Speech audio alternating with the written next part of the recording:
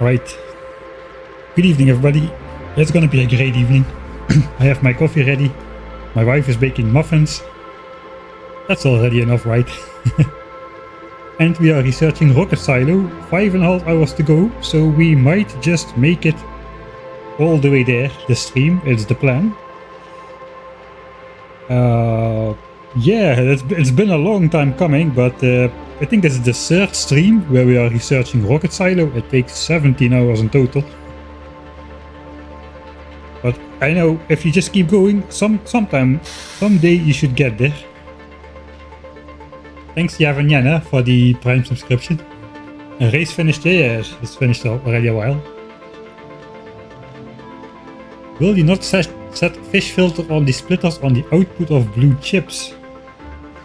And normally I do that, but it looked weird here, so I didn't. So it looks like I'm not going to.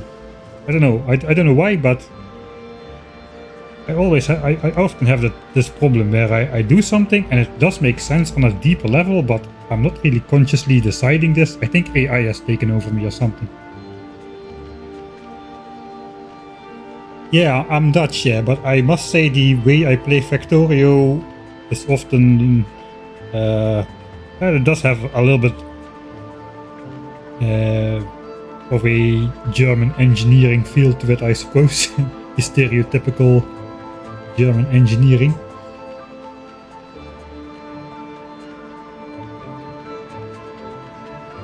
"5.5 hour stream confirmed." Yeah, I hope so.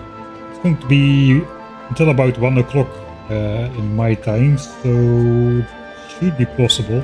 We are probably not gonna go to space today though, but I mean, we gotta get ready for the Rocket Silo. We still have a bunch of things to do. On the program for today is, well, first of all, power power is okay, but not great. We would really like to get rid of the steam power up here.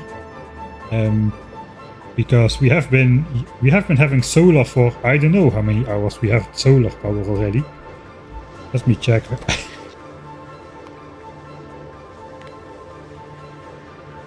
It is like half of 250 hours. So we've had solar for like over 100 hours easily, probably more. But accumulators, no, we are not running on those. This was only during the laser attempt. We finally got accumulators just a couple of hours ago, and we're only really using them for laser assaults. But we would like to go full solar accumulator cycle and just have this thing be available as a backup. I haven't been able to do that in the normal way because the way this is configured, normally you can just easily do that by hooking up a few pumps to an accumulator and then pump it out from the steam buffer into the steam engines. I cannot do that because the boilers are first connected to the steam engines, and this is added as an afterthought. So we have to go for a little bit of a different solution there. So yeah, we've got our solar panels ready. The Johnnies have been keeping a watchful eye over my panels. We've got 4.2K panels to place, hopefully over here. Last time we took out the biters to do that, so we can now install, not only upgrade their walls to like some good concrete structure, but we can even start outfitting the biter bases with solar panels, man. I'm just telling you, every stream we keep improving the quality of life for the biters. I'm just such a guy, you know. I like to do that kind of stuff.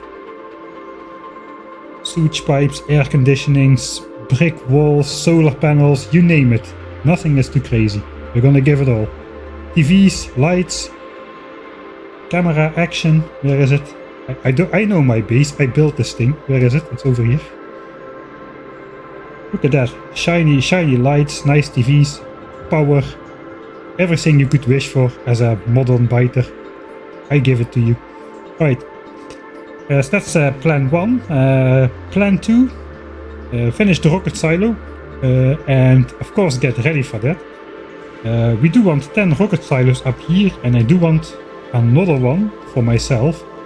Preferably a better quality one, because a better quality rocket silo is faster.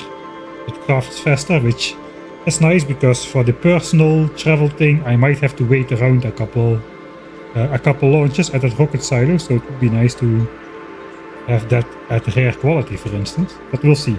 I'm not really gonna make it in rare quality as I've been doing my other stuff, because the 200 blue chip price tag is quite steep. As you see in these chests, we have collected so far 13,000 blue chips, and we only got 54 rare quality ones. I would rather save those for things like power armor or better equipment, etc, etc, or even just like we need some quality asteroid collectors as well, which require blue chips. So I'm not gonna waste those on a faster rocket silo.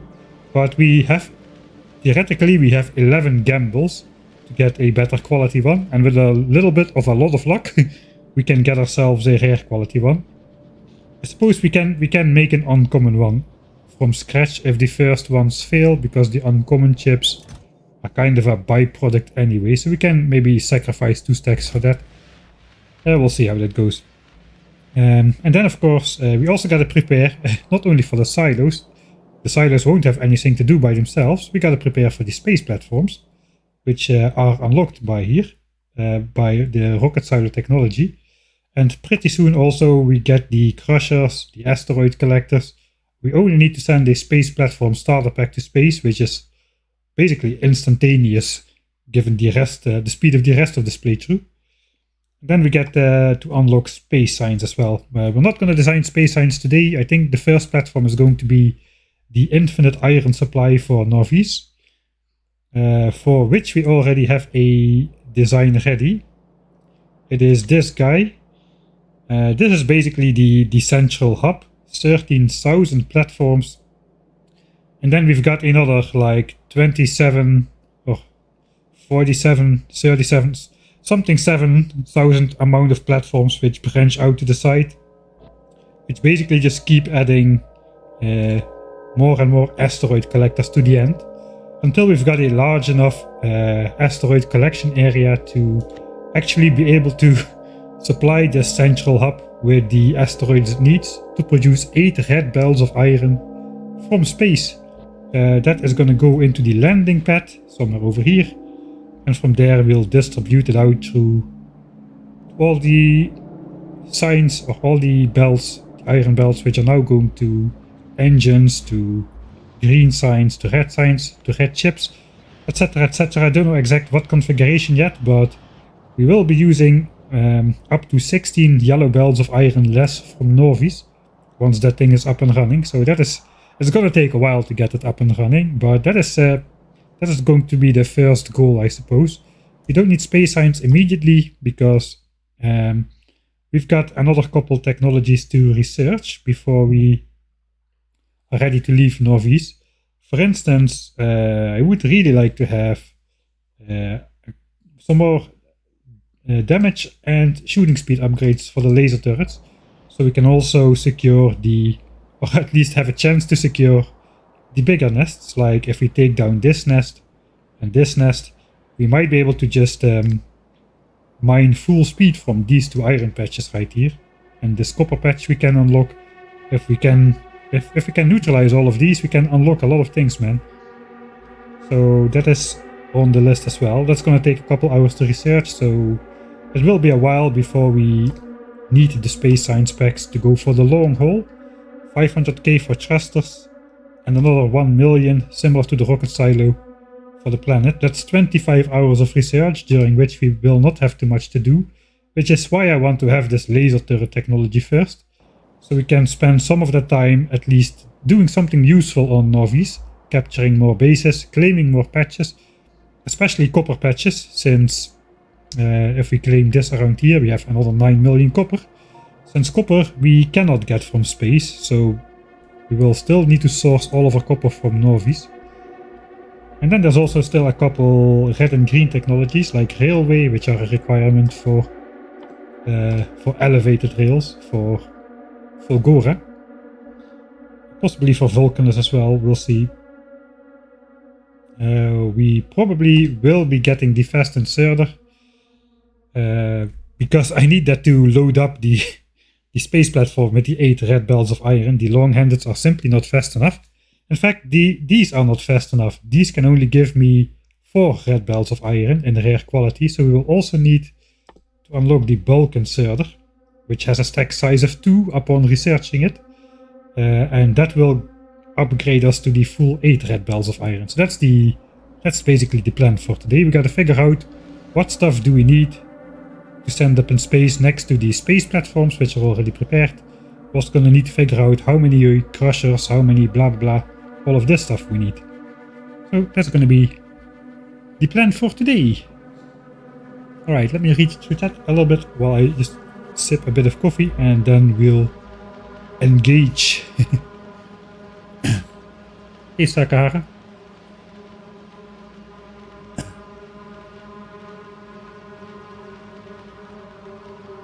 Unreasonably large, yeah. That platform is official. It's officially unreasonably large. If you try to make a blueprint of it, the game will basically tell you, I'm not gonna make this blueprint, it's unreasonably large. Deal with it.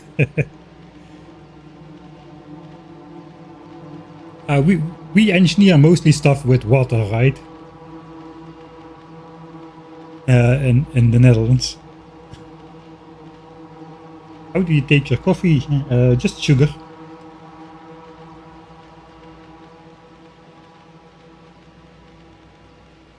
Sugar and lukewarm usually when I'm streaming, because I forget to drink it. I just fill it up and then it stays there, and when I remember it already starts to be cold, so I add more coffee so it's at least a little bit hot, and then I just take one sip, put it away, and the process repeats. Gotta automate that coffee intake.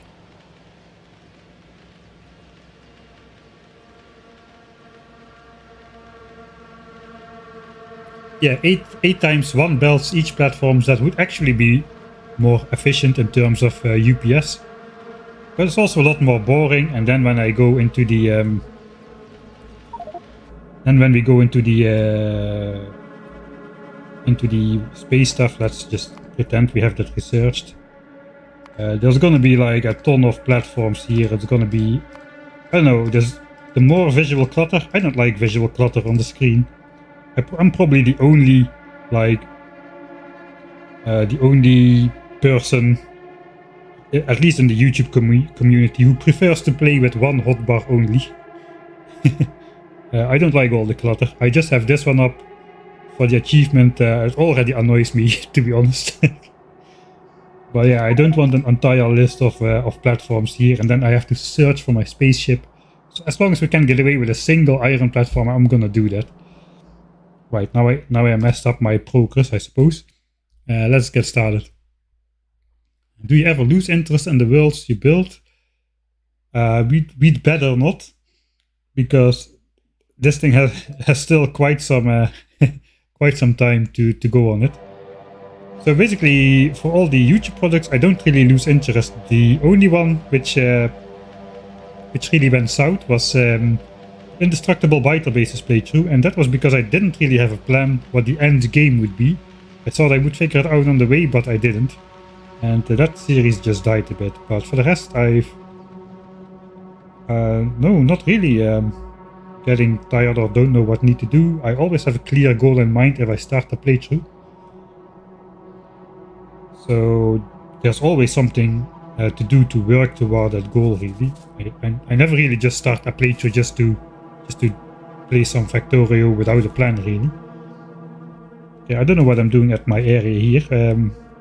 What is the first course of action? Probably the first thing we really should do is make sure these copper belts remain full, because we're relying on those for our 1k SPM number. It's not immediately a problem because this copper is for red chips, and red chips has the buffer chest system because we're slightly underproducing already anyway. But the more we underproduce, the faster this buffer chest stock will deplete. So probably we should make sure this is full, at least as a stopgap situation. I already last stream spotted this tiny copper patch over here, which is conveniently located so that I can just hook it into these belts here. I think we're gonna do that first. It's like maybe a single belt of copper, but I don't think we're missing a single belt of copper, so that will nicely stopgap that situation before it goes out of control. Because this problem is just going to get worse and worse. The main culprit is basically all my good mining patches are running out. So these once mighty ore patches no longer can supply the 8 belts by far. And even our backup mine is starting to struggle here. This is the backup mine. All the miners are active now. It's also starting to run low. And yeah, basically what is happening, the backup ore is not enough to guarantee full belts coming out of here. And that will just grow worse and worse real quick. So I think we're just going to start with that. Just let's quickly set up one mine, so we can get our 50-hour number. We're pretty close to 50 hours. We're pretty close to 50 hours of basically 1k SPM. We've got a little bit of a... This has to fall off, really. And then we've got a little bit of pre-1k SPM area here still. But maybe this is already enough to go 1k SPM. If not, we will need to wait another 8 hours or so, and then just hope for the best. That's the plan. And then hope I didn't have too many brownouts in between, or like other lapses in science production. I really want this 50-hour graph to show me the actual 1k SPM we're doing. That is the goal. Megabase achieved, 1 SPM megabase. What's the end goal for this playthrough? Yeah, now that you mention it, I don't have a clear end goal for this one. I suppose just getting to the solar system edge. I do have some aspirations to turn this into my megabase, because the way the new end game of Factorio Space Age scales, and compared to vanilla Factorio in the olden days, all the stacked productivity bonuses can really get out of hand real fast. Like I remember Colonel Will's stream where he had this 1 million signs per minute megabase. It was basically turning, like, somebody did the math. So there's like a fixed amount of ore, right, in these patches. Let's say 21,000 ores in here. By the time that would go down to 20,999, that would multiply up to enough resources to launch like 27 rockets into space from one copper ore out of the ore patch. With all the mining productivity, the rare, like legendary quality productivity, and then all the productivity researches, the biolabs. It's just absolutely insane. So even though we are running at 1000 times science cost, if you have 1 million SPM in the late end game, that is basically a 1000 signs per minute megabase on default settings, which is something, right? It's respectable.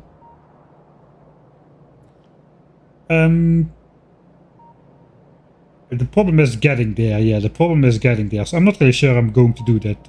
We'll see how that goes. First, we gotta figure out. I don't know nothing about Vulcanus, Volgora, and Gleba, and Aquilo for that matter of fact. Except the one playthrough I did for the new player experience. I haven't played around on the other planets at all. So I'm going to go from hero to zero in terms of knowledge. What is going on real quick once we basically after this stream, once we get to space, I start being a total noob again. Except I will be a total noob who's stuck with a 1000 times science cost challenge with aggressive biters and not being able to destroy biter bases or the Glebin enemies, as a matter of fact. So yeah, that's gonna be fun times. We first need to see if we can even get past that stage. Because I have no idea how am I going to set up 1000 times as much science on Gleba as I was doing in my new player experience. I am really scared about that part. Right, let's get to it. It is time. Why that stream starts so late? I had a really late night yesterday, and by the time I got to my senses today, I needed a little bit of a break in between, so I decided to stream only the evening today instead of the entire day. Right, so plan 1, copper mine, hooked it up, and then plan 2, solar. No, probably plan 2, prepare all the stuff for rocket silos, because we're gonna need a lot of asteroid collectors, which is a lot of electric engines, which is a lot of things we don't have. We don't have electric engines anywhere, so we probably need to set it up somewhere. And those things take a while to make. And then plan 3 is going to be solar. Actually, looks like I made myself some notes. Alright, so let's get to that. I'm going to load once again. I don't want to waste time. I'm still feeling the pressure somehow. I think after rocket silo is done though, that is the last pressure moment, but I want to be ready when that completes with all these tasks. So copper mine, then prep silos with the platform machinery, and then we go place the solar panels. That's the plan. Right, let's get to it. How does this work again? Building mines. I need rare mining drills. I do not have any. So I suppose we are gonna collect some. There's plenty of ones which have run out, or do I have some in chests over here? I might have some in chests over here. If I could just find my inventory. Do I have my inventory already? Maybe I don't have more mining drills. But we only need a handful. I think if we take these blinking ones and these blinking ones, that's gonna be plenty enough miners to... there's gonna be plenty of miners to build on this tiny patch over here. Do I do quality though for these? I can, because this area is very safe to pollute. The quality belt is coming in here anyway, so we might as well draw some quality ore out of there. Which means we will at least need to take some quality modules for those drills. It's not gonna be more than 2 stacks. Then a bunch of belts and splitters because we need to feed it in. And then a bunch of bells in general.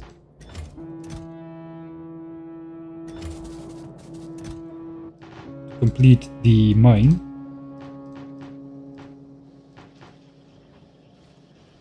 Power lines. Probably good on power lines. It is just going to be like a quick in and out operation. And hopefully these bells will be full again. I think that's going to be important because during that 1.5 million science research project towards unlocking a planet, we're going to have to be relying on the red chip production the entire time, so it better be as full as it possibly can be. Let's do the quick armor switch.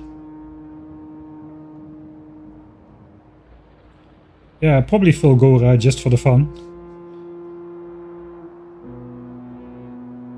I don't know, the Vulcanus does have the Johnnies though, the real big Johnnies. The granddad of all Johnnies.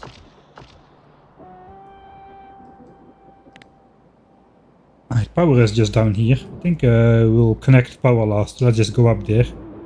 Oh, there's a good amount of pristine trees on here. We can see literally these trees have been fairly... Have they been?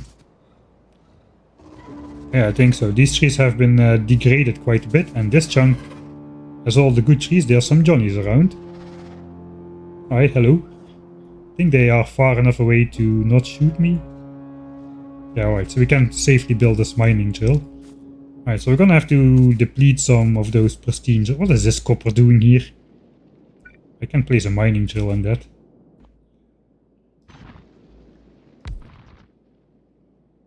Let's throw that in a chest. Okay, then we will connect power. I forgot we need to actually pick up some mining drills. Do we though? I've got like 36 of them. Let's try. Let's try if we can do that in one go. I do not have the robots on.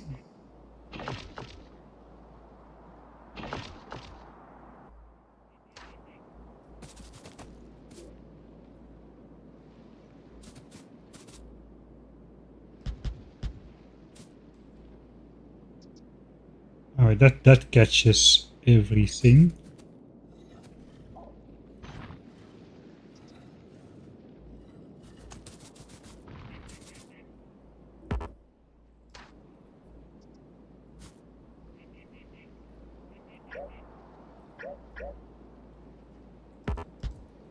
Alright, is there copper higher than this? I think that's the highest.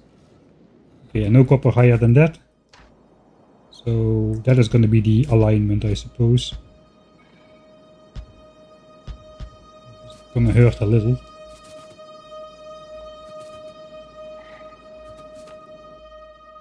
In terms of trees. I should not really care as much about trees anymore though.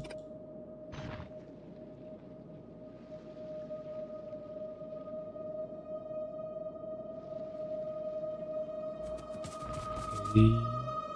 Cannot go down one tile, so I suppose this is how it's gonna be. Alright.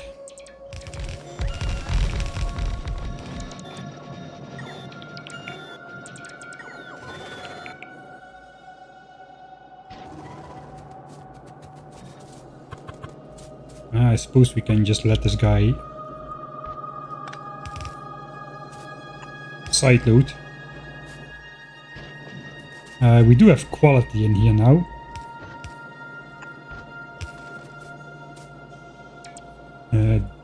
Looks like we have enough drills, 35.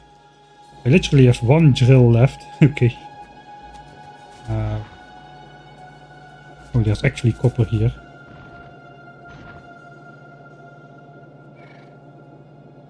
No, actually no, we don't need that. Okay, that can stay, we don't need that. Right? So that is actually going to be a little bit more than a single belt. So I suppose we'll try our luck at a 2x2 splitter. Do I need to balance this? I think I can balance this after the fact.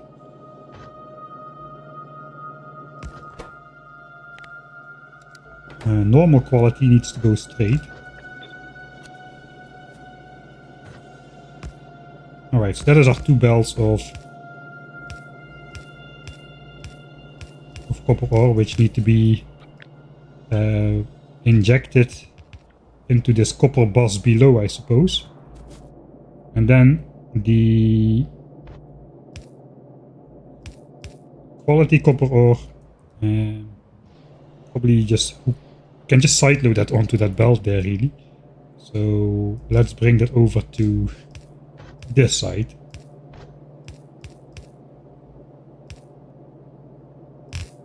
Right, so that is how it's gonna come out then. That should work. Let's switch it on then, I think.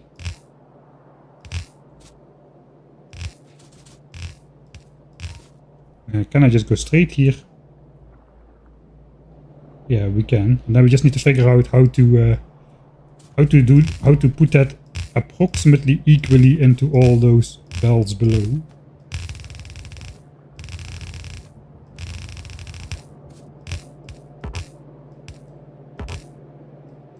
Come on. Right. So this belt is very easy. Probably just something like this, except there's an oil pipe in the way at exactly this horizontal.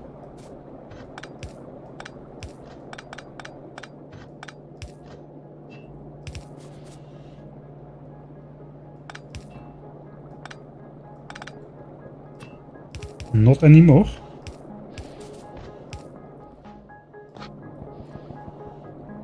And then we can just sideload that on there, that will be fine. The quality copper ore, we're already mixing it in with the coal anyway, so why not?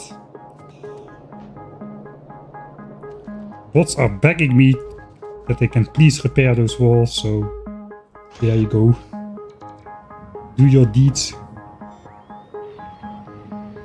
On Vulcanus you need to chop a lot of rocks to be able to bootstrap foundries. I have bots to chop my rocks. On Volgora I'll probably have to deconstruct a lot of ancient stuff, debris too, just to clear space for a base. So I think there's going to be a lot of chopping involved no matter where we go. Gleba, it sounds hard, I don't know. Like I said, I'm a total noob. It sounds hard though with the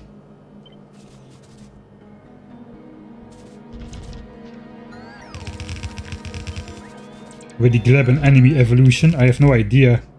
They're gonna evolve really fast, and I don't have any military options to really defeat them.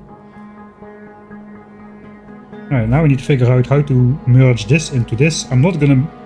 People now love those crossbar switches, but those things are absolutely massive. I don't really want to do that. I like compact builds, so we're going to make something horrible again. Probably the horrible thing is gonna start by making this into 8 lanes or something.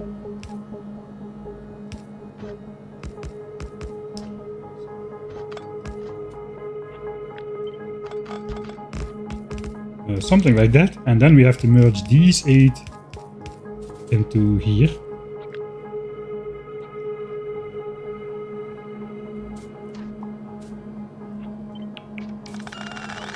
I think I'll do that without the bots. So I can stand in the middle with my poor man's belt immunity equipment. I suppose this one just will merge with the last one, and this one will merge with the first one, so we kind of have to figure out how is that gonna work. Ideally that one comes in here then.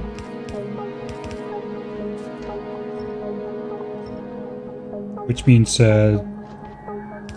this belt will have to skip that area, right? And then the next belt will have to merge with this one.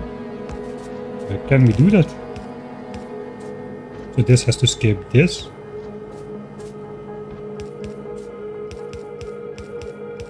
And then the next one will have to merge with this belt. I think we need, if we want to do this compact, we need the... We don't have long enough undergrounds, I think. Or maybe we do. That could be a red one.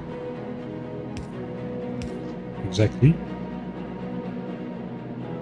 So this one merges with the bottom, this one merges with the second, this one merges with the third belt. Then we have the fourth belt. That one just has to merge with this one. Now we have the problem though that this belt cannot make it. Or can it? I think it can. I think we have a belt that is long enough to stretch from here all the way to here. And that belt is called belt weaving. Okay, so now this belt crosses, this crosses there, perfect. Alright, it already starts to be horrible.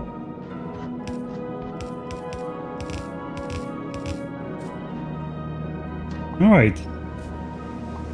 So that's the first belts. And then these can just cross like so. Looks like the second thing is going to have to be a little bit further to the left side then.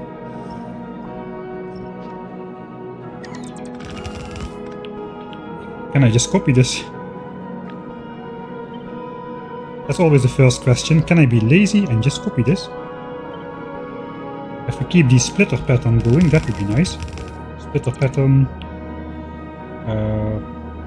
Wait, this is the wrong one. It needs to merge in here already.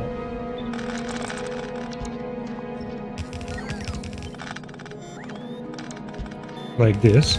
Oh, I think we can then. Oh, that's beautiful.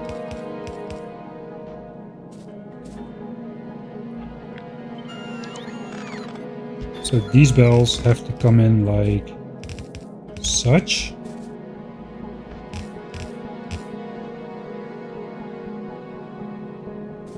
Okay, I don't know if this is correct, but it kinda looks like it is, so I think we're gonna keep it. And hopefully this can come in somewhat symmetrically. Looks like it cannot. Okay, that just basically means we need that quality ore belt in the middle then. There is no other way. Quality ore has to come down. It's only a temporary 500k copper patch. What the heck am I doing?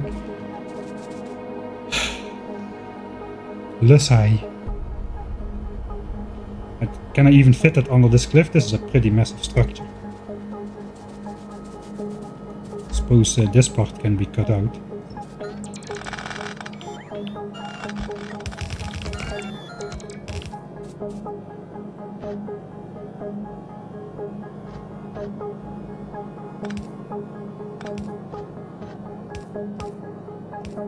Alright, that is in quality ore. Ooh, there is also this stuff going on there. That is annoying. Maybe we can still do that. I think we can just take this off the cliff and then turn it this side a little. If we can flop that in here, it would be perfect. So that's what we're gonna do likely. We'll flop it in here. Let me just paste it here. This is gonna be a bit annoying, but I suppose I could just...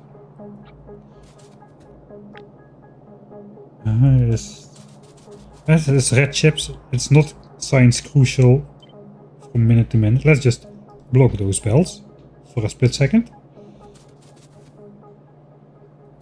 So that I don't get all that copper in my inventory. Suppose we grab the magazines ourselves.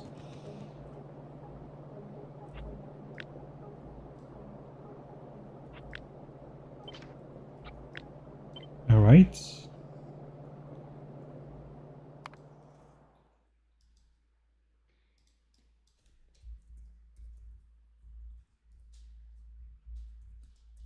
Horrible copper contraption. That should have way more case than it does.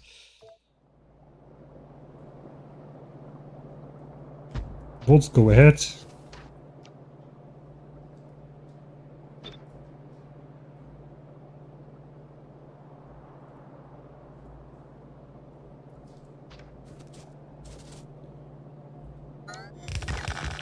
Oh, I forgot to cancel the topper.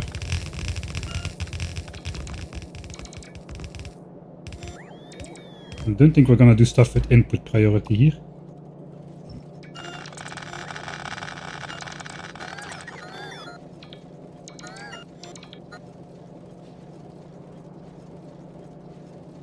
Alright, if we make a corner, maybe the quality does not necessarily need to come on this line. We can do copper 1, copper 2, and quality, I suppose. Quality will then just sideload here. Perfect, yeah, that's nice. Magazines on copper belts. Oh, no, copper on magazines belts. Okay, maybe both.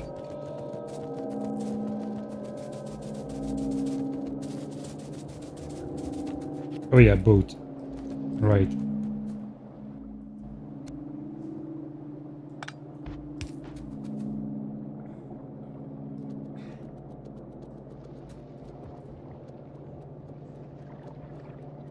Let's just do it by a close look.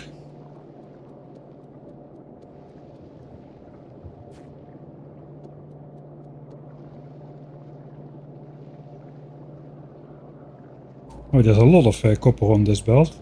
All the undergrounds, I suppose. That was a sharp eye. I didn't even catch that. Man, that happens a lot though with that bot stuff.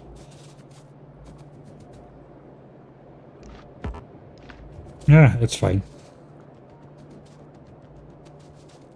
I'm missing some.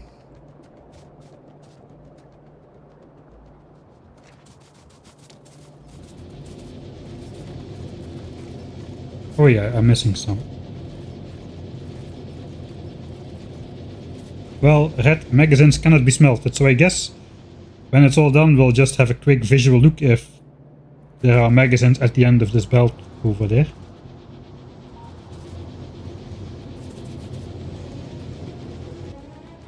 But hopefully we have caught everything now. Time to smelt bullets, that could get explosive real fast there. Alright, at least it's not interrupted. Yeah. Oh wait, it's still going on. I completely forgot about that belt, didn't I?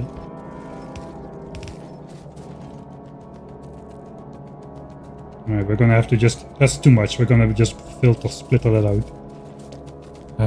Yes, I thought I was gonna blame the system. Oh no, it's gonna go everywhere. It's gonna go in every belt from here on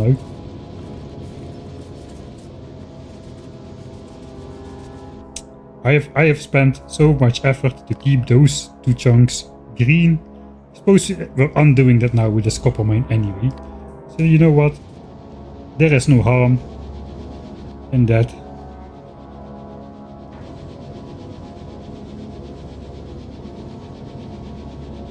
We'll build in this chunk. Use filter. Just grab anything except copper, I would say. We'll just blacklist copper. Now we just plop that on every line there. We plop one on every line.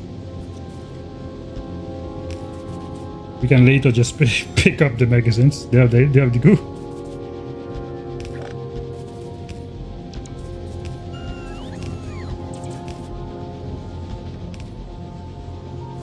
Alright, problem kind of solved. Just reload. No. The copper is not going anywhere else, it's just going in there. This is idle anyway, so this belt is fine.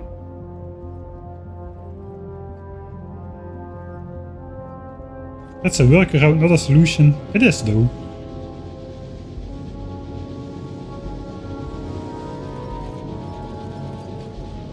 We'll have slightly lower copper production on this belt for a little bit. It is a solution. This will completely clean itself up now. I don't see how that possibly could go wrong. Looks like we need to do another belt weave then. Also for this one. And that will complete the picture. I think that is how it should be. Now let's plug this thing in. We have some rocket silo stuff to do. We'll take power from the left side.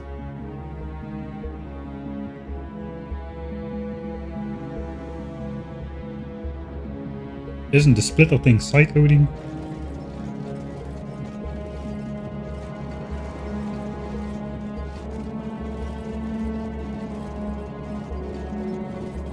It cannot side load onto an underground belt, I don't think so.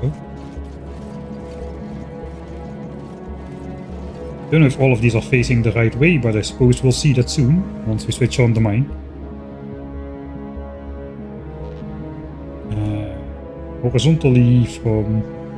stay in this chunk then.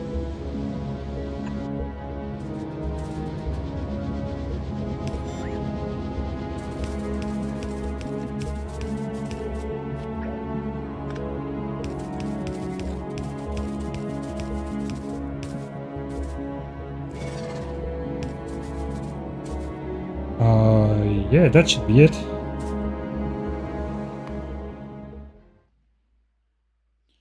Alright. that went horribly wrong. Yeah, that was not great.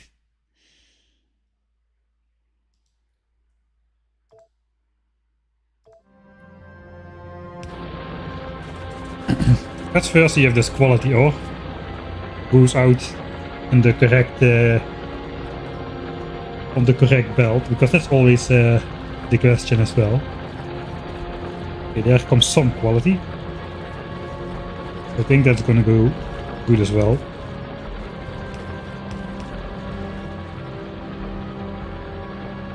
Do we have 46 gigabytes of saves? No. Probably more. I'm not even joking. It's indeed horrible, thank you. I take this as a compliment. I'm gonna leave those chests up a little bit, so yeah, it is a little bit longer than temporary, but you know, if these belts, some of these are not moving all the time, so that might just that might take a bit for everything to get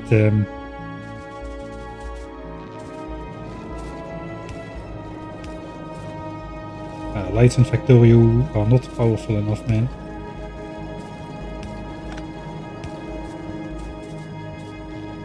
Here it comes then. I suppose I'll save here for myself. See if it works. I'm gonna go stand on my belt immunity equipment. Here comes some quality that should not get mixed with the rest.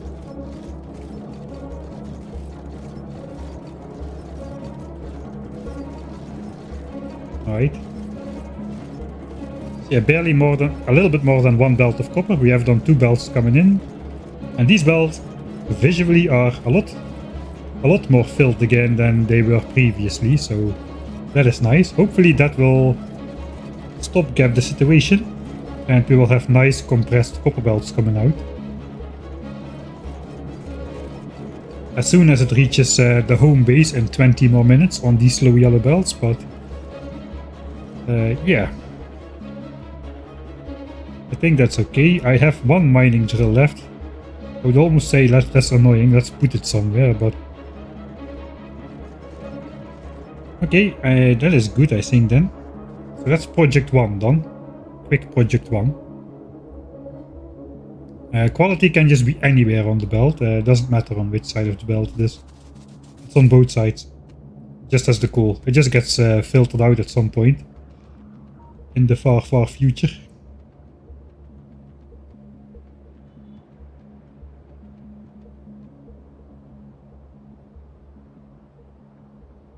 Yeah, I agree. Quality light should have a larger area to light up, man. That would be a nice distinction to make for lamps.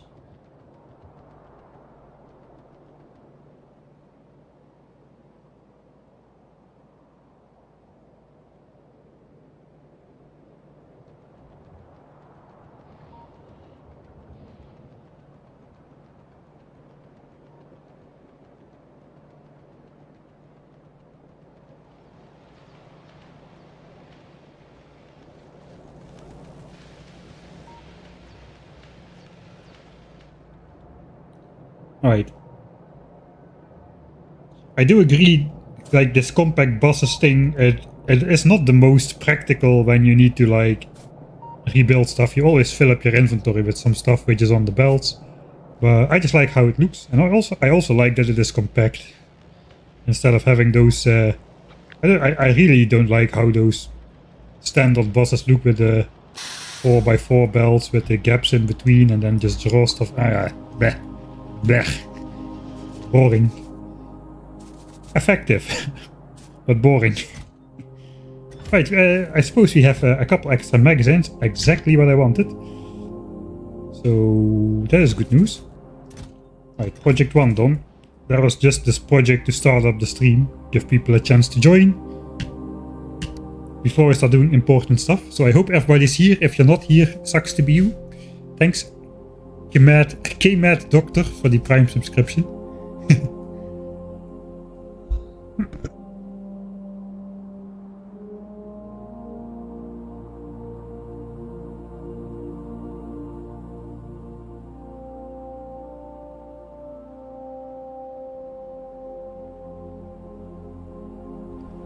Do we have concrete production for the silo? No, we have not. Do we have electric engine production for the rocket thing stuffs which go on the space platform? No, we do have not. But before we're gonna build anything, we're first gonna figure out if we need to, like, you know, automate it like a normal person, or if we just can get away with, you know, temporary setup, because we only will need build it once. I did prepare a blueprint chest, which has, I just looked up where basically this is all the components which you can make in space. I'm not sure, I didn't know how many of everything I want, but I can at least see the requirements. The only thing I filled in is the rocket silo. I know I want 11 rocket silos. So I listed the ingredients which are required for 11 rocket silos.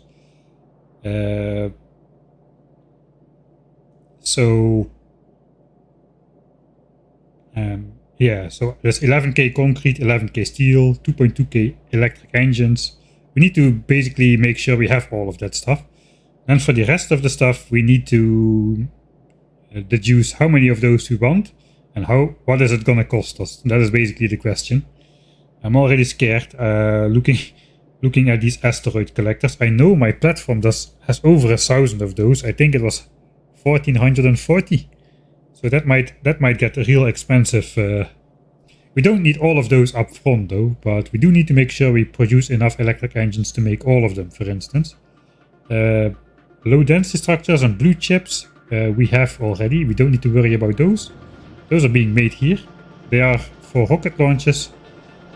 I suppose we're also gonna just leech off of those stashes to make our rocket and space platform stuff. Although that might be a bad idea, I realize now. Only have 10k of those at the moment. And I just saw the asteroid collectors take 20 apiece. And we need over 1,000 asteroid collectors, which is over 20k low density structures just for the asteroid collectors. Yeah, okay, so I might have made a mistake there. Maybe I should have set up low density structures a little bit bigger. And again, let's just look what we need, right? So first of all, we can already dismiss blue chips, steel, and pipes. We have those things. So we need 11k steel for the rocket silos, 2.2k electric engines. Let's first look what kind of steel we need. There's a bunch of steel involved in things these days. Instead of just rocket silo and like the nuclear power plant. Let me have a look. Cargo landing pad, rocket silo, lab and stuff, nuclear power, recyclers, which I suppose will get concrete for free on Fulgora, so we don't need to take that into account. Nuclear power, okay, so it's still just rocket silo, okay, the cargo landing pad, and nuclear power. Refined concrete also has uses though. It is rail ramps, again, we're gonna make those on the planets themselves, I suppose. Yeah, artillery wagons we're not gonna make. Hazard refined concrete. That doesn't go into anything, right? No, that doesn't go into anything. Right, foundries, which are made on different planets. EM plants, cryogenic plants, biolabs. Okay, actually there is not a lot of uses for even refined concrete, so I think we can get away with at least a temporary setup for concrete. I don't see myself needing concrete for anything else except maybe nuclear power in the future. In the far future. But if we already have solars and accumulators, then I suppose once we go like purple and yellow science and assembly machine Mark III, those are power hungry, we'll probably want nuclear reactors at that point. So probably should make some extra concrete. But I think we can get away with something temporary. So we need 11k plus a bit extra for nuclear. Let's say 20k. If we make 20k concrete, I probably won't ever use that up. Because there's just no other uses for concrete.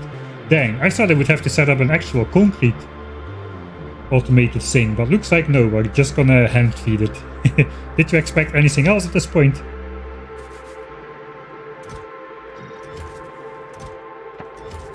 Alright, so what we really want then is we want this to set up 20k concrete. It can be something temporary.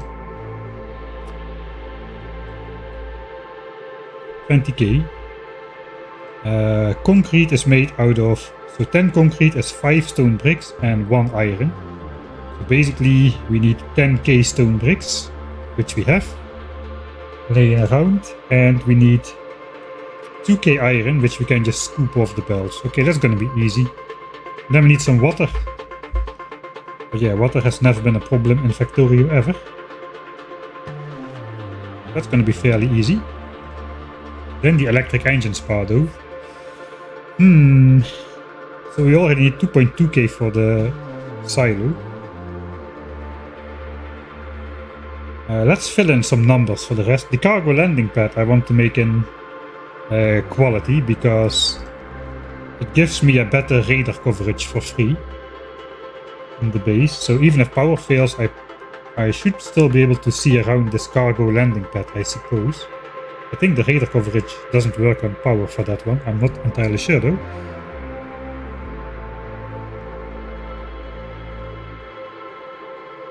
Yeah, could you please keep chat in English? I first thought you were typing backwards. But I think it's one of those Scandinavic language or Icelandic or something.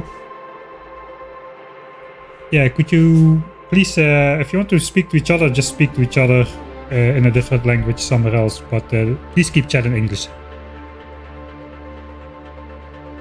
I'm not going for quality silos, but the cargo landing pad might have that use of the radar coverage.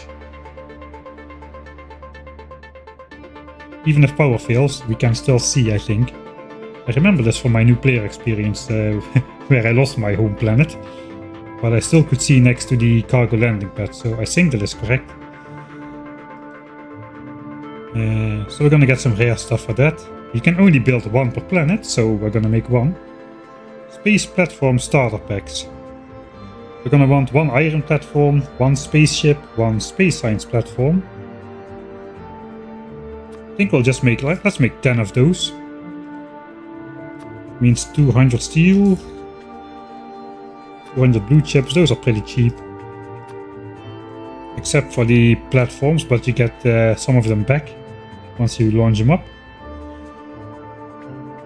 Asteroid collectors are scary, let's hold off on those. Thruster, well we cannot make a thruster yet, but I think my spaceship is only gonna have 1. We're gonna need to move slow through space. We have the time. I mean, it's 1000 times science cost. We have a lot of time. So the space, basically the space flight is 1000 times faster compared to research progress. I'm going to have to fly slow though, because we will have, we cannot produce copper in space. So I'm gonna have to rely on yellow ammo gun turrets. And we have 2 damage upgrades at this point. And if I can get away with it, I do not want to invest 5 hours into researching a single upgrade. But we'll see, maybe we'll have to. For now though, it's only 1 thruster, and we cannot even build it until we research thruster, so let's not think about that too long. Cargo base. I don't think we're gonna build those at all. I don't have those on the wish list for the moment. Anyway, it's all It's all stuff which is automatically collected in chests, so we don't really need to think about it right now. There's no electric engines involved. We have crushers though.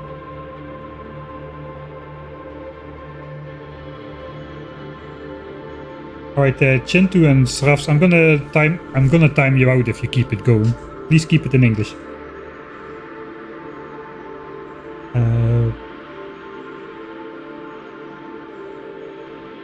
Crushers. Let's look how many there are on the platform. 48, so that's not too bad. That's only a handful, and my spaceship has just like a tiny spaceship. It has barely any infrastructure at all. So 60 should suffice for quite a while. Maybe we'll just make 100. Let's also make 100. We'll probably need a bunch of those for space science as well. So let's make sure we have enough. We'll just add 2 zeros to the end of everything. Keeping it simple. Another 1000 engine units, and then we get to the scary one, the asteroid collectors. Oh man, we're gonna need a lot of those. So the starter platform doesn't have too many. It has got 100 asteroid collectors. The full thing though, once it's fully extended, will have almost 1500. Then we need space science. I'm going to bet we can make space science from one of those smaller boxes which I tried out for iron gathering. I think if we build a perimeter like this, there's a tiny gap in here, so it's not a platform with a hole. There's an opening here. 1 second. 30-minute timeout. And 30-minute timeout.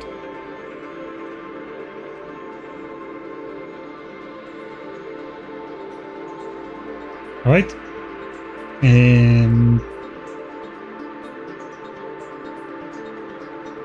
I think this will have enough asteroid collection capacity to provide for space science. So let's pretend we will need another 250 or so asteroid collectors. They're spaced way too close together on this test anyway. And then the spaceship just like a handful, so not really too many. In general though, we'll probably end up wanting like 1600 asteroid collectors at the minimum.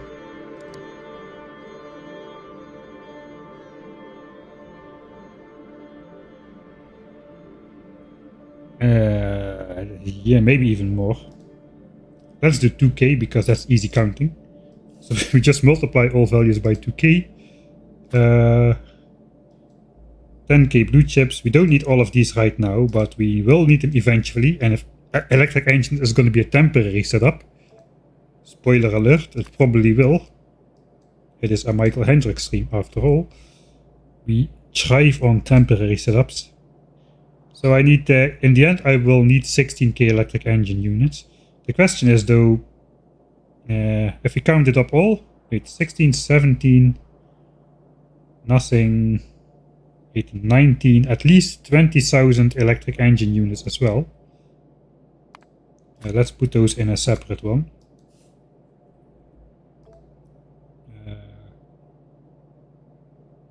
Oh, that's not enough. At least 20k, so that's 20k engines.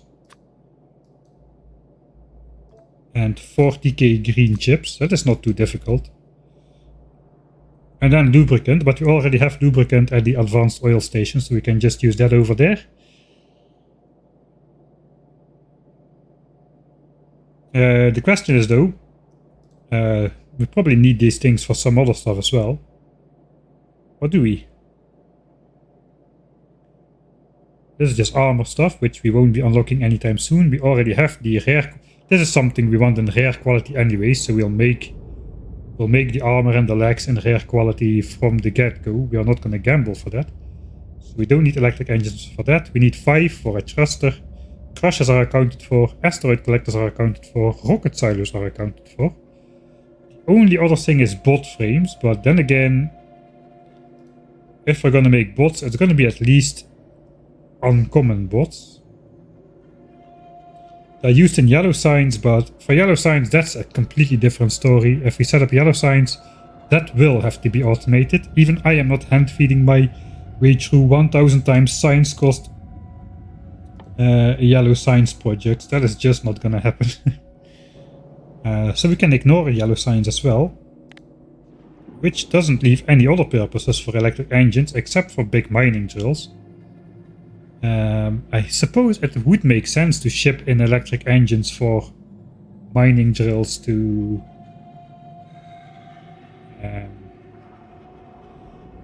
Vulcanus. But then again, I would want to ship in the rare electric engines, not the normal ones, for the resource drain boost.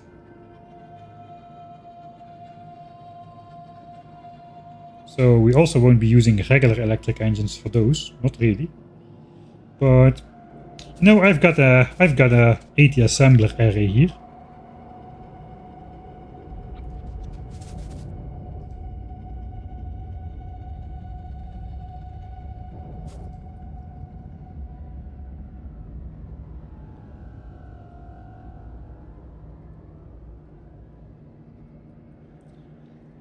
I've got an 80 assembler array here.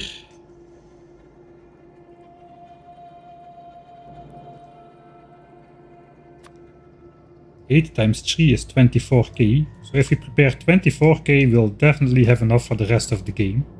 So we can slowly work on that. I can do half of that here. Maybe I can just craft like another 3 batches of engines in here, just like we did for the blue signs remodel. Without interrupting blue signs, we made like 240 stacks of engines for those. I should have kept those, it looks like, so we're gonna need more. I think we're producing slightly more engines than we need for signs, so we could also just leech those off and collect the extra ones into chests here. I think I'll do that. It used to be quality engines which would go there, but if we now just output priority without the quality filter, we should see the extra engines going onto that belt over there. Those will already just be collected in, go on this belt all the way down, they'll be collected in these chests. So we'll just remove the quality filters from these. And we can collect engines. I don't think we need that many engines, so let's turn this around. 24k engines. If I do the half myself, I need 12k in here, which is basically not more than... This is 1k, 2k, 4, 6, 8, 10, 12, 16. Okay, let's leave them. That will be 20k engines about. Let's just collect those in here. It's gonna take a while though, because only the overflow is gonna roll out. Once these belts are going,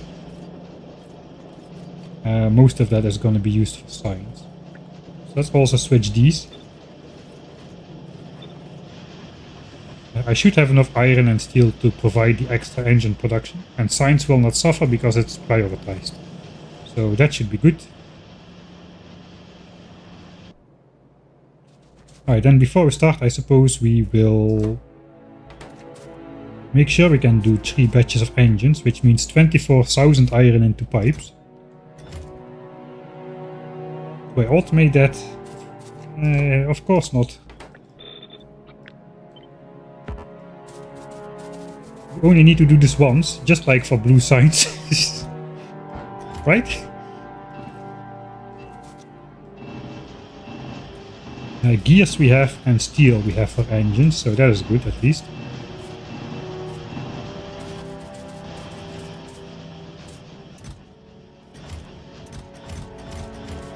We literally just need all 6 of these chests.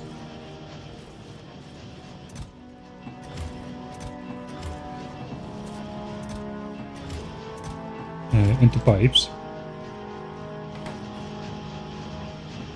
I think I can already stack that on top, can I not? Yeah, I can. At some point they let you stuff more than 100 items in an assembler, or more than 1 stack size. So I'll just have to take out the pipes.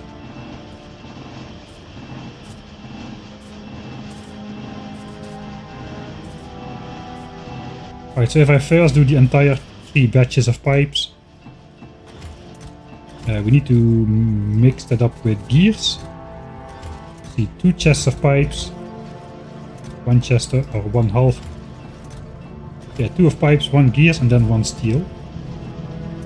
So that is 1 set of engines. This is the second set of engines. We even have that.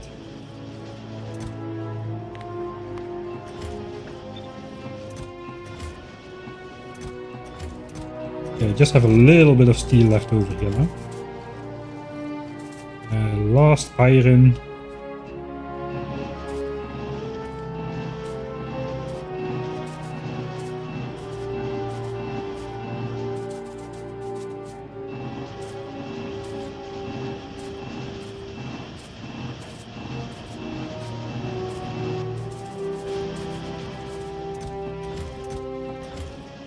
Okay, 1 more chest of gears.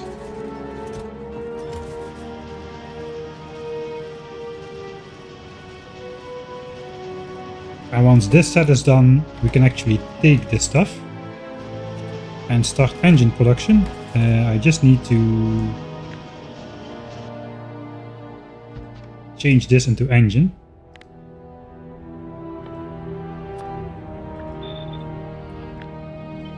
All the pipes should automatically go into the input slots without overflowing my inventory. Alright, there we go. Then just sprinkle on some gears.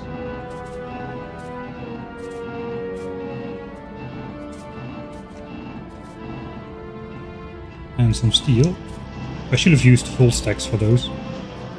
Now we can do that on the second round. And that is the first batch of engines.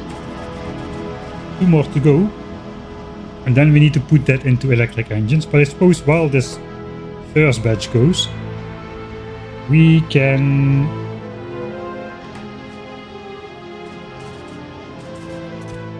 take our inventory. Do we need a chemical plant even?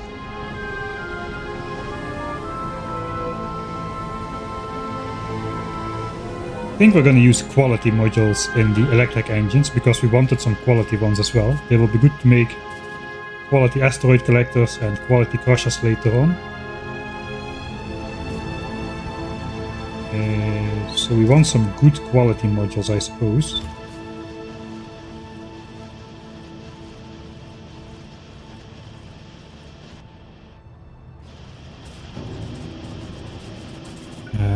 Let's just have a check. If we make electric engines, we'll use this one. These have quality modules inside already. This needs 1.61 lubricant a second. And my chemical plant over here makes how much a second? 10. Alright, so 10 divided by 1.61. 6 engine assemblers. I probably want to make 8 or 10 or something like that. Maybe 12 even.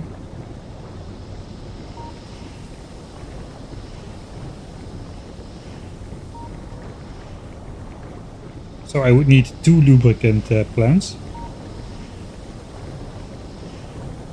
Which should be quite easy. Let us just do this.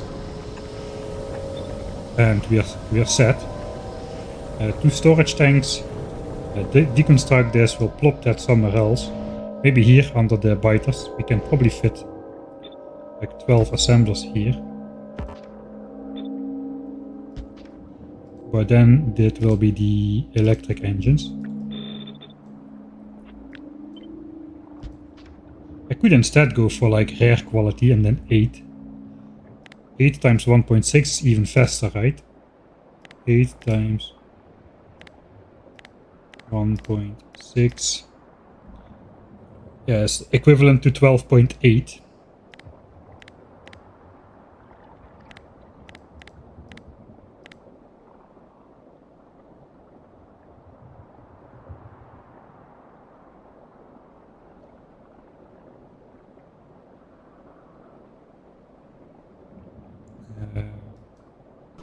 Oh wait, this is a rare one already.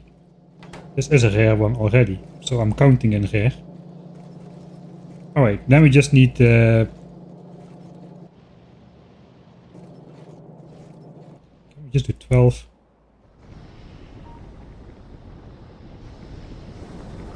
We need yet another one. A big deal, I suppose. Do we have enough heavy oil incoming for that? I would suppose so.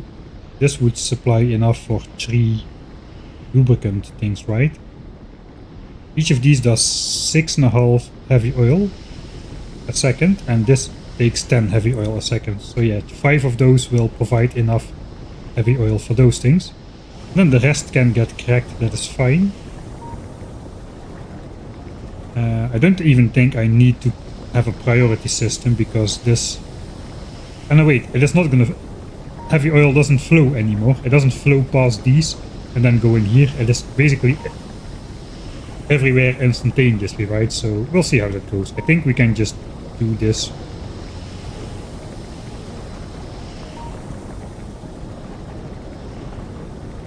If not, I'll just put a pump here. That should do it.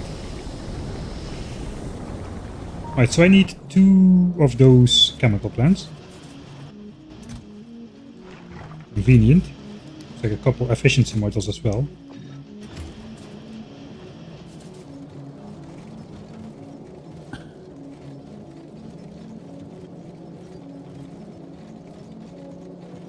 What will the first module 2 research be? I don't know yet. Still quite a while away. I don't think we're gonna... Are we gonna research module 2 before going over the planet? I don't think so. We just want to get out of this place, man.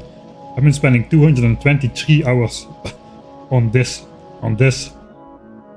map already, so yeah, we want to get out of this place. 2 chemical plants, and then I need 12 rare assemblers.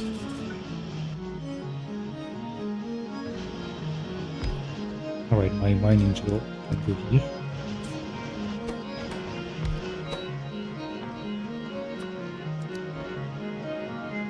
That is 60 gears. And we can just stash iron in there and green chips as we please. Another 60 gears, but I suppose also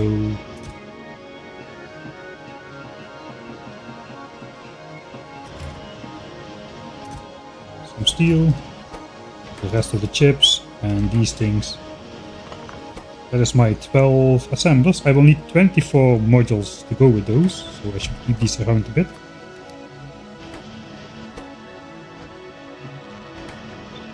Uh, 24 times 5 is 120.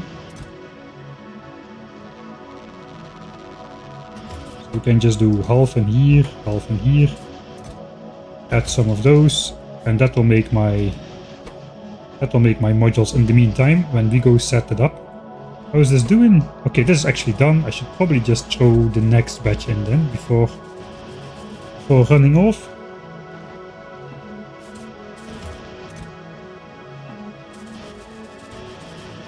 My crafting station is getting out of hand.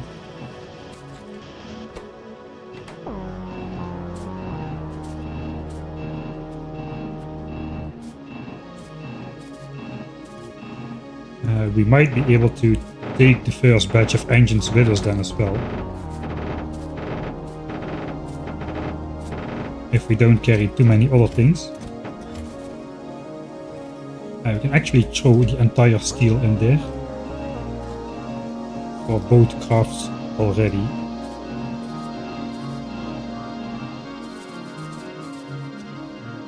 As well as both gears. And we just need to throw in pipes once more. And there I'll have 12,000 engines.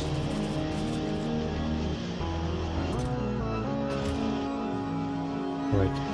So what do we not need? We don't need a lot of these. I need a little bit of space in the inventory. Probably should take that. This can go here. Here. Alright, it fits. Let's throw that in the trash slots. I have chests. these are not done yet, so let's pick those up in one go. Yeah, we're close to space now. Biolabs would be a nice beeline. It would be a nice beeline, I just don't see how I can pull it off. I don't know how to deal with the Glabin enemies at 1000 times science cost.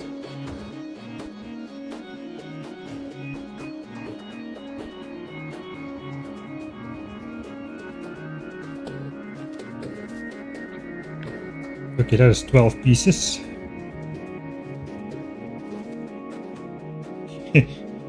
We could actually make the pipe a part of the system. That is probably not a great idea, but it is a fun idea.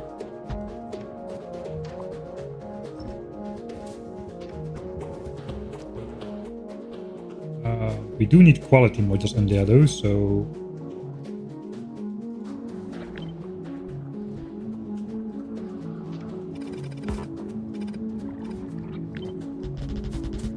I'll just do this then.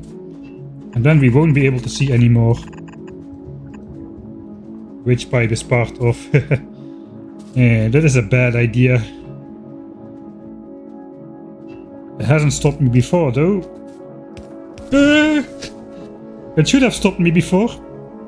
Emergency plan, emergency plan. I have an emergency plan. Where's my power lines? Hotbar 5. Switch on bots. Not this. Don't deconstruct that. Wait. What are you doing? Oh right, it's in my trash slot. I'm so good at this game.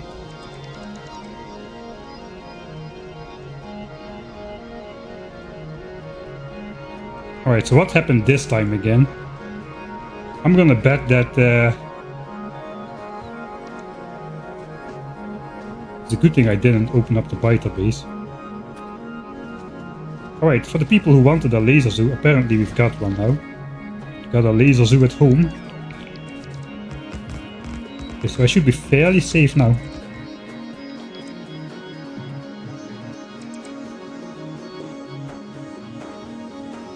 Okay, so actually I noticed this before, right?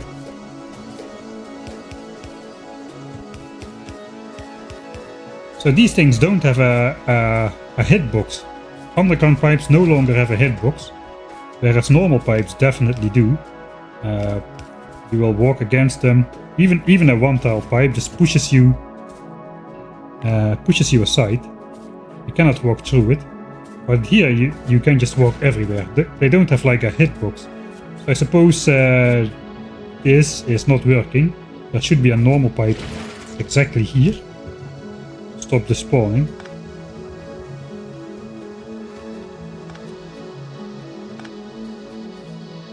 And there wasn't anymore. So underground pipes do not block do not block spawning. Good to know. Oh man. Looks like the undergrounds don't block no. Alright, let's go for attempt number 2 then. It could have ended badly.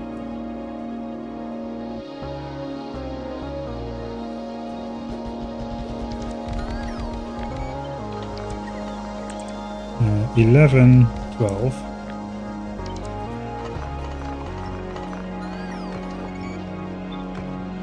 I just wanted to make an easy way for myself to walk through, but looks like we will not be able to do that.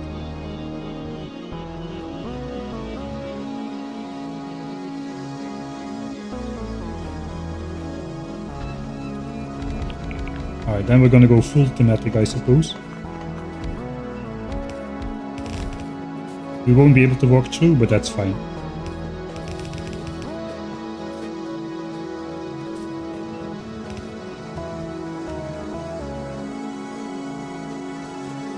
Alright. That could have ended way worse.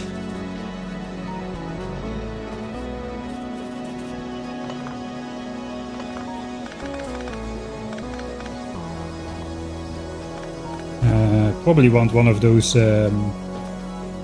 fluid tanks here. Maybe we'll just make 3, since we have 3 of these things.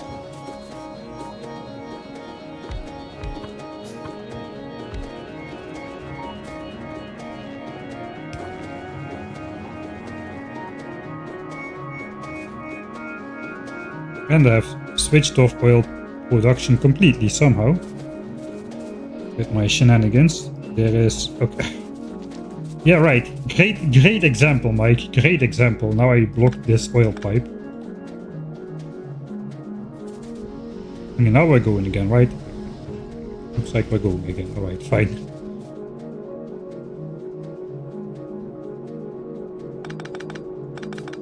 Me and my examples. Alright, so we're going to need to do some feeding here as well. I want to make the electric engine stand out. So let's do this. And we'll feed it in. Slow ones are going to be fast enough.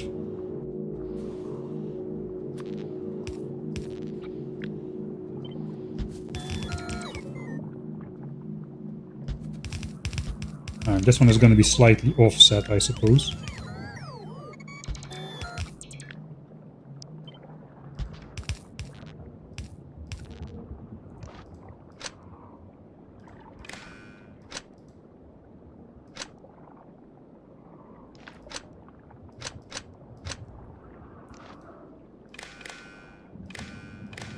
This temporary stop might be a bit less temporary. We've got a power line coming up here.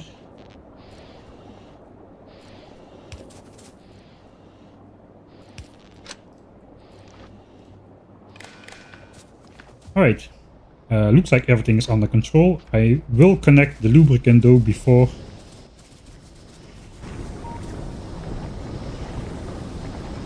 I do anything. Okay, this fills up easily. I think those will be working at full time without me having to intervene. And they are faster than they need to be anyway, and we're already getting a head start, so I say we're going to be fine on that.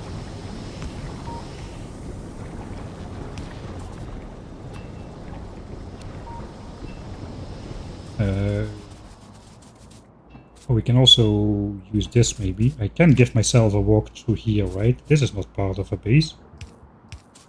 Run away!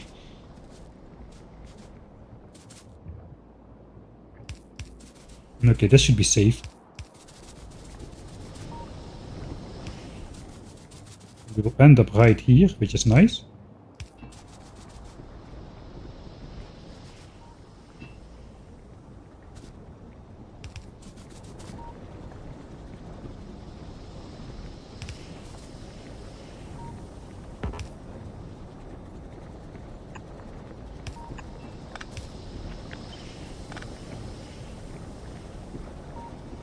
Okay, there is no nice pattern there. That should be lubricant.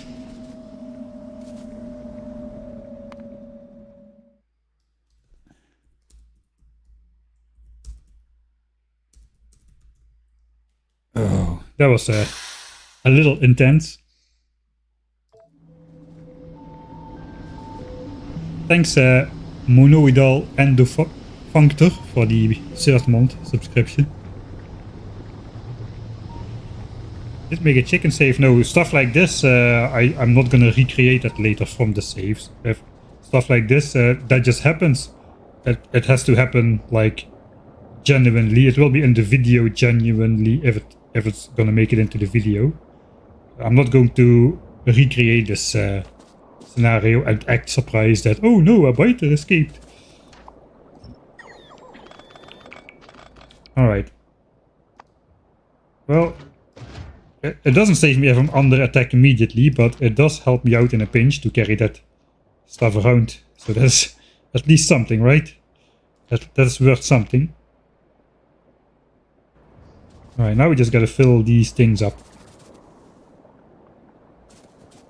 Let's throw some lights in here. Way too many lights. Okay, probably the 2nd batch of engines will be done with all this shenanigans.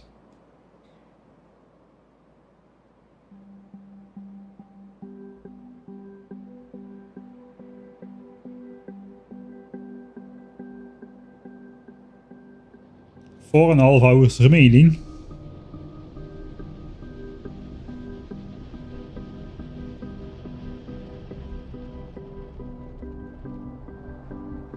Missing a pipe on the rightmost assembler. Oh no. Well, we're gonna get back there anyway, I suppose. Didn't I specifically bring an inventory full of pipes? Full of engines. Should leave those there. Let me out. The biters have taken my what's it called? I don't know what's it called. They startled me and I lost focus. Alright, so 1, 2. This will be more engines. We need to meet us up with 3 chests of green circuits, I suppose, which we should have at our solar panel area.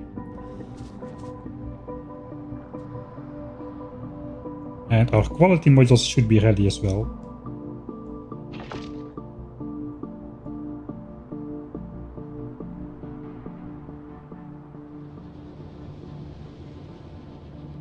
The electric engines are for all the spaceship parts, the rocket silos and the spaceship stuff.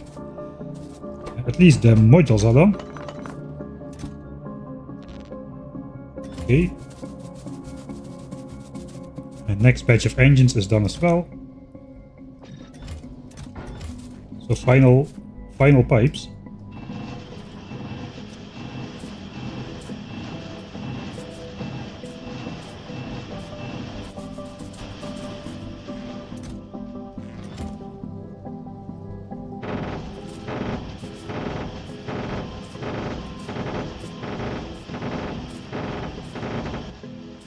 Right, and then I have the space to take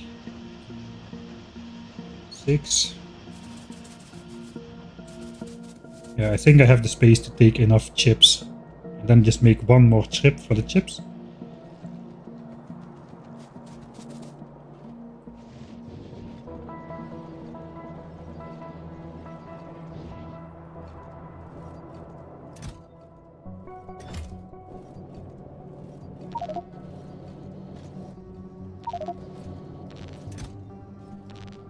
Okay, that is, I think, one set of chips for there as well. Alright, I threw away my armor. Alright, that is not great.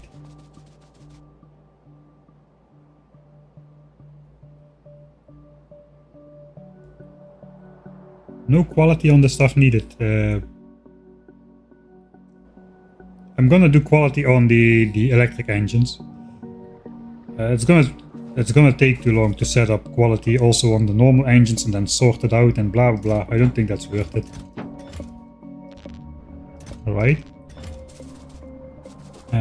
So now we take the quality modules, another 2 chests of green chips, and then we only need to bring the final engines over there once those are ready. And then we'll have enough to go to make at least the first half of the 24,000 engine units we want.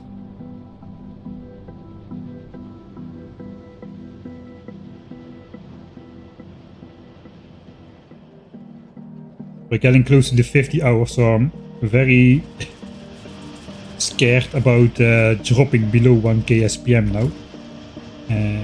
Right, so we take this, 2 chests of... 2 more chests of circuits.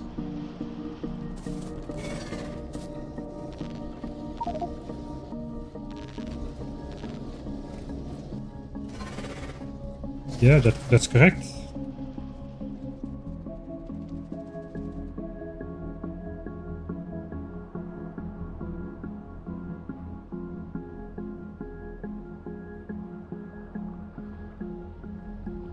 What are you gonna research when waiting for platforms?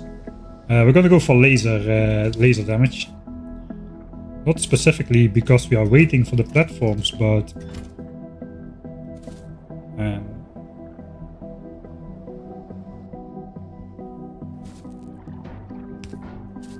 we're gonna need it anyway. I need to throw the modules in here. That was what I was forgetting. Alright. Then it's just a matter of dividing this over 12 chests. We have 3 of those, so we can do the quarter stacking thing. Quarter stack. Oh, wait. For that, though, we need the inserters to not insert anything. Quarter. Quarter. Right. It's not gonna fit, is it? I don't think it's gonna fit. Something is off with my quarter.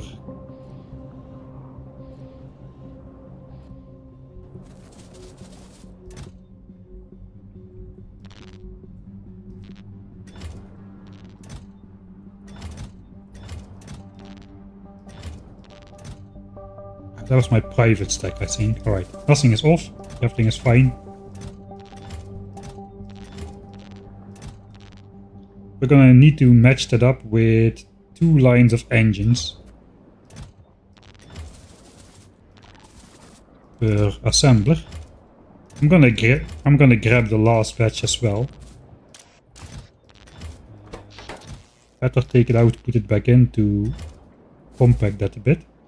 So this is just like half a chest per assembler. Each assembler is gonna make 1,000 electric engines, which means we should get 29 uncommon ones and 3 rare ones per assembler. So that's approximately less than a stack of rare engines. So that's actually not a lot, man. Quality sucks with Mark 1 quality modules. Unless you really do it on a super large scale, like 1000 times science costs in the miner. Man, quality is a trap in a normal game until you can get good quality stuff. I'm pretty sure the last batch is gonna be ready. Let me just run over.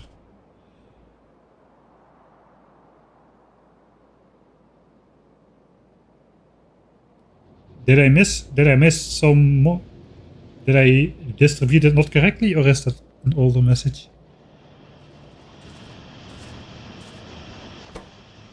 Alright, these are not quite ready yet. I have to take a quick break anyway. I'll be back in a minute or two. During the time those engines can finish the hand feeding cycle, I'll be right back.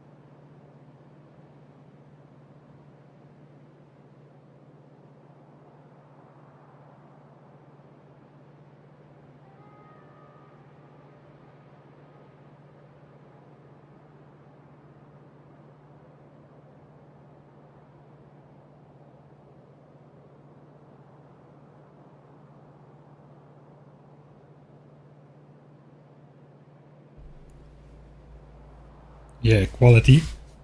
I think quality, you should not start using quality until you have the, in a normal game I'm talking about, until you have the quality module Mark II, which is twice as good, combined with, where is it?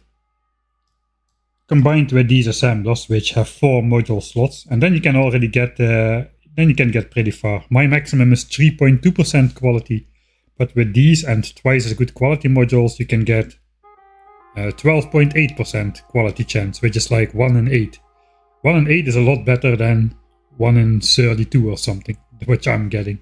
So that would be the earliest moment you probably want to start gambling for some quality stuff like armor and whatnot. Before that, I don't know, man. And then of course, yeah, once you get to Volgora and unlock recyclers, you can set up like infinite quality looping contraptions, which will produce just quality stuff over time from resources. But before that, it's a trap, man. You don't fall into the trap. Oh, too fast. The legs are too fast. Alright, that's the last batch. Let's go.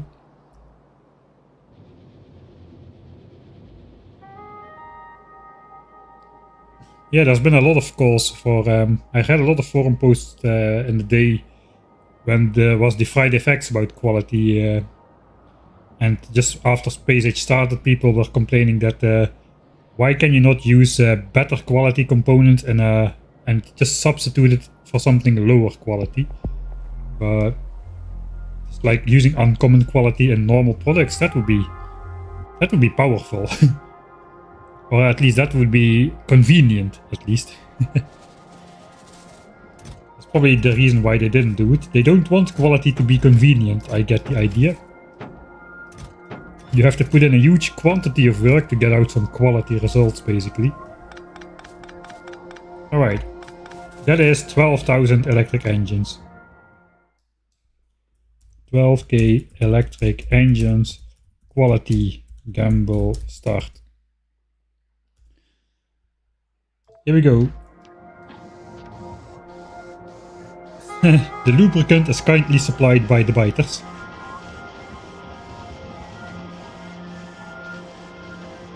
Let's just see if we get a rare result on the first try. No, 12 normal ones. I guess I'll just hook it up to a power line.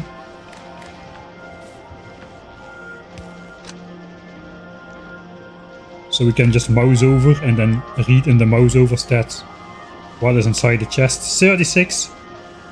And no, I'm not gonna watch again until we get an uncommon one. Come on.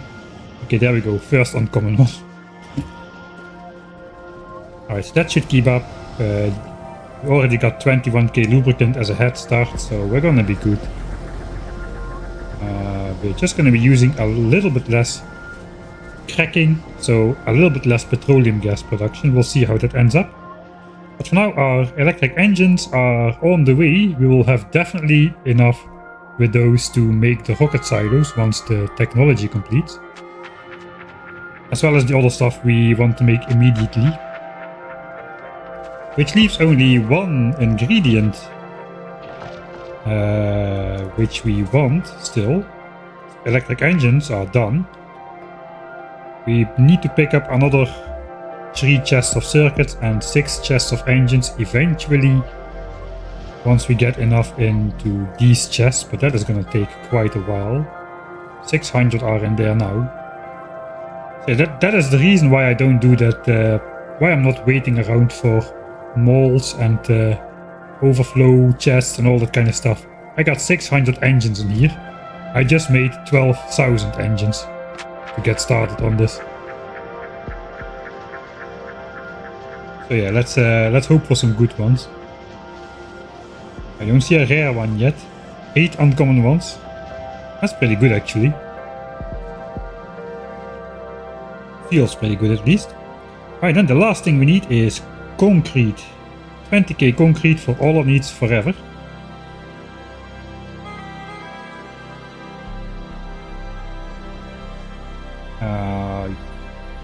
Yeah, I think we'll use some of these good quality modules. We only need assemblers, really. Right? It is literally iron ore and stone bricks and water. I'm not even gonna build a separate water pump. We're just gonna hook it up to the power plant. Making quality silos. One. I plan on making one quality silo.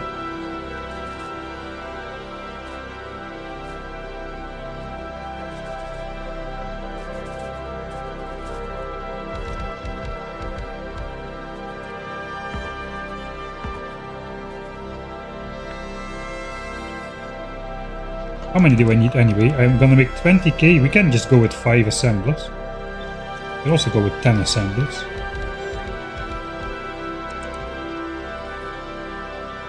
We can make 24k, use 8 assemblers.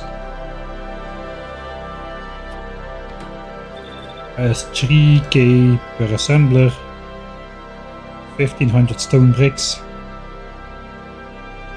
And 300 iron ore.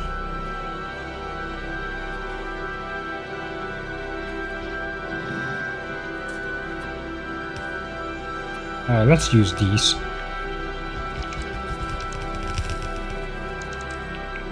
Alright, and then again, this is pretty slow, so we'll use the same setup.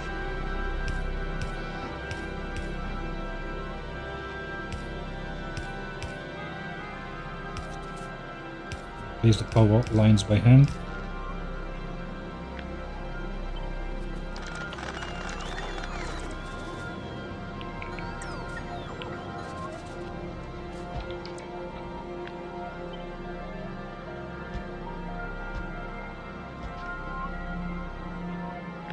See where this fits. It's only a temporary setup, so it does not really need to be the best. Looks like we're gonna go down. Maybe just right here on the chunk border.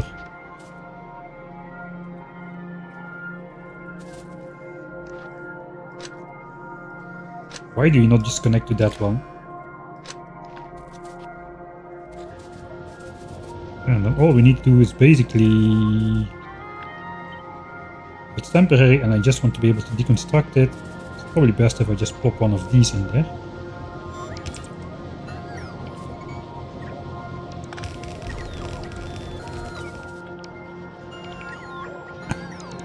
There goes my scenic startup. Not started up anyway.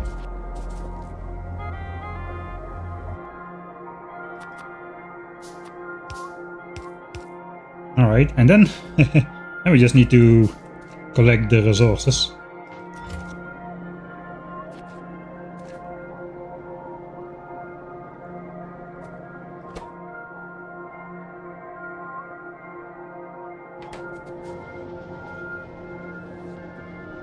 Maybe we'll go just 16k.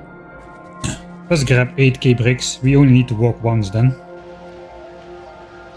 We have 11k for the silos, a little bit for the landing pad, and that's it. There is no other use for it, so let's not overdo it. There's no other use for concrete except nuclear power, which is... We can make some more if we ever end up going nuclear power. Now I got my bricks.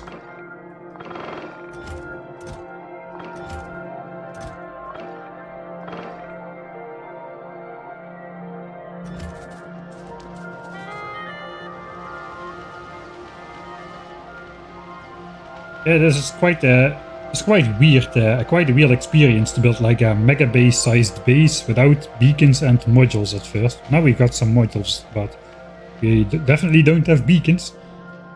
It's very weird. Out of reach? That's annoying. And we have to do the walkie walk while zigzagging along.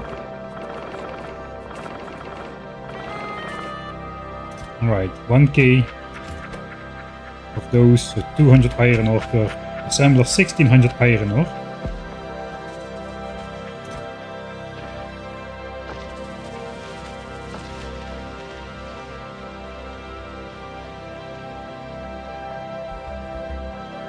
I think I'm just gonna draw that off.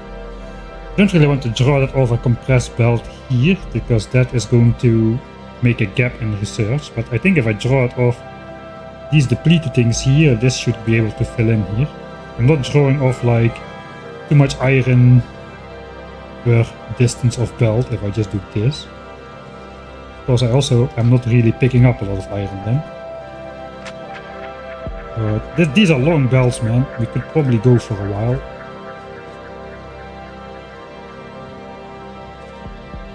Okay, on the wrong side of the cliff. And I only need like 1600 iron. 5, okay, 6. And I got some quality in there. That was unexpected.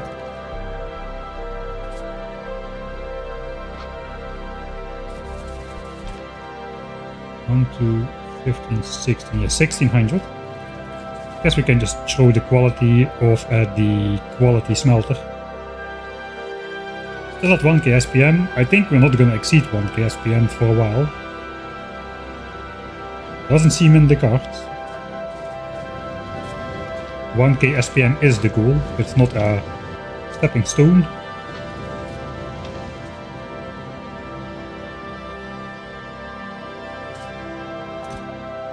Right, so this is working again, that is fine. I have too much iron ore. I don't have, I have exactly enough iron ore, alright. That's 4 stacks per chest, and that is all our concrete we'll ever need. At least on this planet.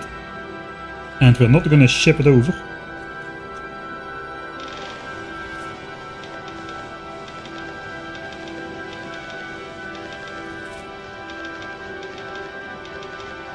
$16k concrete in progress, no quality needed here. I say we don't need quality here, but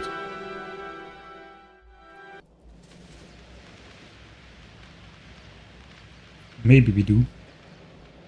We need a little bit of quality because we want to make that cargo landing pad out of quality concrete. So we specifically need 100 quality bricks and 20 quality iron. Why did I just throw that quality iron in the smeltery? That's a good question.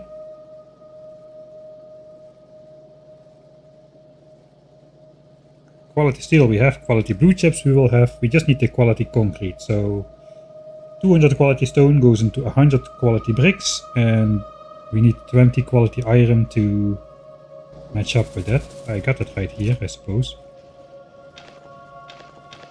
That's 200 quality stone. Have some trash furnaces. Probably should use productivity.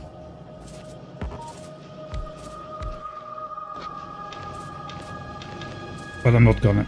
It is stone.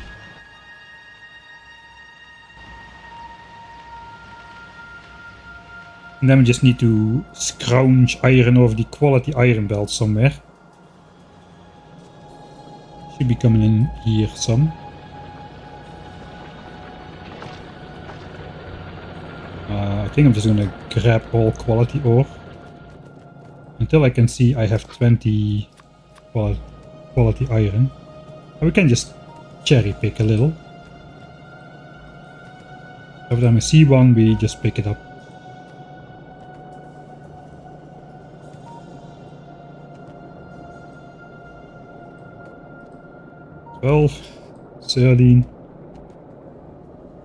If I just stay here, I can just sushi belt that off the... there's nothing coming. 16. Beep. Beep. 17, 18. 2 more to go. Come on, underground belt, show me your surprises and give me the quality iron. Beep. 1 more. Bleep. 20 pieces, that's all we need.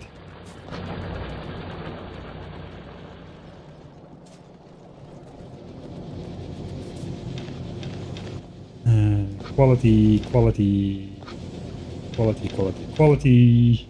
Right. We also got some normal ones. Let's just throw that in here.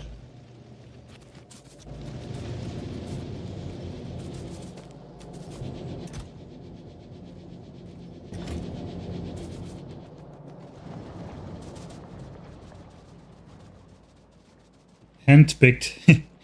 Well, I suppose we can add another hand stuff to the list of things I do by hand. I hand-pick ore of the belt, apparently.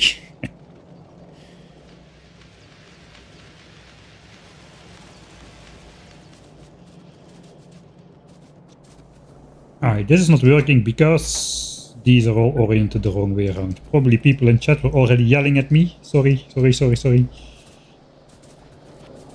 Then we just have one of these at the back. Also concrete, but level 3. Level up that concrete. Why can I not just change the quality without having to reselect the recipe?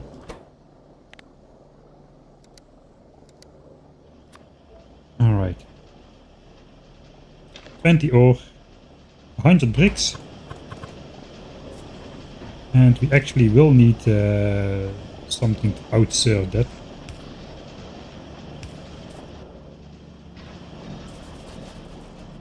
And the stone is probably ready in my trash furnaces. Alright, that's the cargo bay ingredients done. That's the first element which is going to be of rare quality. So I suppose we also grab the 10 rare blue chips if we have them. We should. Kind of does mess up the visuals on how many we actually have. Yeah, we'll need it. We need them. I think I have one remaining actually in my chest over here. Yeah, one I have left over. So let's take 9. I think we're gonna collect the stuff we want in some chests then.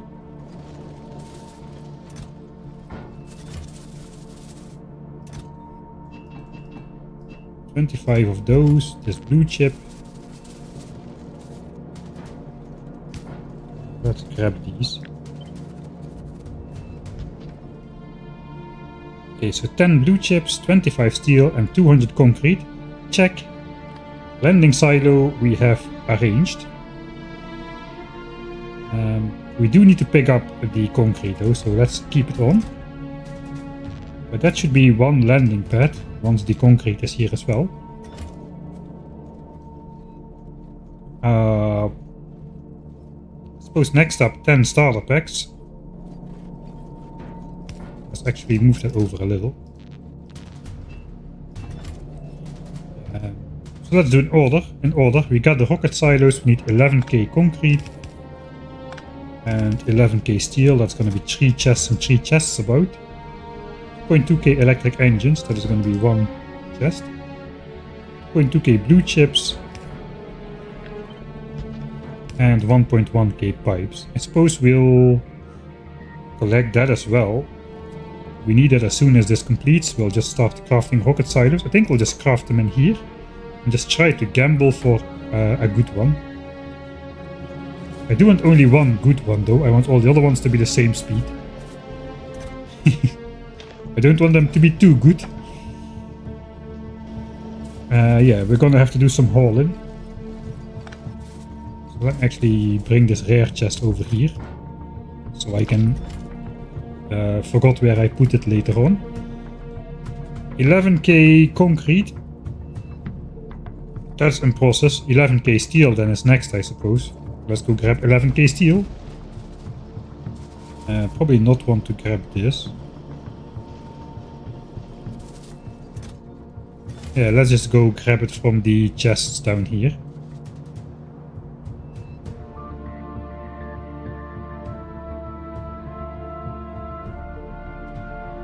In fact,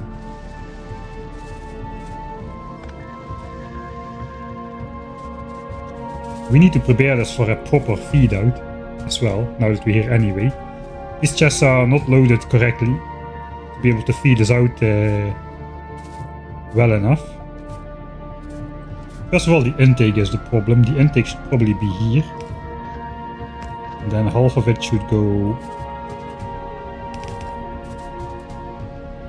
half of it should go down.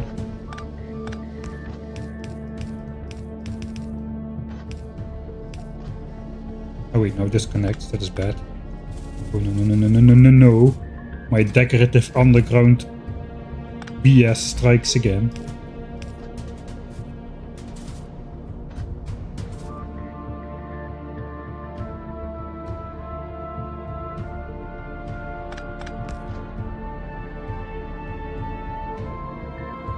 Okay, that doesn't quite fit as the way I wanted to.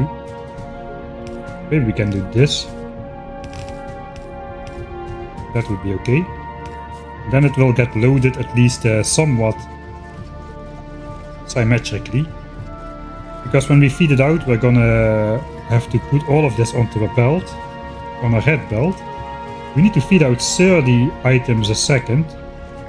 We've got 32 of these things, which is fast enough. It's actually a bit too fast. These things rotate at 432 degrees a second. I think it's 1.2 items a second. And we need to output 30 items a second, which means the job should be done by approximately 25 inserters instead of 32. What if I output it by 28? So we'll cut these off.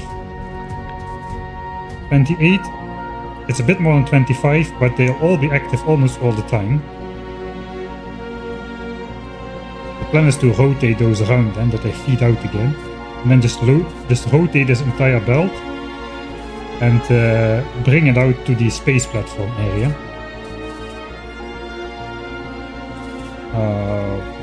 Alright, hold off. Unloading that.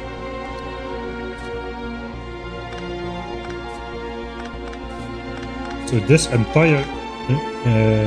what is all these inserters doing here? That hasn't been there for literal hundreds of hours. There's even more on the ground. Let's get those out of the way. I don't know how those snuck in there. They're everywhere. Probably some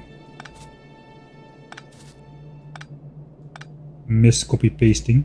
In fact, the copper cable chests are full. Oh, that's another problem in itself, actually. Not that they are full, but we need to feed out a red belt of stuff from here as well, but we have only half the inserters. Hopefully the quality ones will be fast enough. Alright. So these are chock full. Well, these are all completely empty. That is not good. Did I build anything on this side? I hope I didn't. No, not yet. Alright. not yet. I have faith in myself. Alright, first of all, we're gonna need 11k steel to bring home. These chests should be made empty in general. There's 4k, 3k, another 4k. That's the 11k steel we are gonna bring home. And the rest, really, we should probably try to divide it equally between the northern half and the southern half at least. Which means, yay! It's gonna be your favorite activity. We are gonna be trying to manually fill all these chests so that it is loaded roughly equally. First of all, let's draw empty. Okay, these are full. These are full. These are all full. So we can start here then. We'll draw empty the lanes we are not going to be using. I think we'll just do one chest per time since my inventory is not big enough. Up to the next line. That's not what one per time looks like.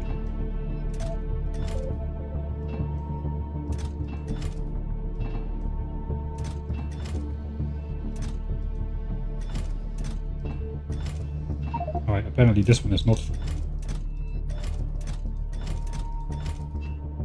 Okay, all of this is now full. All of these are full. All of these are full. Full, full, full, and full.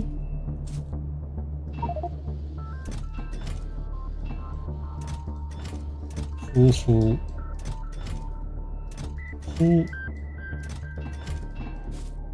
Man, we got a lot of steel. I have never had so much steel in any of my playthroughs as a reserve. Alright, so the back chests are all completely full. How is that here? Okay, these are all completely full as well. Okay, those are all completely filled up. So I suppose we'll start with the front ones now.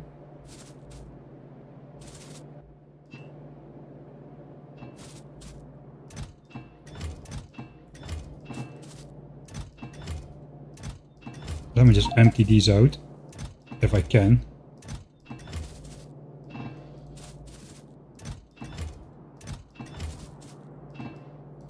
Okay, this is taking a bit more time than I thought it would. It's not taking a bit more time than you thought it would. Of course. You already saw what was gonna happen. But I somehow every time am tricking myself into thinking, yeah, just, you know, just a couple chests here and there. It's all full already.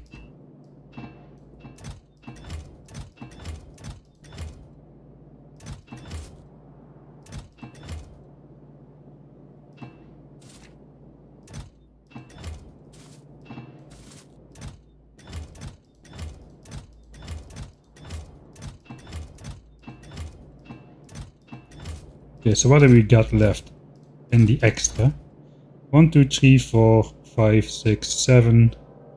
7 full chests on each side, and a little bit of leftover. So I suppose there's half a chest per chest.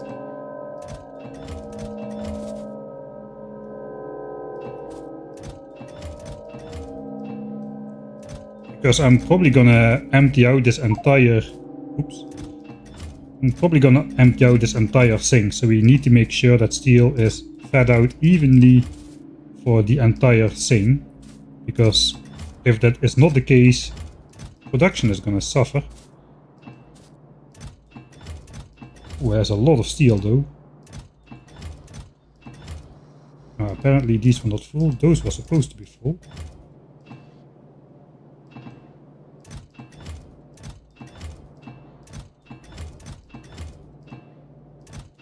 Alright, we almost did it. Or did we? So are these all not full then or what?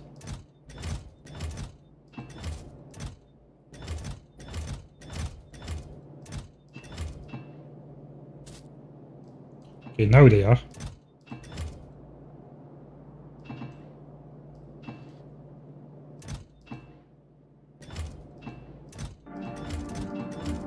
Alright, attempt number, I don't know.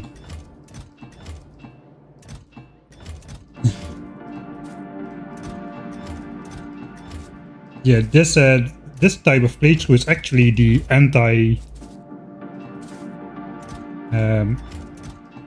it's not very suited for my usual way of playing, because the quantities of resources you handle are way larger.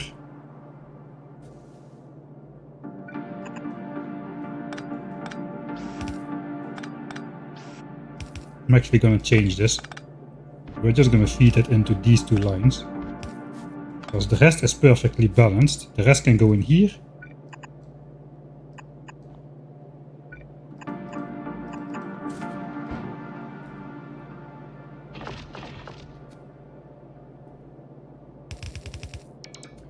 And all the remaining steel just goes in there, in these center chests.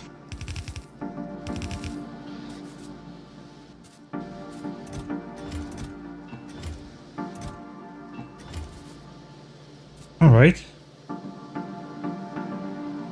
So now at least the offloading system is perfectly balanced, and once we are ready we can actually switch around all these inserters feed it out onto a red belt, and that will actually be one compressed red belt of steel for the entire duration that these chests have steel in them.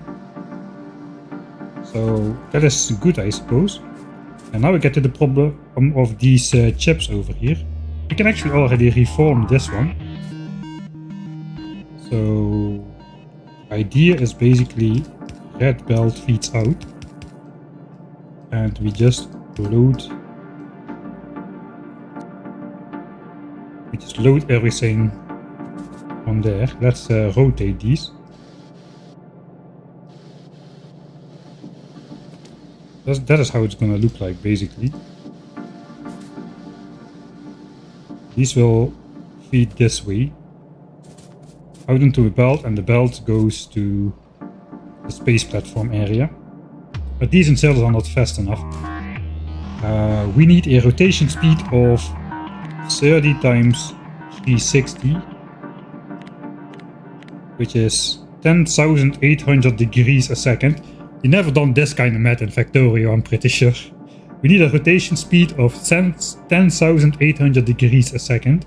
We've got a rotation speed of these things rotate at 432. So we got 432 degrees times 16 inserters. That is our rotation speed. We are short a little bit. Not that much though. If we go uncommon, we add 30%. That's not enough, but rare is enough, I think. If we make these rare, we will have a rotation speed of 11,000 degrees a second. Which is actually, oh, that is just barely fast enough.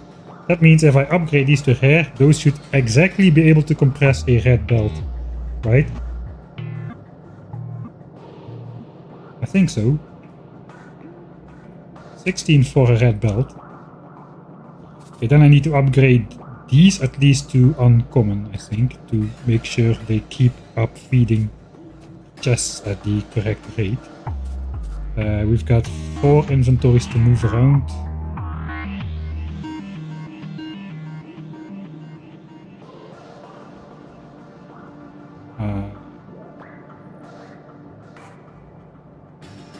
Yeah, so these need to be uncommon for sure.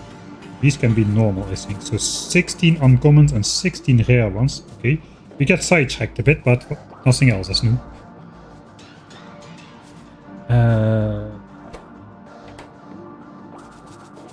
Yeah, the engines were done.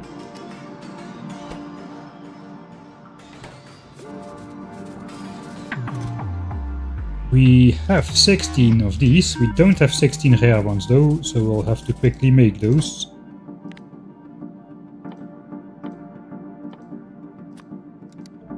Quality resources are a rare good. No pun intended.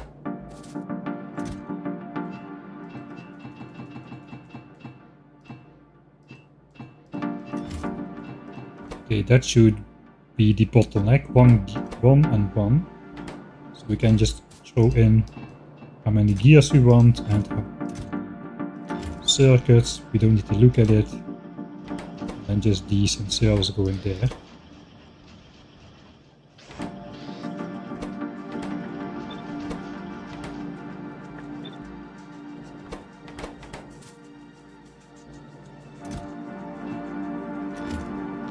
And I got my 16 rare ones. Alright. Let's plop that in there though.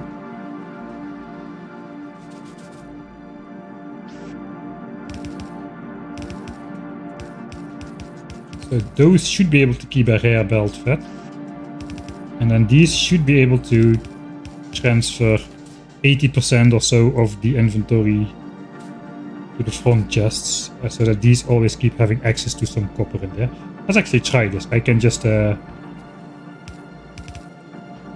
grab it off the belt and we'll see it happen.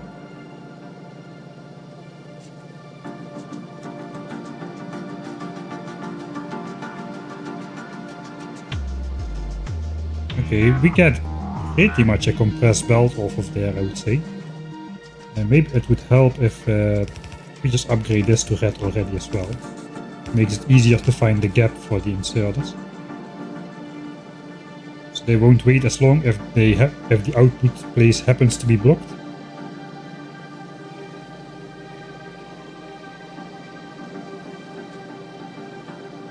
It does look like a compressed well to me. We actually get some sort of a pattern going. If you get a pattern going, that's usually a good sign. Okay, that works. Now we just need to feed this back in the end. So these are a bit slower, so that's going to take a bit of time.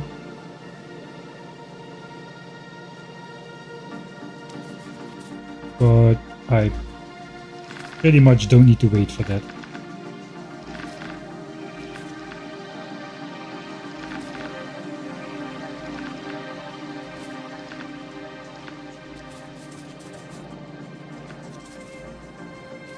Alright, so that works.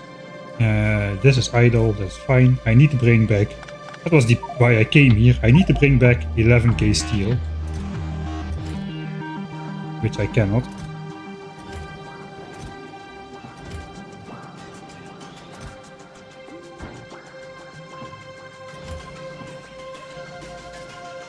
So we have to come back for the inventory then.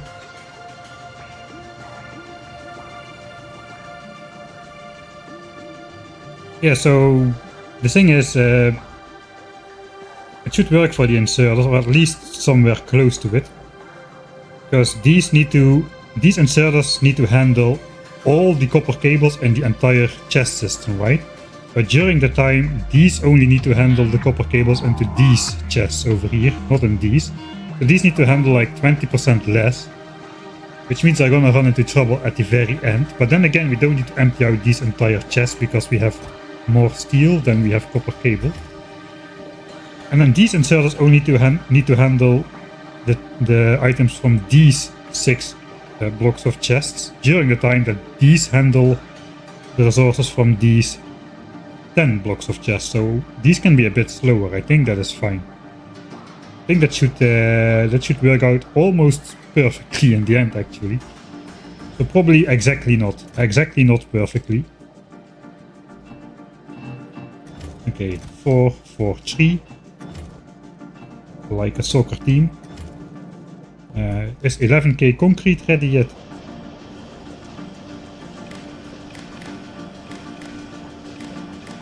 Actually, almost. There is 8k in there. Let's go grab it, because it's too much to grab in one go anyway, apparently. We got 8k in here.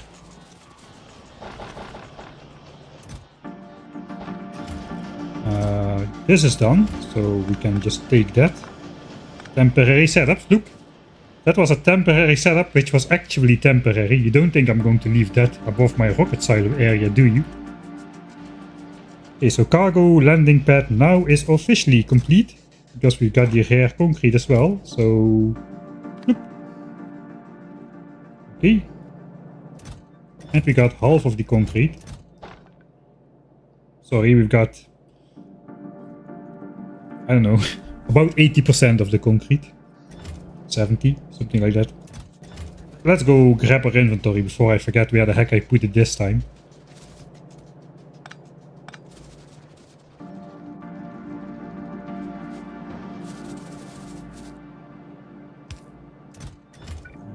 Right here. Okay, that was the big bulk of transfers. We did the concrete, or we are in process actually. The steel we did though. We need pipes, blue chips and electric engines. Pipes. I guess I'm collecting...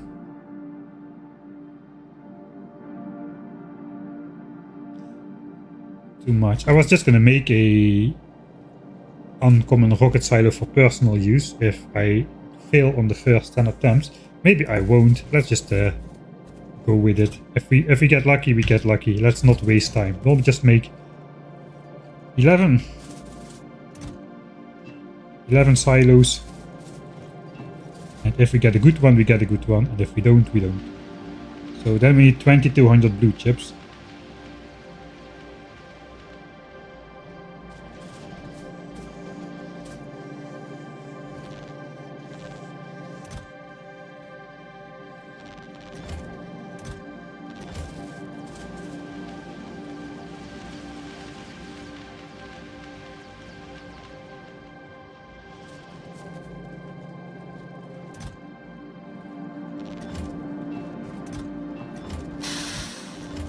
And electric engines, if they're done. Thanks Mr. Mahano for the 16-month subscription.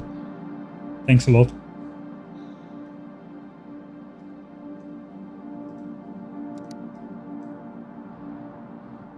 Where's my stuff? It's over here. We have here the power line. 2.8k engines have been produced already. We got 9 rare ones and 79 uncommons.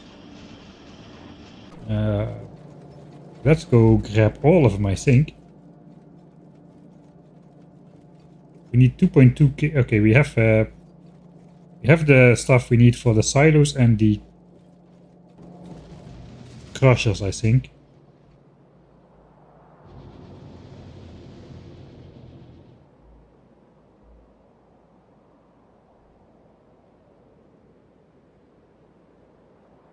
Three hours and 30 minutes remaining.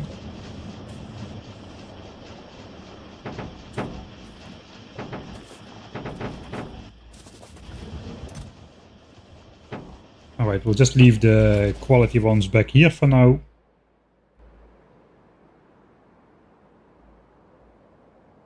And that should complete the ingredients for all 11 rocket silos. They made the rockets so much cheaper, but the rocket silos are still the old cost.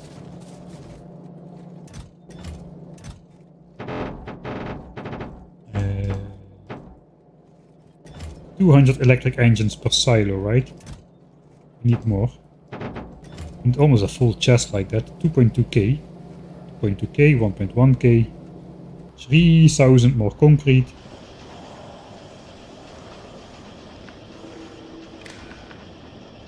Which is not ready yet, but I suppose we can wait. We can work on the next part. This is basically done, except for the concrete. 3k concrete, I can remember that. I'll just flick it off as if we succeeded. 10 starter packs. 200 steel, 200 blue chips. We need more blue chips for other stuff. Yes, asteroid collectors. But we'll grab that once we can make those, I think. So in fact, no, we don't need other blue chips at the moment. Just 200. Let's at least pretend we care about that is loaded and unloaded symmetrically, which we should.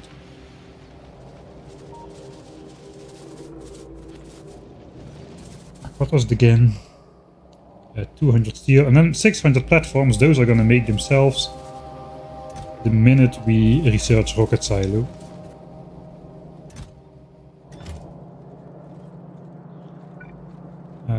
So we're gonna need chests. Chest. There's my inventory.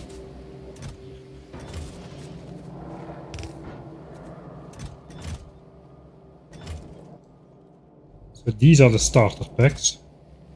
Tuk. And then we just need the platform, so we've done all that we can do for those. Asteroid collectors we're gonna do later. Crushers. For the first platform I only need 50. Are we gonna make all 100? These are quite expensive and low density structures. I think I underestimated that. I need... Let's take a closer look. I need 48 for this platform. Eventually we would want to build a ship so it can start producing ammo. It has to do that in space, which is going to be terribly slow.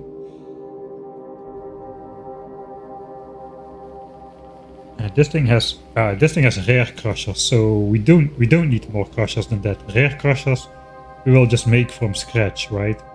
We should not count those. Okay, and then we need crushers for the space science platform, which we are yet to develop. I think we're just gonna cut this in half for now. We're gonna make more crushers for the space platform. For the space science space platform once we actually need it.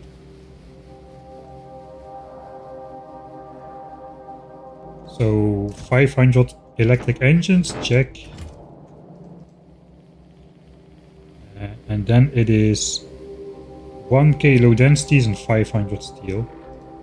Really?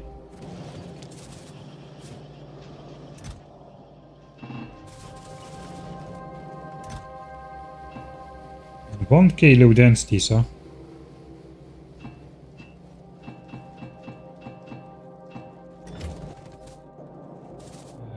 Electric engines.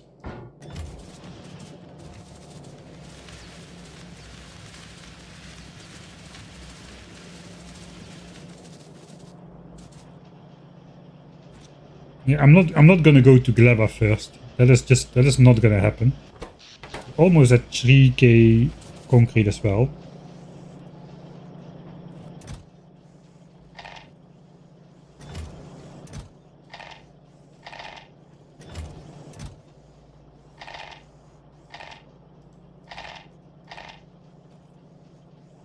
Oh wait, that's 2k. I need only 1k, right?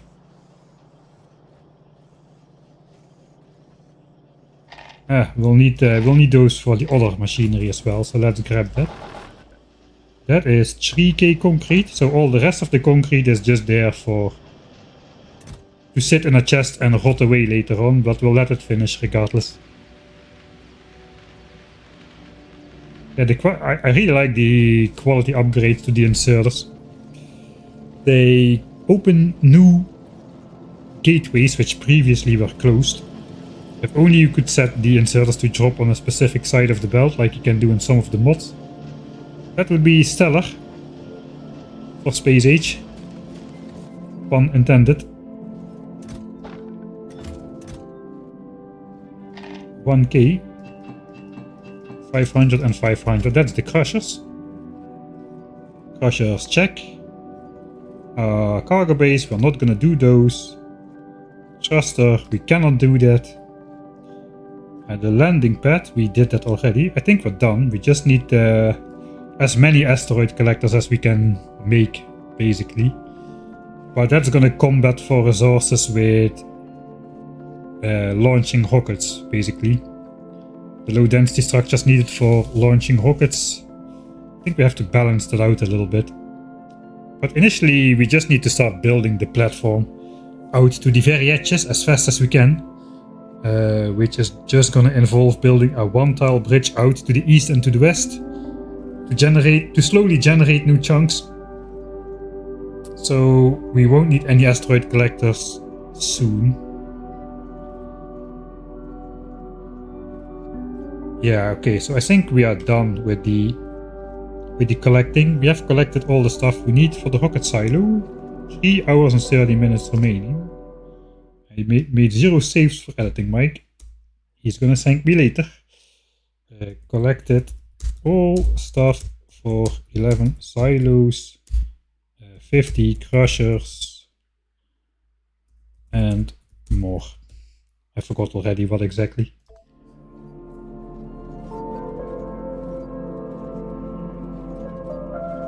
Episode 7 release date, yeah, it's out on Patreon already. It's going to be on YouTube upcoming Friday. I always release on Fridays, 9 o'clock Central European time, unless I don't, I suppose. But mostly I do. Alright, more low densities. Okay, so 1k of those low densities. That is basically 50 asteroid collectors, right? Maybe I should collect the asteroid collectors just for the central bulk, which is 100 of them. 100 collectors. Yeah, okay, let's take the resources for 100 collectors then.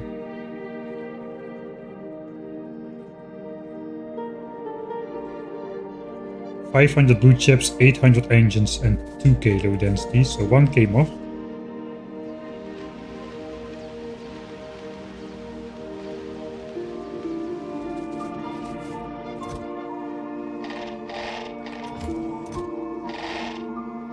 That's 1k, 500 blues.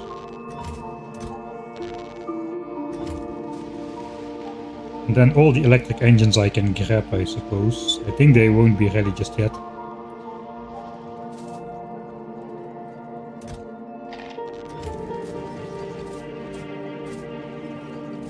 We got some over here.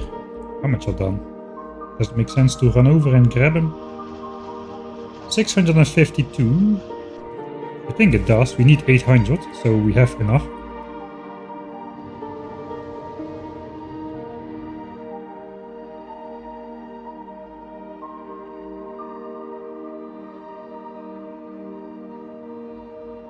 Concrete. I'm not gonna. I'm not concreting my base.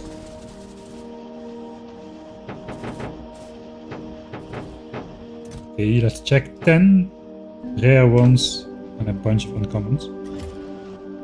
I need exactly 800, so let's take exactly 800 then.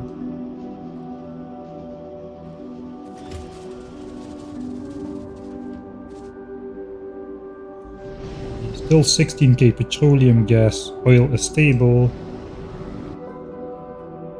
Science is stable. Already drop off some of that 50-hour production graph. Oh yeah, we're getting there. We're getting there. Hopefully when this all falls away, I think we might not get there yet. We need this 992 section to go away as well. I think we'll end up at 999 signs a minute once after about an hour or an hour and a half. Before Rocket Silo finishes. Is that good enough? Is that a mega base? 999 signs per minute for 50 hours, does that count? Or does the figure need to go to 1000? Don't answer that.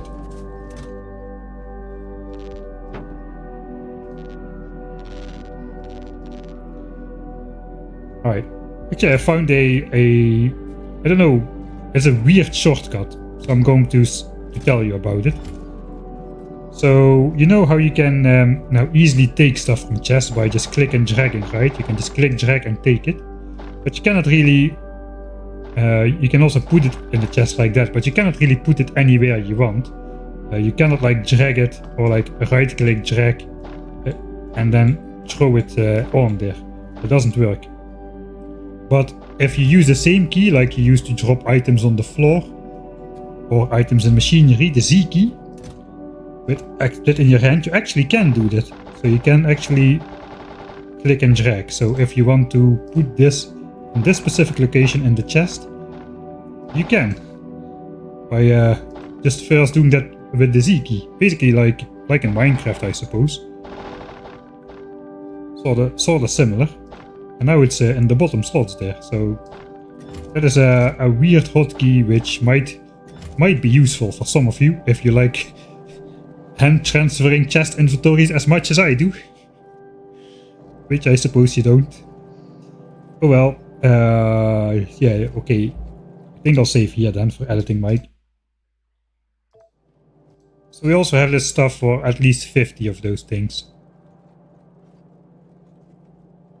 No, 100 of these. So we've got the asteroid collectors and the crushers to actually build the core of the collecting platform.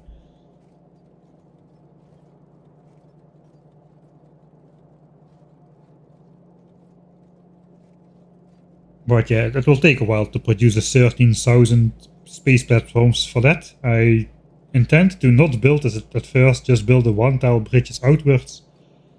And maybe once we have 13k, I can just deconstruct the entire thing. Ah, wait. Yeah, the chunks should stay generated then. But of course I will have to build out again all the distance at 1 tile per second. So maybe I won't do that. We'll see how that goes. As for now though, we collected this stuff. I think it's time for the second part of our promised title. We're going to have to solar power the biters.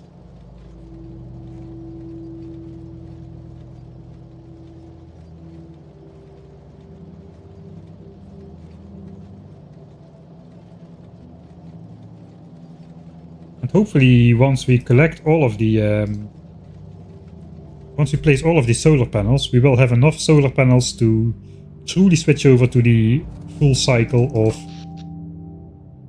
accumulators with solar instead of steam with solar like we're currently doing.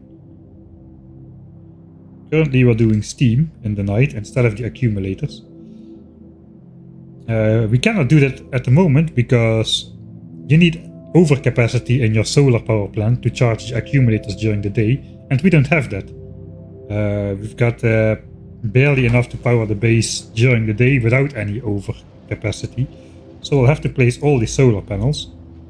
We already assaulted the biters in the last stream, so they already have the brick walls. Now we just need to supply the solar panels, I suppose. I think that's gonna be the next mission. 3 hours and 20 minutes until Rocket Silo. Man, it's so close now. So close. Speedrunners finish the game in 3 hours and 20 minutes. Easy. Like the vanilla, at least. The old vanilla. But man, it's so close. The last 20% towards Rocket Silo.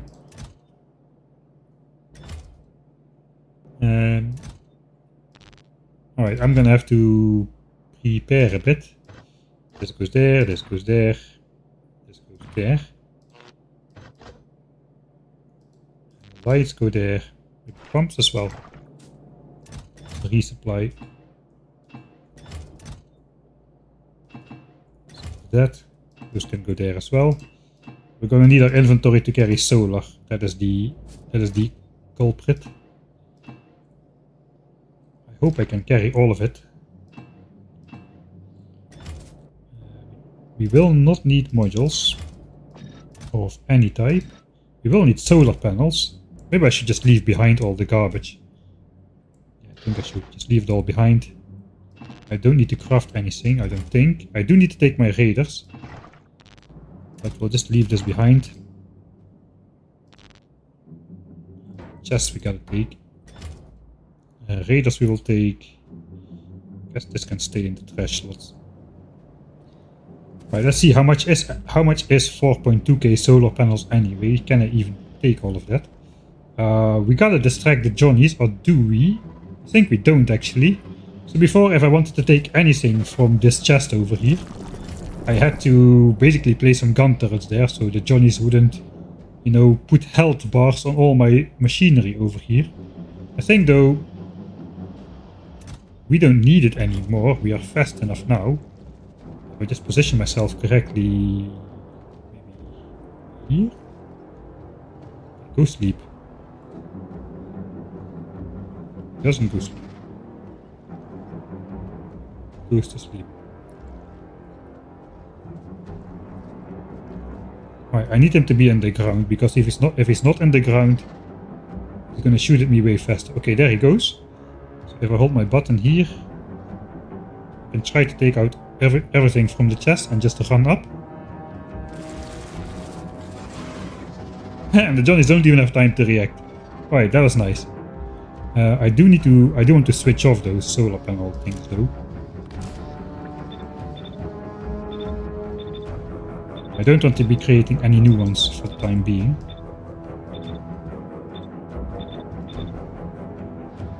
Let's do it once more. To grab the rest of it.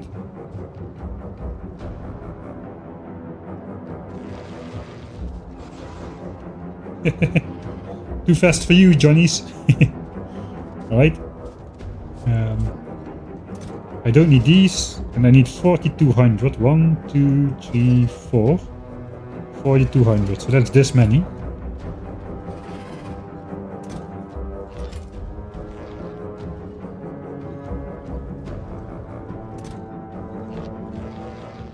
Let's put 40 in there. My blueprint for the solar, which I have been using this game, 6 power lines per 20 panels, so I will need 4200 divided by 20 times 6 is 1260 power lines. I'm not sure if I can carry that.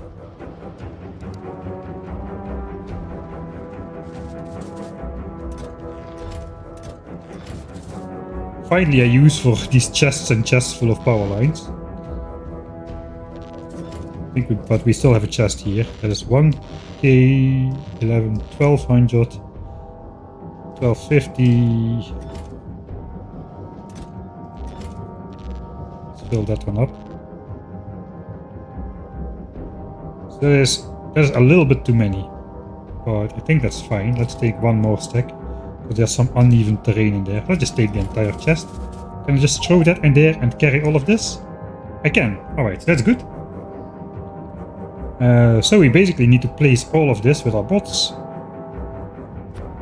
Let's put a counter on here, 4.2k. And definitely more than 1k power lines.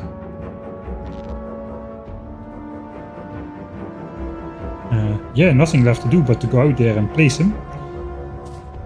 We might actually want to... It's going to be a big project. It might make sense to replenish our bots real quick.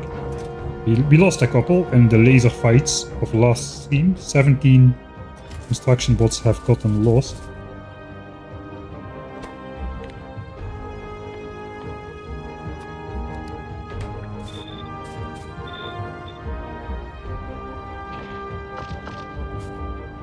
We need 17 bot frames then, which is 17 electric engines, which we still have.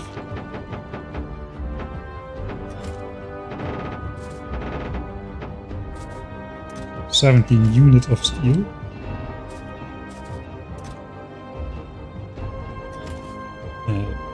A pair of batteries. And lastly, sprinkle of green chips. There's a long recipe, but if you make 17 in one time in rare assemblers, we can wait for the 20-second recipe. We need a couple more of these to actually make the bots though.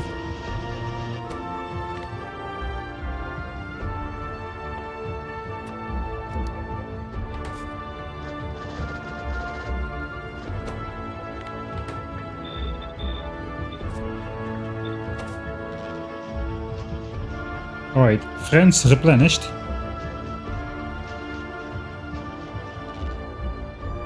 $200 bots again.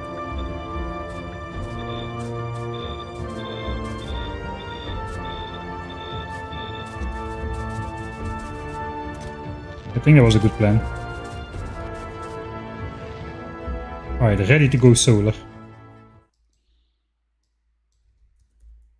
Ready to solar. We're gonna have to solar the F out of this. The additional bots, I can control 192 bots with my shoddy Mark 1 roboports, and I had less than those. And since we're gonna be relying on bots a lot now, I thought let's just replenish them before we head out there. I'm gonna walk slowly. Let's not switch armor. So I can read chat a little bit. Planning to switch to nuclear, not anytime soon. If we go yellow and purple signs on Novies, then I'll probably have to. With the Mark III assemblers as well. Getting cliffed again. But not anytime soon. Yeah, biters only trigger on military buildings, and I think the only military buildings that are still left, that are still classed as military buildings, are turrets. It used to be raiders as well, those have been declassified.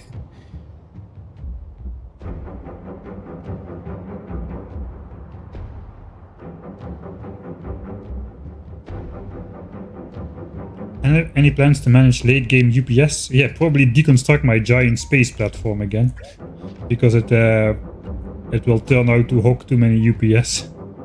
I can already see it coming.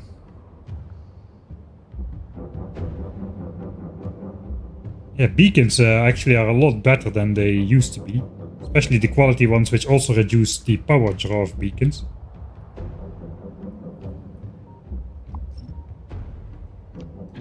Poor man's gates, we're still running on those. Alright, no more nicely trying to fit everything between the cliffs and such. I think we're just gonna take our paintbrush and paint it black. I'm just gonna paint this entire area black. I have to be careful to not use the super force blueprinting. So I can press shift click, that will do this, that is fine. What I should not do is press control shift click, because that will unleash the biters. In the time between that the walls get picked up and the solar panels get placed, all heck will break loose. So fingers crossed that I don't make that mistake while I'm distracted or something. I'm just telling you now.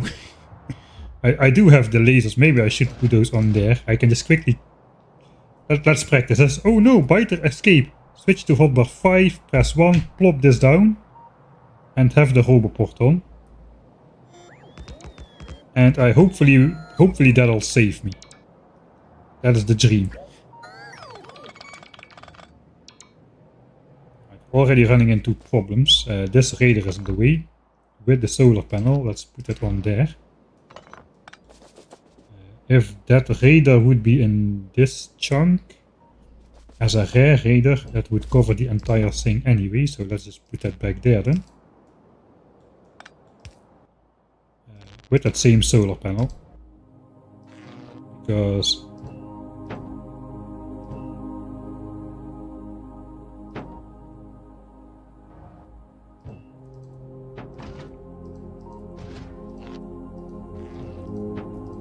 we might need more of those actually. Because this is our counter. Once we placed all of those, we have placed exactly 12,000 solar panels. Now we've got exactly 7,800. Right. And I already run into the first problem, landfill. I have some though. Yeah, I probably want to landfill that in. We're going to be deconstructing a lot of rocks too, so maybe we would be alright anyway. Right. My blueprint contains... let's put it on the bar somewhere.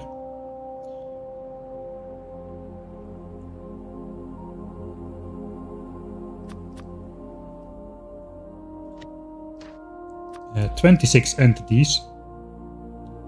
6 power lines, 20 solar panels. This means I can theoretically place 7 of those things at a time, and each bot will get tasked only one thing. And they will not be charging up and using any of my stored power if they fly back in quick enough. Maybe I can just do stuff like this. 1, 2, 3, 4, 5, 6, 7. And no bot should charge up.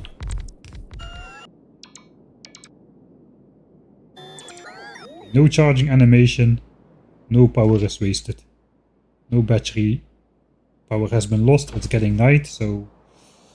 that's not going to work here though, because the bots are going to place landfill, so we have to be a bit more careful with that. Let's just not overdo it.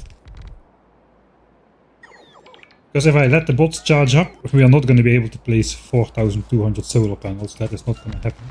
You gotta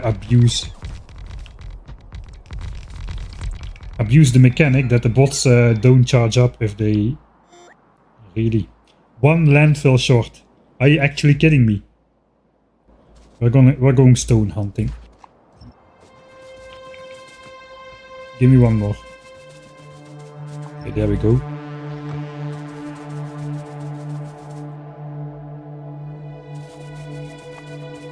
There you go, one landfill short. Place it already. Right, I hope we don't need more landfill, because that was all my landfill. 4, 5, 6, 7. That should be fine again.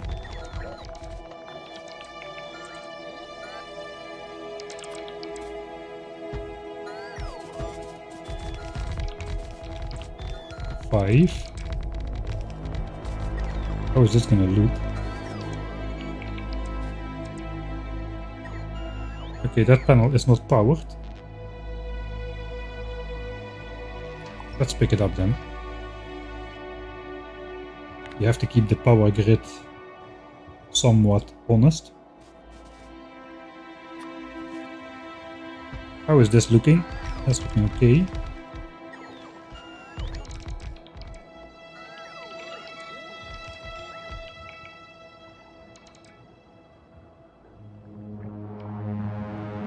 We are powering the biters, I suppose. Vital base has been successfully powered. Okay. We'll roll with it. Oh, there's a coal rock there. That's bad. Pick it up myself.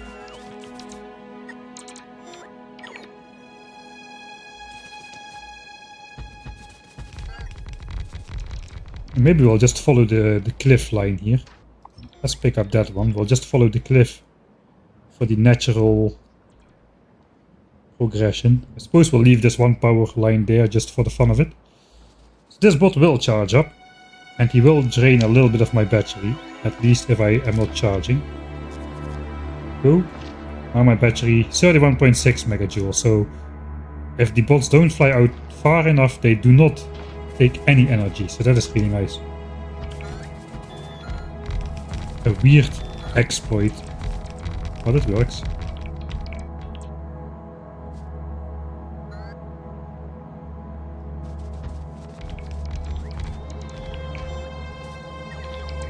So none of this is charged.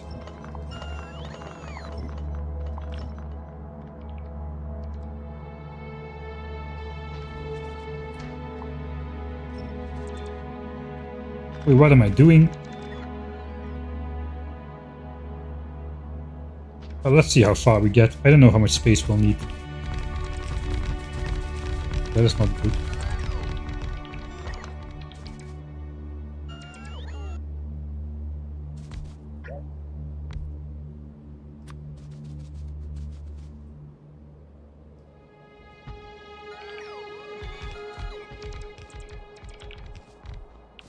Let's have a look. I would like to be able to walk through here, I suppose.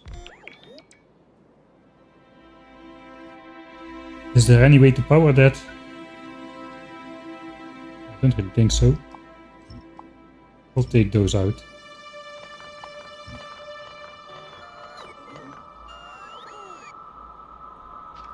Alright, we'll keep that like so.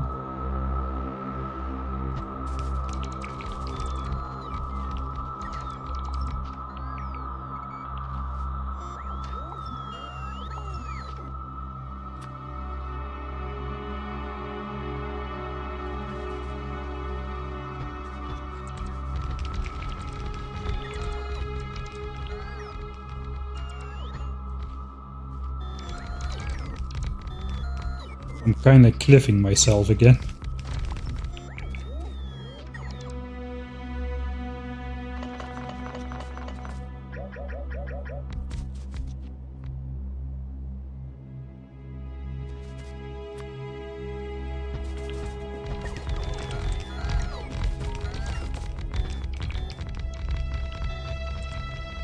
Wrong alignment. Oh god, oh god. A sight for sore eyes. No. A sight which makes your eyes sore. That is exactly the opposite meaning, right?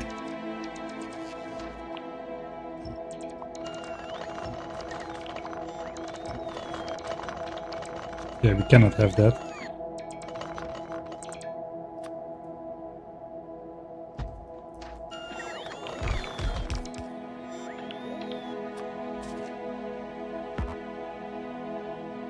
Thanks, that could have been bad. The entire playthrough could have failed because of that.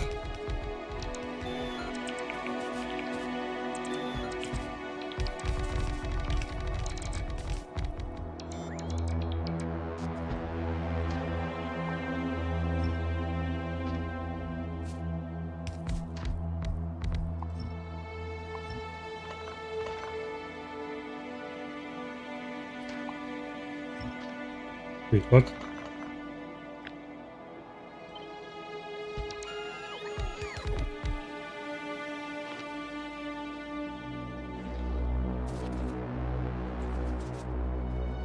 Okay. Good enough. Let's try to fill it all the way up first. 3000 left to place. We already placed 1200.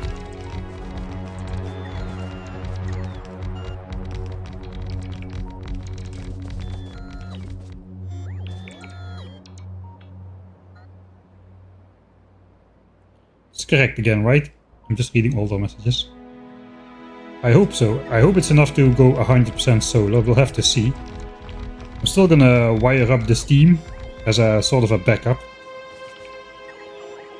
But I want to... we will have time to do some more laser turreting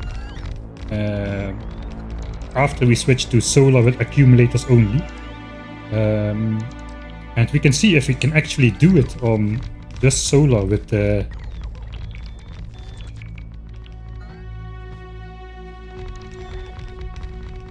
just solar and accumulators. That would be nice. It would be actually quite funny if we just kept a tiny forest corner in here. See how that looks.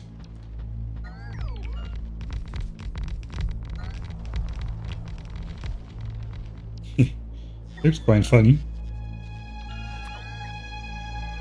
Maybe just a square. That cannot be undone though. I hope it will look nice as a square.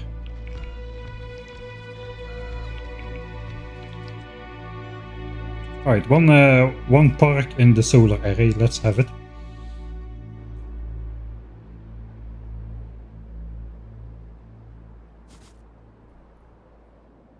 What are these ugly trees doing in my park? A fallen tree. Stump.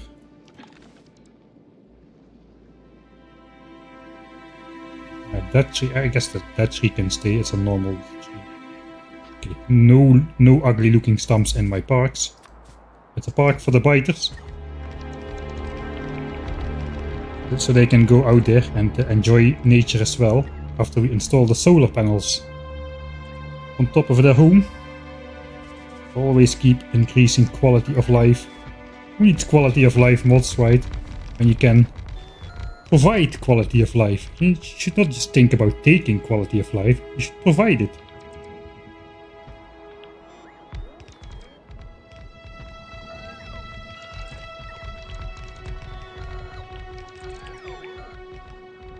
Should I try to place the power in there as well? I think I kinda don't. Okay, this is actually not great. We're out of power lines. Okay, we're not out of power lines. I have power lines in the inventory. All of the power fits in there. Okay, so that's gonna stay then. We are powering the biters. That's their connection to the solar grid.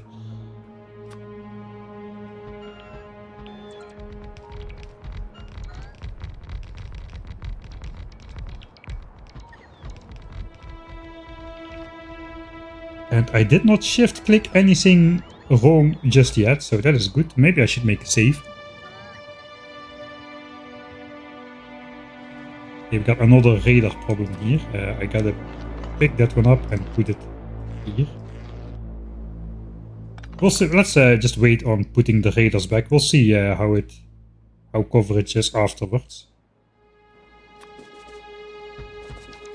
Since we're no longer doing the OCD squares of 20, we actually might be able to just put a radar like in the grid itself. Looks like we have been respecting this cliff, so let's keep on respecting it.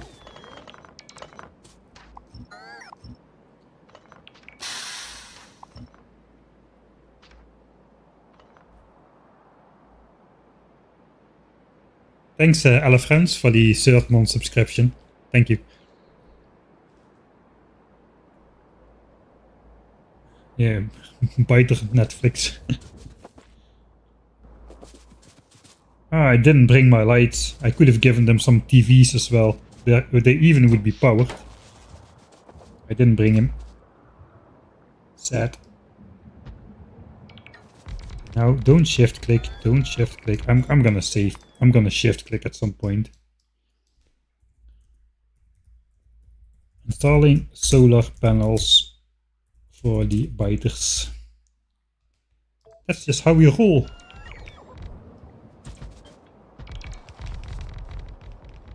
Okay, it looks like we're kind of eating up this cliff though.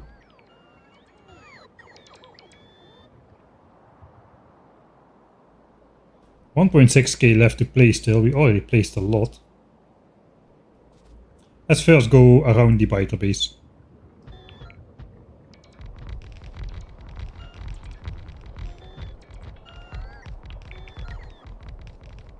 See how power goes here.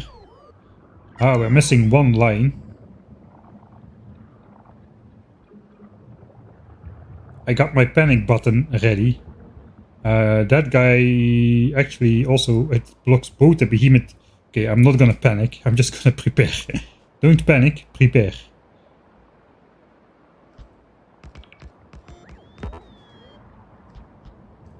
Okay, here's my backup. Both are... I think there's like multiple nests which can spawn here. This biter base can spawn here for I know it's too far away, I think. It's only the splitter spawner, so we should be good.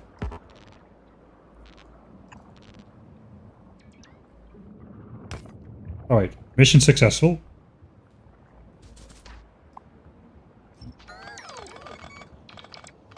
At least these laser turrets make me feel like I'm not taking unnecessarily stupid risks when I'm doing this kind of stuff, because now I've got a way out.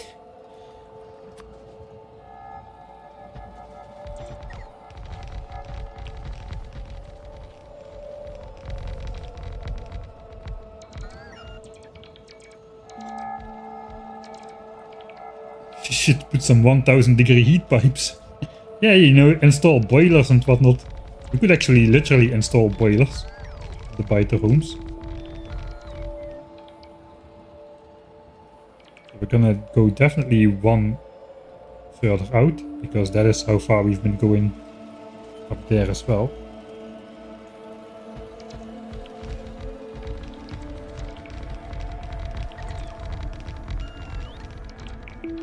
$1.1k panels left. We've placed 3000 now. It went very quickly.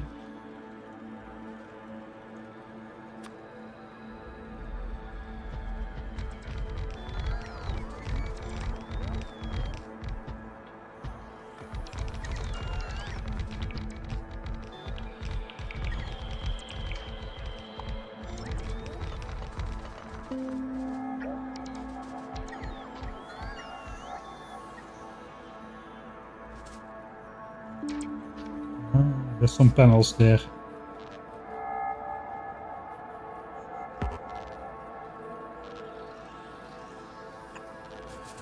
That's a cheeky line. It does... If you don't look at it for too long, it does not look out of place.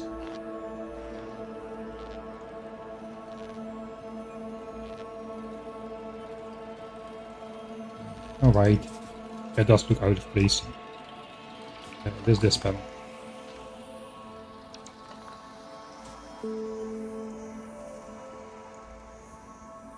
Alright, on the map it looks fine. With the gap inside, so that's good for us. Good enough for us. About to enclose the biters.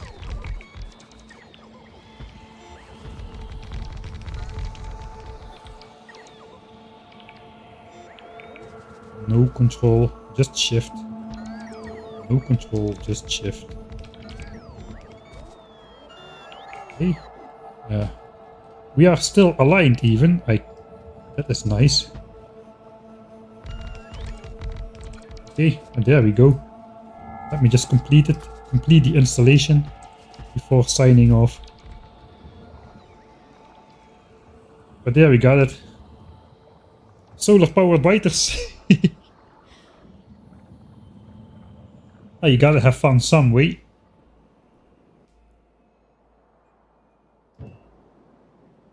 Let's just put a raider in the grid.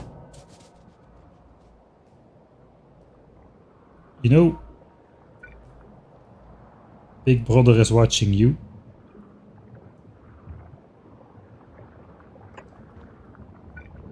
That power line is actually in line with the rest, so...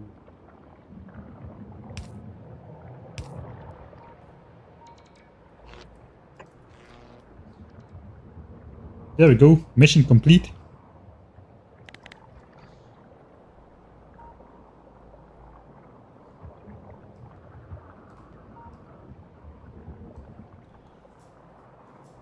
Nice.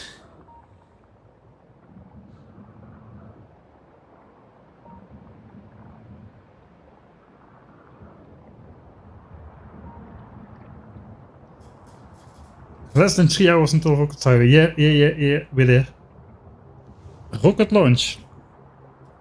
I think next stream. What time is it already? It's 10 o'clock. And we are 3 hours away. Yeah, it's probably gonna be next stream.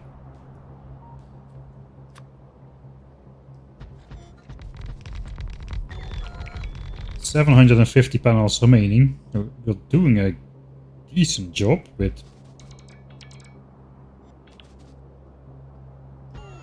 space efficiency here.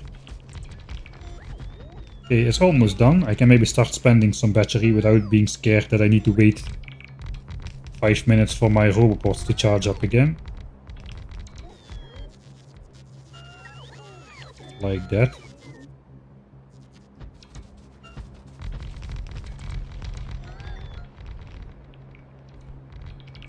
Why are these not powered?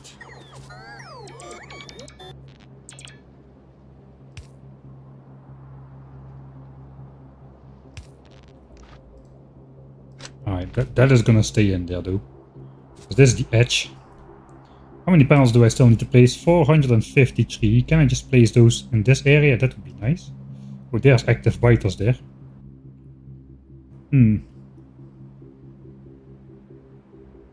Playing zoomed in is so dangerous sometimes. 20 panels per stamp. 400 panels left, that's 20 stamps. 1, 2, 3, 4, 5 white. 1, 2, 3, 4. 5 by 4 is 400 panels about. Yeah, I think we can fit it all in here.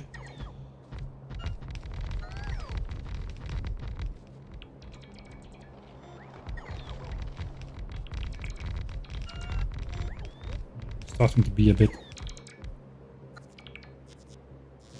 optimistic. Right, this is weird, right? So this panel is not getting placed because this bot is waiting to place this panel and has already been tasked with also placing this panel. So if this bot gets stuck doing something which it cannot do, this also will never get placed, basically. There it goes. Not really sure if I like that change.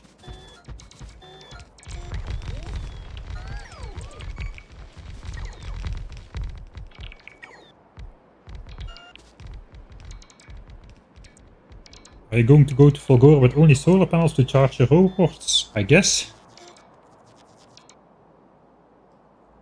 We might just take these land-based roboports though and let the bots build most of the stuff from the storage chests instead. Man, look at this. How much garbage you pick up, right? I did pick up a wall when I took the not unnecessary risk or something. Okay, we're done. We're done. Missing 7 panels.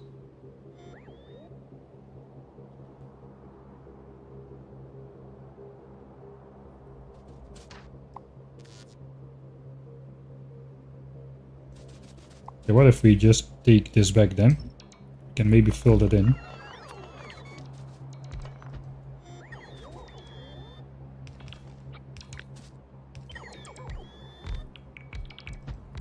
See how that is gonna count up.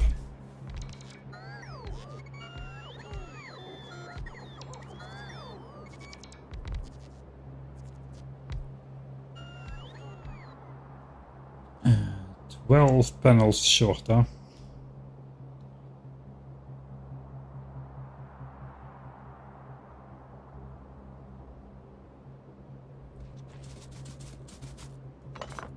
One, 2, 3, 4, 5, 6, 7, 8, 9, 10, 11, 12. There we go. Perfection. Almost looks like it doesn't fit more. Okay, so if I'm correct, that should be 12,000 solar panels. Exactly, yeah, 12,000. We're gonna have 12,000 times 60 kilowatts power. A peak power output of 720 megawatts on solar. Whereas before we had 468, the same as our uncommon steam engines were doing. We're gonna have an effective power output. The formula changed a tiny bit, but you can still do it times 42. So theoretically, we should have the power to charge up the accumulators again. Because these 12,000 solar panels have... they need 18 kilowatts of constant power to charge up the accumulators again, and the other 42 kilowatts can go to powering the base.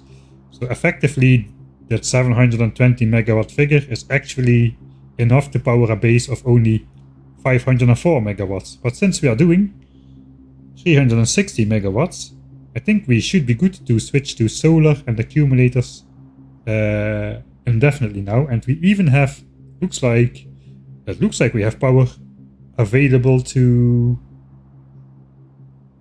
do some laser turreting as well. Like 140 megawatts of space to, on average, to do laser turreting. So I think we're not gonna run out of charge anytime soon. Anyway, I've got way too many accumulators. Normally you would need about 10k accumulators to... What's 84? 83? I forgot. I think 84. Multiplied. Yeah, so yeah, about 10,000 accumulators to go along 12k solar panels.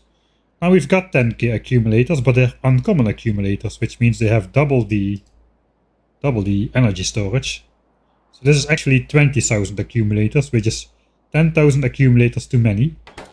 But it will still help a lot to see if we are not actually going to be overspending on laser power during the night. We have a little bit of a buffer for that. 12k solar panels placed. OMG.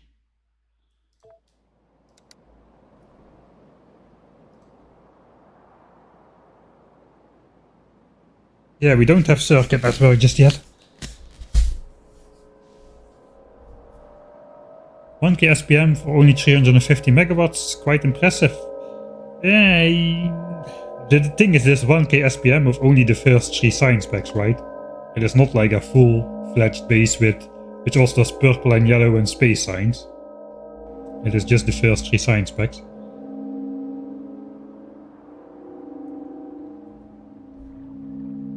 Okay, so these looks like these biters will have to wait for their true solar connection. Oh, they got a solar connection. They should not complain. Not every biter can live in the same luxury. There's always going to be differences in life as well as in the biter lands. 5/6 of the way towards rocket silo. We're still doing 1000 SPM. I suppose we can look at the science graph on the way. Okay, so 1 hour. 60,017 signs per hour. That is basically 1000.27 signs per minute or something.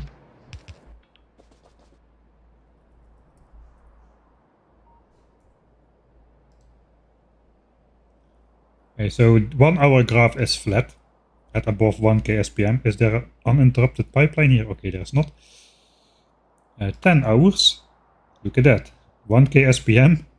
600,000 and 172, that's the same figure, right? 6,001.7 or 60,017, 600,017.2, I suppose.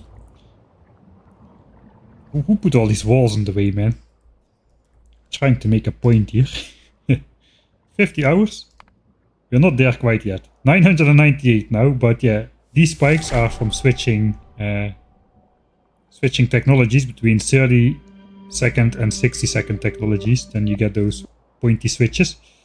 We also got a period of 992 signs a minute, which was before we got to the 1k SPM base. So it looks like that is going to still take a little bit of time to even out. Hey, thanks Dale E for the $5. Best of luck when you make it to space. Thanks, I will need it. I will need it.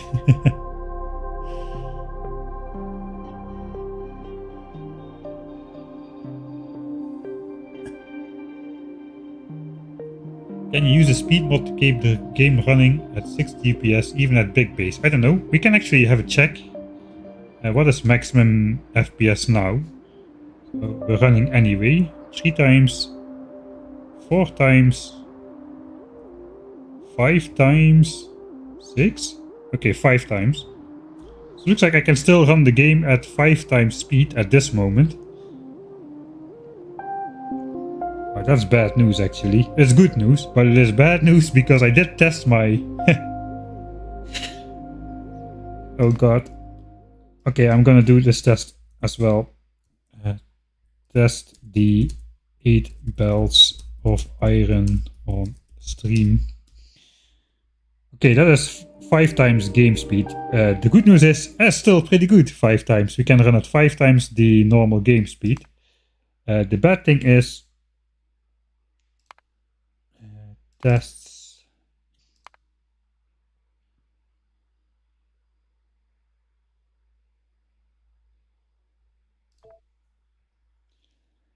This is basically the space platform made in editor mode.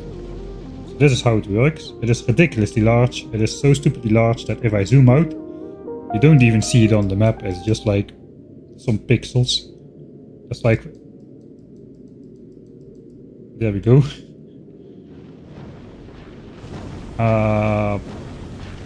I'm running at maximum speed here. And this platform is doing like 3 times game speed on stream. Off stream I tested it, I got 250 UPS, but with the stream software running in the background at the same time, looks like it's down to 200. But that is not great. And this platform by itself, if we look at Norvis, I deleted everything from Norvis. There is no more biters, there is no more entities, there is nothing. It is completely empty. Nothing is going on. Except, what else is new? Except this thing overflowing. This is the moment I decided to not go for cargo base because it just gives me a couple minutes extra of storage. And anyway, it doesn't really make that much of a difference. So it is not great that space platform, which is gonna provide me, 16 yellow belts of iron, I suppose. But by itself, it's taking up more than my entire base with biters and everything on it and pollution so far. So yeah, maybe I should not go for that monstrosity. I do not have to make that decision during this stream though, but that is definitely something to keep in mind.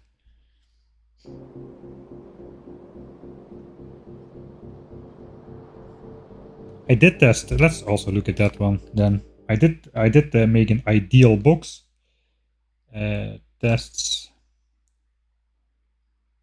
This is the ideal box thing. With an equivalent production. I think. I'm just not sending it to... I'm not just crushing it and throwing it into infinity chest. So it's not actually a completely fair comparison, but you can see my 7 boxes here. I run at 740 UPS about. Trying to run the game at maximum speed, it gives me 740 UPS here. And if we look at the production globally, it is also doing the same 8 red belts of iron, 14.4k iron a minute on average. It's going down a bit for some reason, I don't know why. But that is like 7 platforms, 7 different platforms. So this is not even the ideal configuration. This is just like a test setup.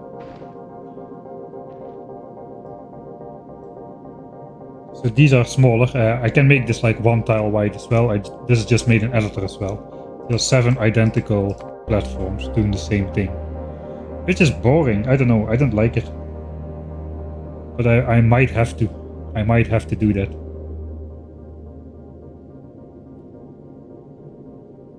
Don't you technically need... I wonder if I need this platform at all. I wonder if I need the iron platform at all. With the laser turrets. I mean, it's a nice flex, you know, to get 8 belts of iron from space, but do I really need it?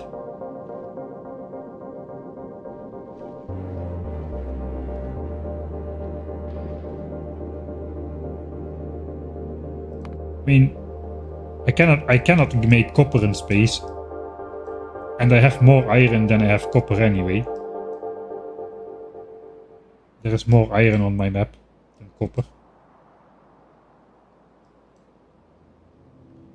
I didn't think iron from space could be so good when I started this, so I didn't really take it in consideration too much, that I should have generated a map which contains more copper than iron instead of the other way around. Perhaps it's just a natural generation of map that you get more iron than copper, I don't know, but I seem to have more iron than copper on my map.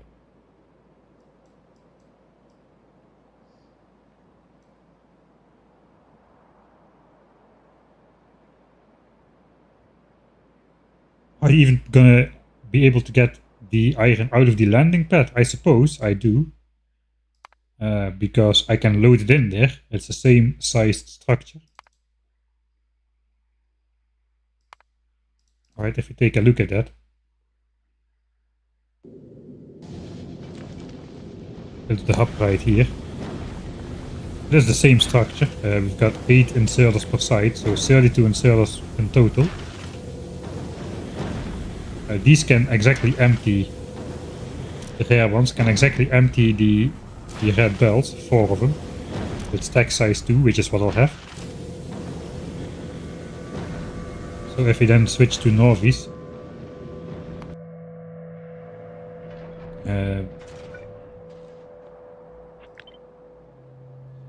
this thing is the same size.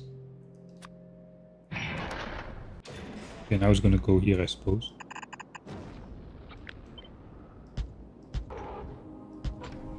So I can fit the same inserters around that. So I say I'm gonna be able to take it out there as well. Oh wait, space science, right?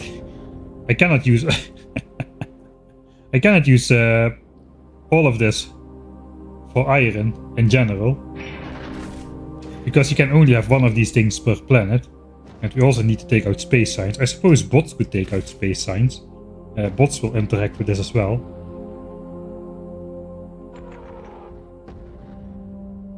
We can do 7 belts of iron.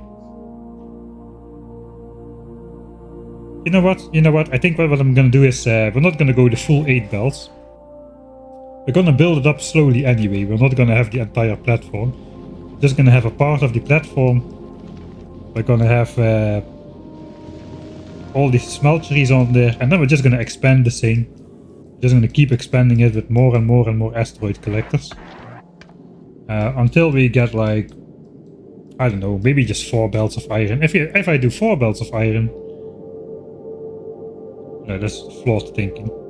Then I don't need to research stack inserter. I can just do it with blue inserters, but then I go into the same problem. I need to take out space science as well.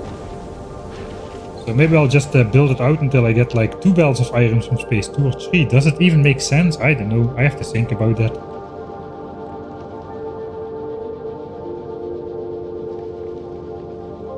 All of the time spent into developing this thing though. It took a while to get this thing configured normally. That's the main reason I want to build it now. And maybe I shouldn't do it.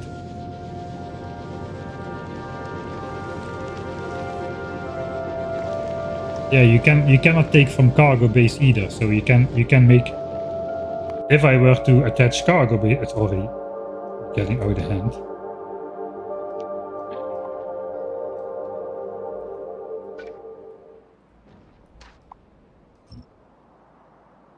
It just lands on the ground now, it's fine.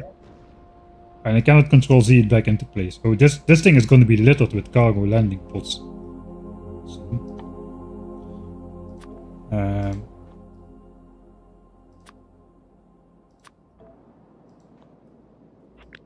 So if I put those cargo bays on there, that expands the inventory, but it also blocks. I suppose it can go on the edge. Does it work on the edge? Okay, it does work on the edge. So I need to block like 2 inserters at the minimum to place the cargo base, and then I need at least 2 inserters, maybe more. I need 1.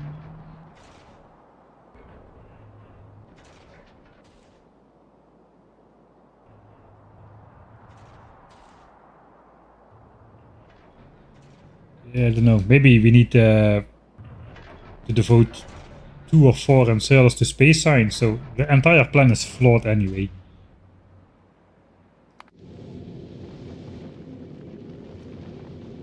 Yeah.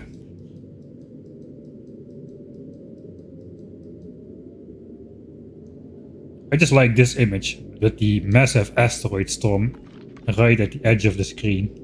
The thing is though, half of the asteroids which spawn in this area are angled away from my grabby arms, and they'll never reach the grabby arms. That's why this thing is quite inefficient and probably using a lot more UPS, because so many asteroids are just slightly drifting ever outside of the range of these grabby arms until they finally despawn somewhere up there after thousands of tiles.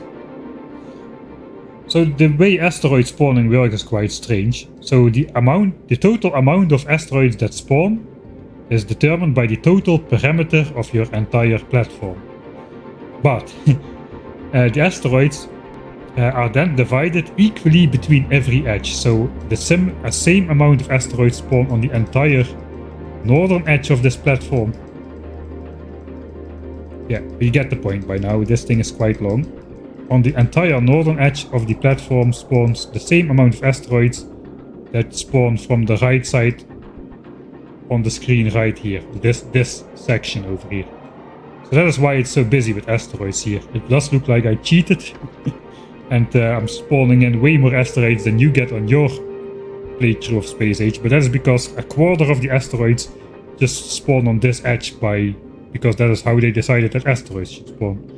And then they spawn with they spawn angled toward the hub, but there's a random offset of 18 degrees north or south. So if it's I think it's 18 degrees in both directions. Maybe it's 18 degrees in total, but there's a random offset applied.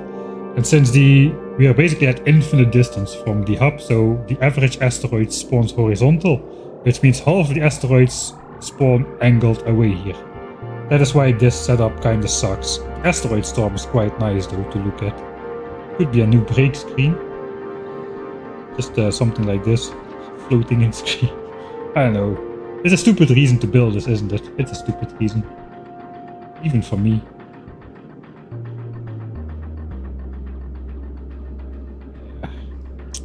I think sadly I should not do this. So that is where the ideal box gets its ideal name from.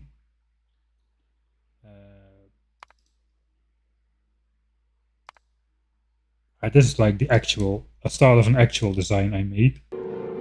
So that is why the ideal box is ideal. So basically it is ideal because the ratio between the edges is such that the angle which the asteroid spawns at, even if it spawns at the very edge, you can see the difference in asteroid spawning. These asteroids are always angled towards the box, at least. They are never angled away from the box. So we should be catching 100% of the asteroids, or dang close to it. Not exactly right, but should be catching dang close to 100% of the asteroids. Basically, you cannot have a gap in your platform, so it won't do this.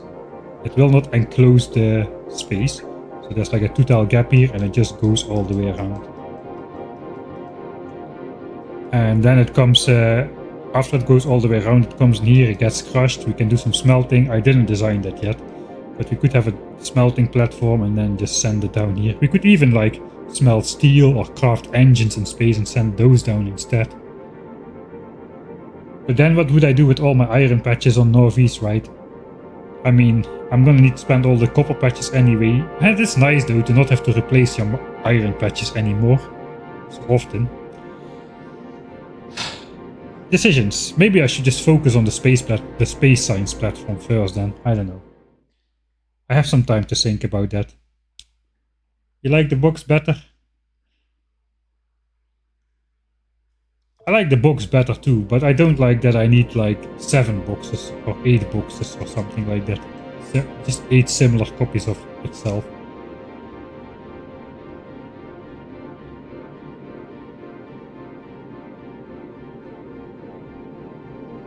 Yeah, you can disable the GUI, but then you disable the GUI and you cannot click anything anymore either. You cannot even open your inventory and see it. Fine. Food for thought. It's not stupid, it's glorious.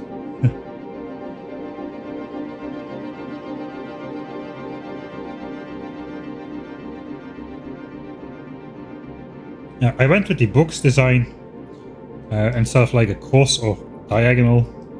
So the asteroids are caught at the earliest opportunity as well. If I speed up time, let's try speed up time. At least we can see something. The space background is a little bit too similar to the asteroids. So let's have a look at this. All these asteroids spawn angled towards the center now. You can see that. Some of them spawn quite horizontally. I hope you can see this pixel here. But by the end of the platform, I think I built it slightly too wide, perhaps. Should build it a little bit less wide, and then these also will reach the collectors at the end. Maybe this one still will reach the collectors at the end. I'm not gonna follow it all the way though. So yeah, I basically call this so the asteroids have the lowest possible flight time before they get collected. It would help if I had power on here, I suppose. I don't at the moment. They crash into the box as soon as possible, whereas if I have a cross, these asteroids will fly half the distance before bumping into the cross and getting collected. So that was the idea behind the box, the ideal box. Sidetrack complete, maybe. Yeah, the ideal box, I want to use the ideal box for space science because I think that that ideal box will catch enough asteroids to run 1000 space signs a minute. I haven't tested it yet, but I think it can do like several times more than 1000 signs per minute, really. Of course, we only need the 1000. But I think it was so easy to build like 60 SPM in the new player experience on the tiniest of platforms possible. So I think if we go large, we can easily do 1k SPM from a single platform.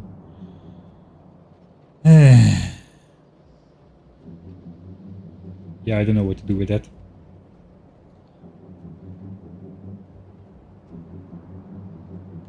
And then if we go, I guess purple signs. If we go purple signs though, that's a lot of iron. We could use space iron for purple signs, space steel. Wait.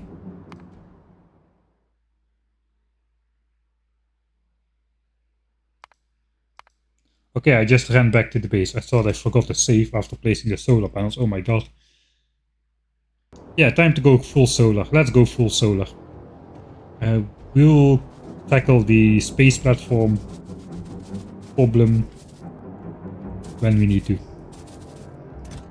Alright, more wood. Always good.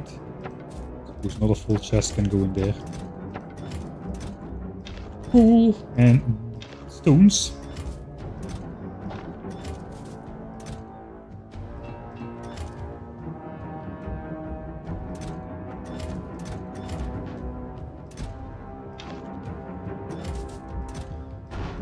Alright. We're gonna use rare pumps, but there's no way we can pump enough. We first need to test it. Let's first test it. It is now day. It is now night, so the steam engines are working. During the next day, we're gonna switch off the steam engines. As soon as the steam engine stops working... No, wait, I should already disconnect them now. Yeah, let's just...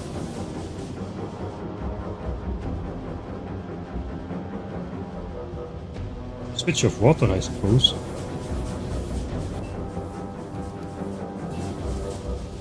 And then the steam should get used up real quick.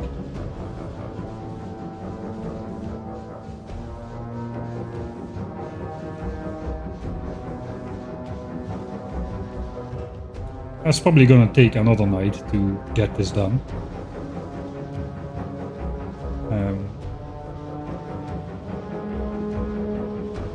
Alright, yeah, no, I want to keep the steam tanks full actually. That is a mistake. Keep the steam tanks full. We just should switch off, disconnect it from the base as soon as it stops working. It's gonna be the last day. Last night for steam power. Last night for steam power. I feel like we're so close to rocket silo, but it's still 2 hours and 40 minutes. The steam has switched off. We are running entirely on solar. Steam has zeroed out. So I suppose... clickety click. I think there's another one here. Clickety click. Okay, now steam starts running again. I suppose it's powering its own inserter, so that is fine. That is nothing. Some kilowatts. And this is now no more steam. Only solar and accumulators. Wait. Now it is.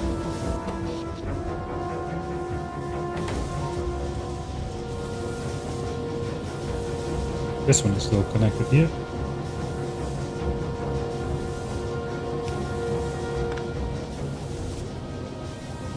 Right, that one connects to there, alright.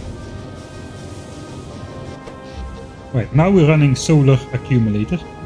I suppose the first night we'll just go through it, see to how far the accumulators did before they start powering again. This is with a base doing red, green and blue signs.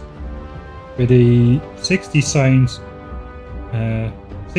per science spec technology, which means all of my labs are working, unlike when we are researching 30 seconds per science spec technologies. Means the labs are doing 104 megawatts. It's significant, a significant difference over 54 megawatts. But we are not running military science. Military science is idle. So when we do laser damage upgrades and stuff, that is 60-second technologies with military science, so we're going to use more power then. But the big ones... I mean, space science is not going to use power. It's just going to come from space. So this is going to use the same amount of power as we are using right now. So I think this is going to be okay for the long-term representative. It's going to be a bit tricky because we're going to be researching laser upgrades, while also lasering some biter bases, I suppose, but well, we will tackle that when we get there. For now though, we can try to do something with this one accumulator we've got here. And just making a one shot to... We can actually make a double staged system. We can wire up the inserters to start taking coal if the accumulators run below, let's say, 20%.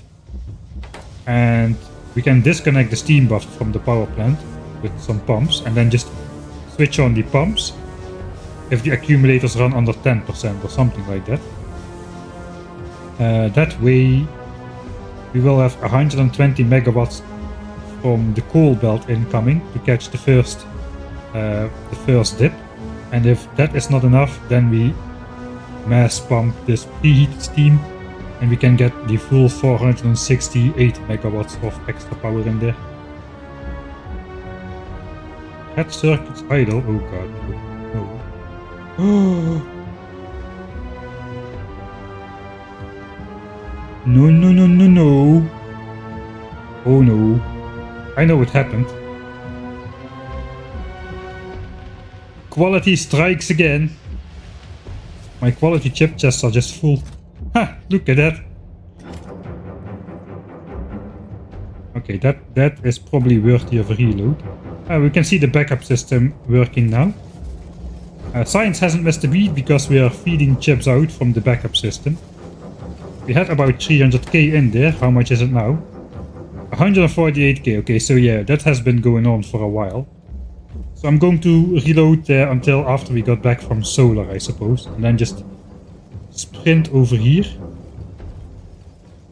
And fix it. Oh, that is bad.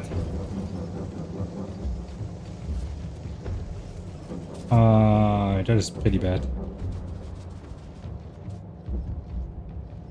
Quality strikes again. Oh god. How is it going with the rest of quality then? Steel is fine, I suppose. Steel is fine. This is also fine.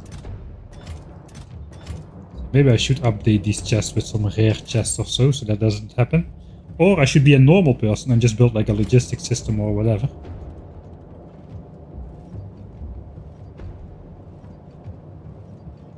Just want to say thank you for this wonderful Julia. Thanks.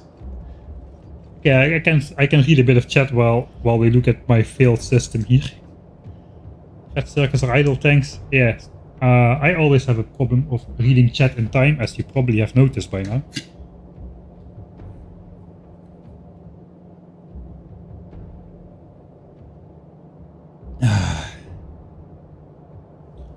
I did not do a lot of space station discussion. Just the last 20 minutes or so. Spent agonizing over space platform stuff. Idle factory, idle pollution cloud. Yeah, that's true. I do not want that though. I want my pollution output to be constant so I can get a representative idea of what is happening. So now this all is idle as well. The red chip smeltery. Yeah, at least I have enough copper now. Okay, let's load back to when we just finished this. Because I haven't really done anything except talk about space platforms and whatnot. Let's take a look. It's probably already idle, isn't it? It's already idle. I'm not gonna place all the solar panels again though.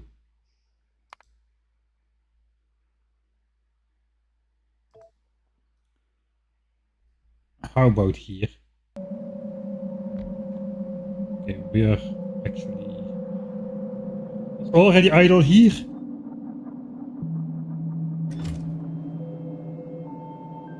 F me.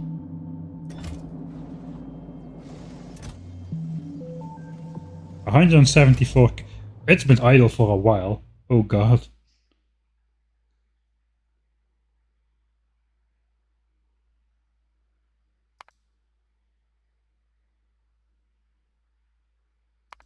Two hours ago. Don't tell me it was idle here.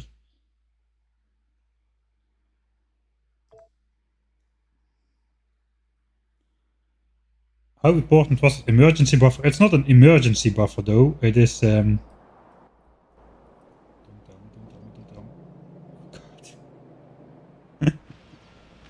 me. 223 hours in, it is already idle. I suppose we'll live with it.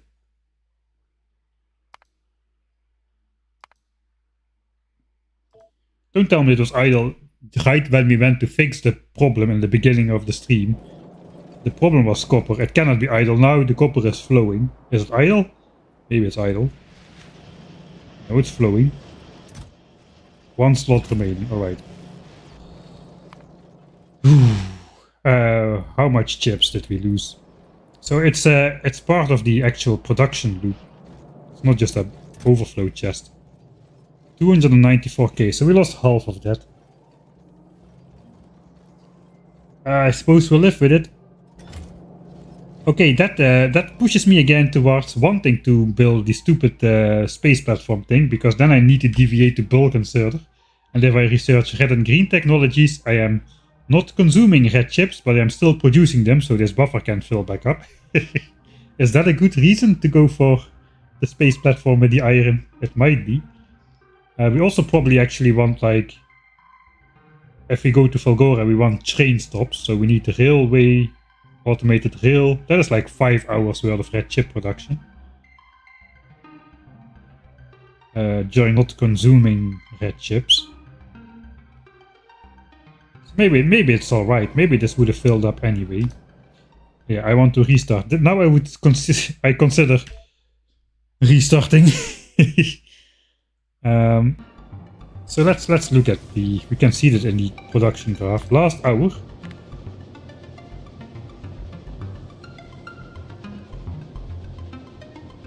Still producing somehow. Ah wait, yeah, this is this is the production. This is this production for blue chips. Don't let yourself get fooled.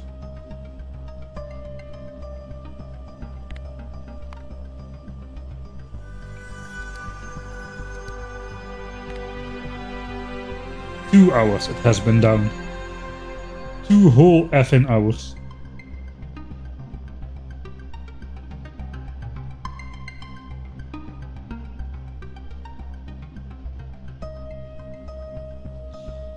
Ouch. How much production were we doing per hour? For that I need to load an older save. Here we were still producing. Just want to kind of see what kind of figures I get back.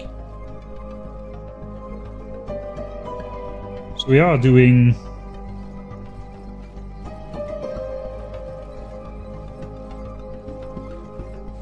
producing 77k per hour. We're consuming 80k per hour. That is why it's part of the production chain. We are at a 3k per hour deficit. No, 2.2k per hour deficit. It's not that bad. That's why we need that buffer. We need to fill it up when we are not researching blue tech, so we can go 1k SPM. Or I just need to take the quality modules out of the red chip assemblers. That would fix the problem as well. But yeah, I want quality chips for sure, if I can. Yes, but if I will spend 5 hours or so, right, researching railway and automated rail, that's 275k times. Let's round it to 300k. That's 300 minutes. That's 5 hours of production, which is 5 hours of production, 77k, right?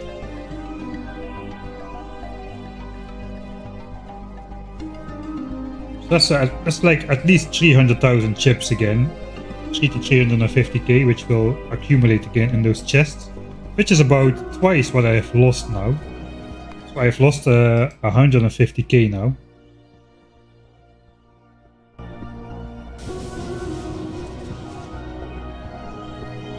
In the buffer chest. It went down from 300k to 150k. But we're gonna get... these chests are gonna completely fill up again if I research automated railway. Okay, maybe it's not such a problem. Maybe it's okay. They would have gone idle anyway then. Maybe. I'm trying to convince myself. Of course, we wouldn't have researched that now. We would have just continued researching blue technologies until we got low on red chips and then switched to railway, but yeah, I suppose. So I didn't do anything. This is when the panels are placed. So I'm just gonna sprint back from this point on. And we're gonna empty out those chests. Let's switch to the fast armor.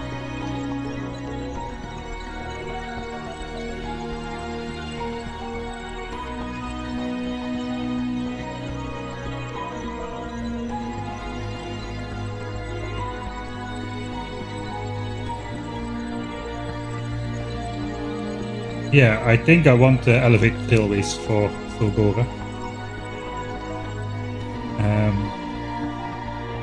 I'm going to rely on my steel buffer, which also will be building similar to red chips, which I just explained. The steel buffer will build very quickly as well, because we're using the steel for engines when we are researching blue tech, but when we're researching only red and green tech, we're sending a full yellow belt of steel to the buffer chests.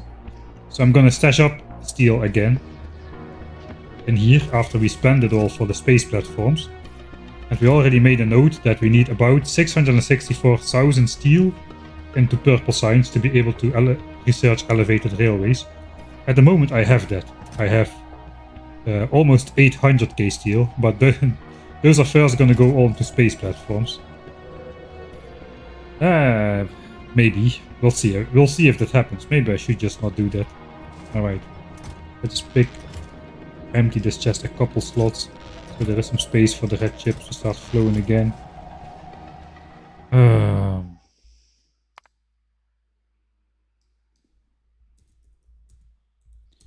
Red chip to our Uchi. That is going to go in the video for sure, so let's scream at myself in all caps. It's probably going to be okay. I mean, nothing stops me from actually building another red chip setup to supplement this build, if I really need to. Well, it's good to know that the backup system is working. The uncommon inserter saved our 1k SPM though, it was good. So the normal inserter speed is not fast enough to compress half a belt. So that's why these are uncommon ones. Just in case I would F up. Not that I would F up ever, of course, you know. But just in case I would F up, I put the uncommon ones there. And I F'd up. So it's at least good I didn't double F up. It's good to have some fail safes to catch the mistakes the 200-pound gorilla operating the equipment makes. That saved, at least that saved my 50-hour graph, which is the important thing, right? Right, what were we doing again? We were going to steam power stuff. Yeah, we're gonna switch off steam. We can actually do it now. It's day. I've sped up running back, so it is day. We can switch off steam. Switch. And this power line goes here. Now we have no steam engines on this power network.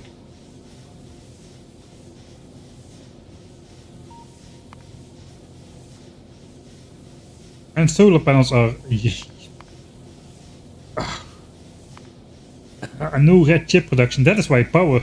It was weird that power was so low. I already thought it was weird. Now we know why.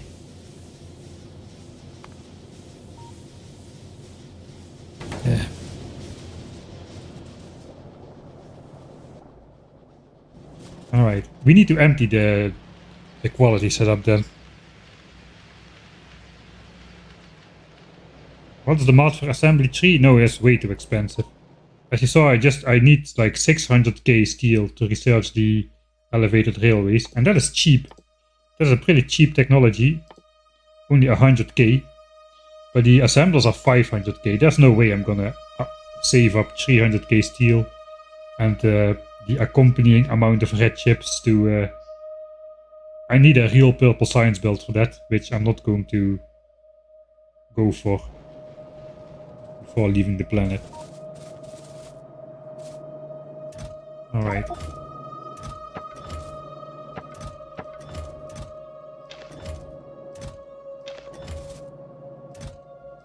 I suppose this is the first night then. Accumulators are being used, not just for laser, but in a normal way.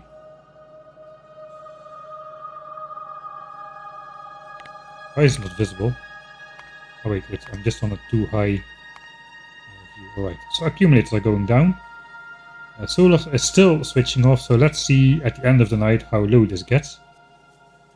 It's going terrifyingly quickly, I must admit. Solar is not even to 0 and already 10% is gone. It stays on 0 for only like, what?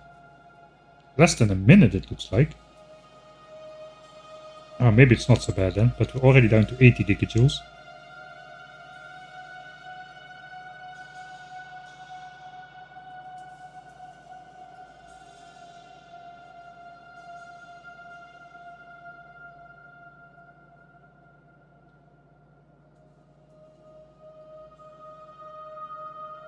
Yeah, they are way more expensive than they used to be. I don't have a radar there. Don't have a radar there. Here we got some nice ones. Next to the biter base. Squares are too large. I cannot put them on the screen. I will go into map view.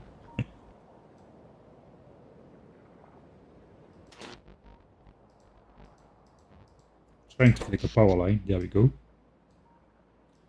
Okay, solar power is coming up. Suppose it's just going to be on screen. It's flattening out already. Like I said, I have at least 2 times as many accumulators as I need. Plus, we are not using the full allotted power of 500 megawatts. So we shouldn't go below 50 for sure. Looks like 62 is the bottom. We'll bottom out at 62. I guess power usage is going to go up a little bit more because the red chip system takes a while to fully start drawing power again, as all the copper smelteries have 100 plates in them which they need to feed out and get rid of. So yeah, accumulators are charging again, but not on steam power. Now they're charging on solar power. So that's the end of the steam graph. The green line is going to take over. The red line is going to stay 0 for forever. Is the plan. Okay, let's stop talking and start emptying out those red chip quality chests before red chip fails again. That's probably a backlog of quality stuff.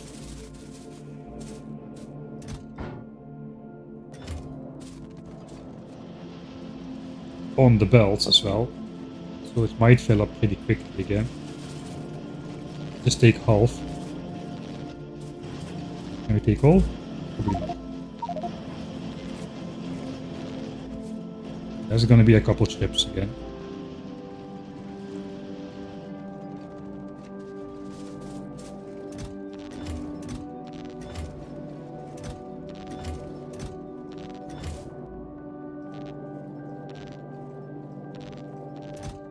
Where did I use all of these?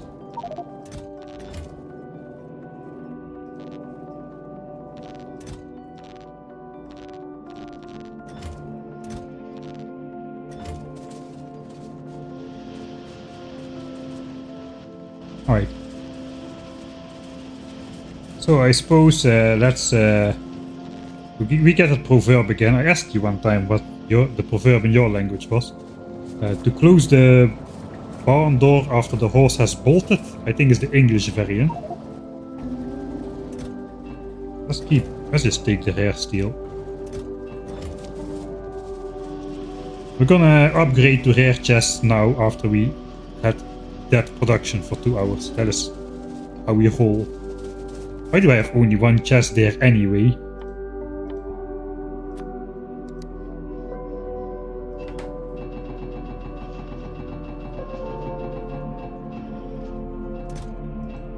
Okay, there's a full chest of quality steel.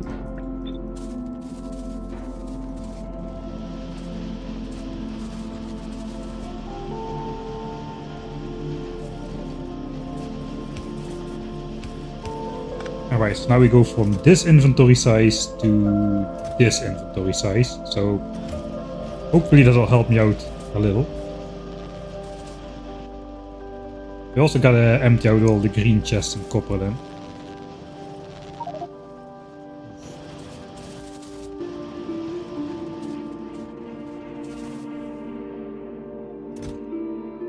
Too many stuffs. Everything is full. We're already up here. Everything is going everywhere now. There's no more order, no more structure. We'll have plenty of time to sort that out. Figure out what we want to do with those resources. I hope I end up doing something with them.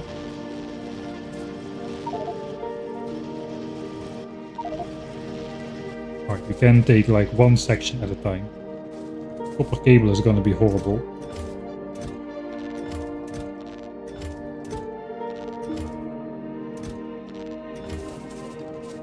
I mean, I think as soon as we go into modules, especially if we want the Mark II modules, if we want quality Mark II modules, this is gonna disappear really quick. Let's grab the last of it. This is the last of the green chips.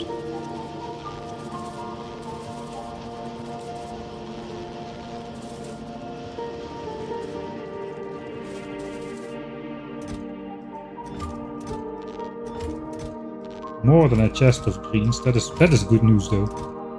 Oh, I still have that one chest for the red chips apparently. Last steel chest, yeah, thanks.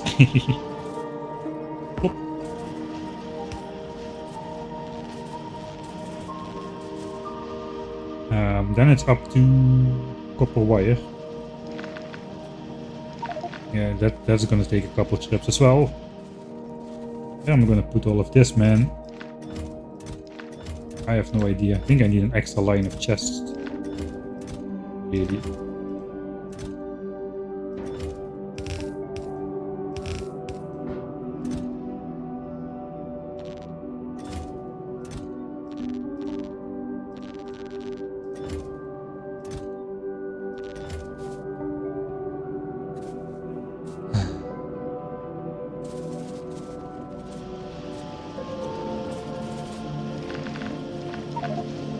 We're gonna need a bigger storage system.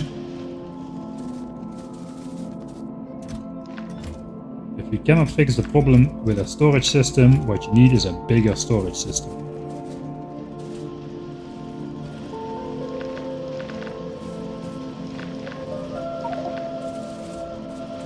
Yeah, at least we got the running armor. I think I should just start filling the bottom chests.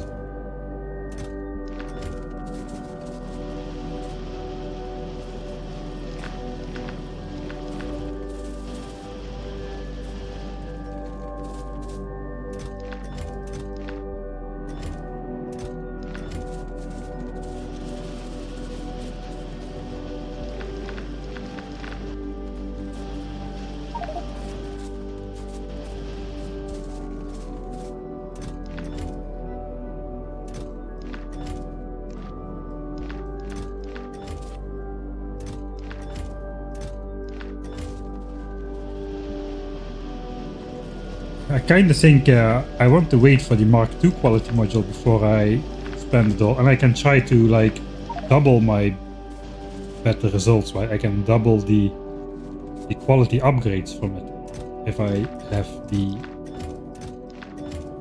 Mark II quality module. That thing is twice as good.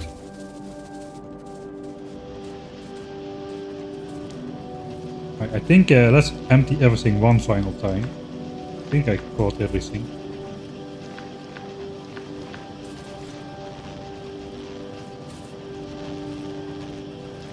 Or did I? Yeah, I did. Since red chips is the bottleneck, we'll grab those as well. How is steel?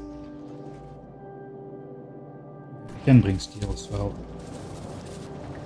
Let's not run into the same problem with steel.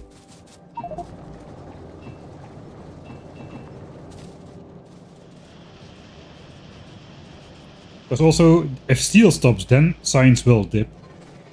It's good that it is red chips that had the problem.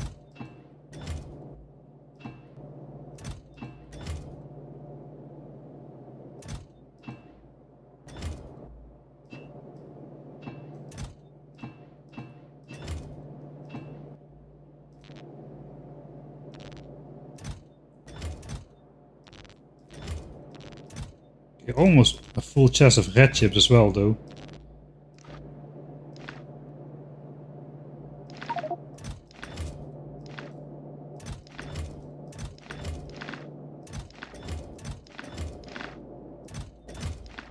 Let's push back the inevitable.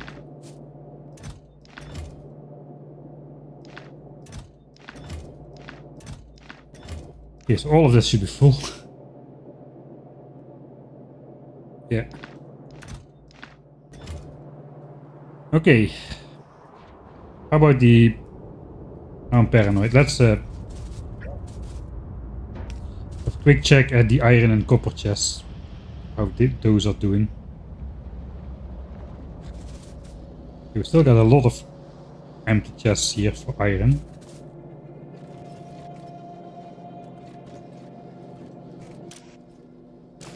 These are disabled by control behavior for some reason.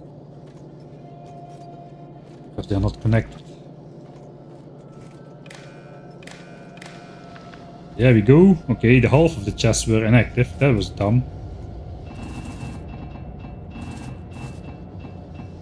And now, well, this is the first. Alright, we're gonna fill it up from that side then, I suppose. I'm way too paranoid now. Is this all full? That's all full. What about these? These are all full until here. All of these chests are full.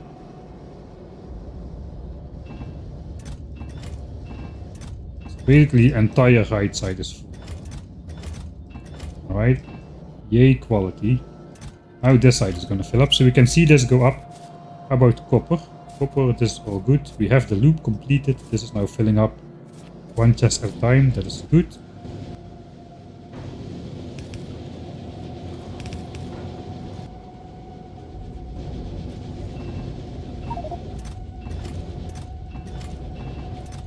Alright, copper. Actually, yeah, this is not too much space. How's iron?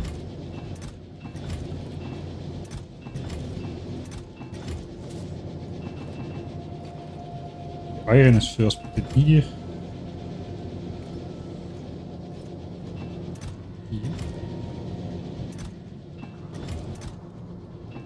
Now, iron is actually not very full. Copper is starting to fill up a little. Not quite enough to worry yet though, so I suppose we'll leave that for now. That's all the quality that could block, right? I think I don't have any other blocking quality stuff set up. This is just green chip production, which is made from extra copper. Oh god. Now this copper belt is not full. Why is that not full? And is that a problem? That's a problem. That is a problem. You're still getting extra copper from here, but that is extra copper. Oh, that is this extra copper, which is not being produced because it comes from the same copper belt. Oh. Problems are starting to seep through the cracks here. They won't let me get my 50-hour graph. I knew it. They won't let. They don't want it. They don't want me to get it. Because this is just in time though. I know we have. Alright, so here we have 8 belts coming in for red chips, but we need only 7.5. We siphoned off the extra half belt over here to make copper cable to fill up these chests for the space platforms. But so, of course, we can also just extend that and feed that half belt into signs, to green signs here.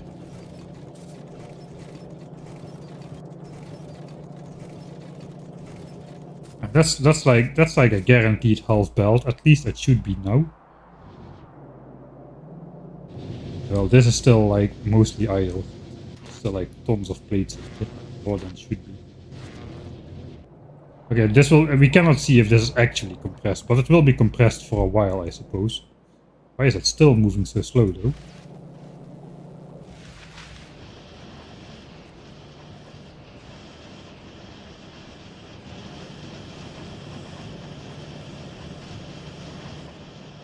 Everything is going. How is steel?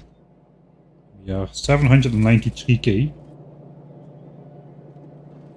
I guess we are making less steel now, since we are trying to catch the overflow engines into these chests here.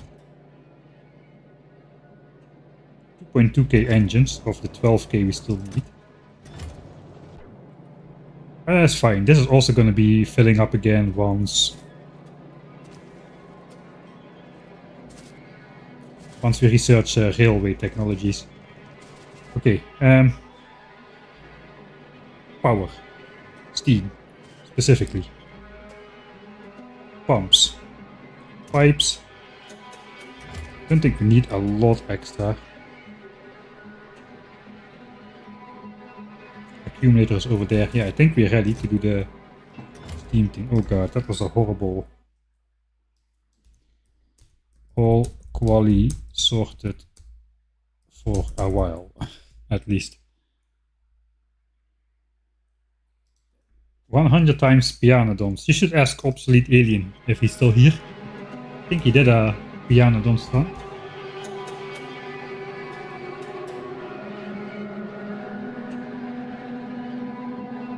It is not a matter of spaghetti. As soon as you do quality on Norvese, it is basically sort of a mini Fulgora, where you get different outcomes from a machine and you just need to handle them. Here is a lot less. The ratios are way off, like compared to Fulgora. In Fulgora you get like stuff in about the same quantity, roughly speaking. Here we just get like 97% or something is going to be normal ore. But there's the 3% other stuff which you need to take care of. And if you don't take care of it, the entire system blocks. Just like on Fulgora, if you don't take care about one byproduct properly, everything will block up. The same is true for quality. It has nothing to do with spaghetti or not spaghetti. I'm just making too much quality stuff and not using it. I'm just stashing it into chests because I have no idea what I want to do with it. But I feel like it is too hard to create this stuff on demand, at least in a 1000 times science cost run, where you cannot do quality the normal way with recyclers for the entire game basically, until we get to Fulgora. I cannot get my hands on quality stuff like quality Asteroid grabbers and quality armor if I don't do quality the crappy way before the recycling. What I really should have is just like a logistics system with active provider chests and then a storage system, and then you can kind of catch it ahead of time. I cannot really do a logistics system in my base though because of these guys. They'll just shoot down all my bots. And my bots are slow, I cannot speed them up. If the bots are fast enough it wouldn't be such a problem, but the bots will just get shut down with whatever they're holding. A rare quality blue chip, and the bot shoots them down, goodbye a rare quality blue chip. So we cannot do that, it's either the Johnnies or the bots. So you choose, I cannot make this decision. Is it gonna be logistics bots or Johnnies? It's gotta be either one of them. Yeah, we got quality low densities as well. We're basically good for qualitying some stuff. But it only works because we need everything in huge quantities because it's 1000 times science cost. In a normal run, this method which I'm using, it would not work. It would work 1000 times worse basically. And it's barely working. It's barely enough to supply in my module need. Now we start to stash up a bit, but I've been like low on rare quality chips for good modules for the longest time. Johnny lies, Matt. I'm not gonna make a poll. I do not want to know the result.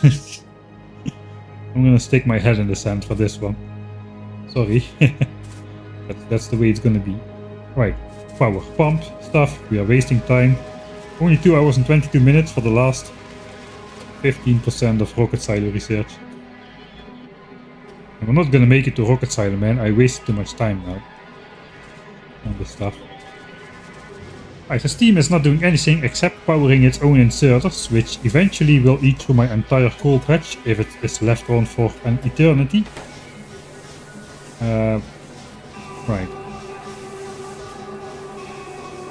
So we do want an accumulator. We want to hook up these things to the accumulator, say trigger. Since it's going down to 60%, maybe we should trigger it like on 30% or something. Then the steam buffer as an absolute last resort at 10%.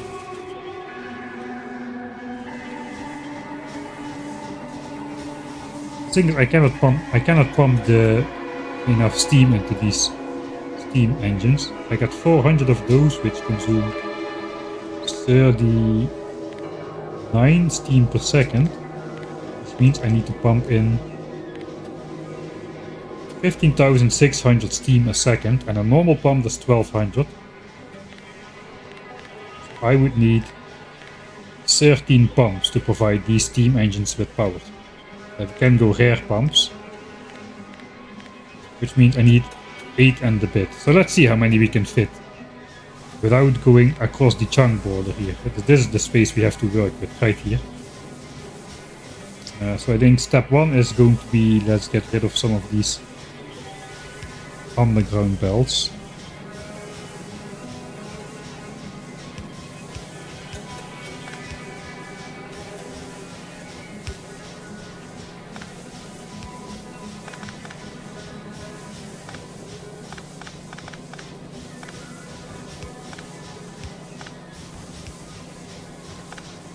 Apparently this gap.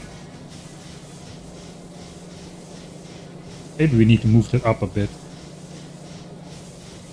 I think I should use this area.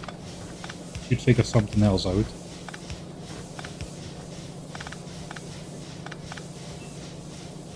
How about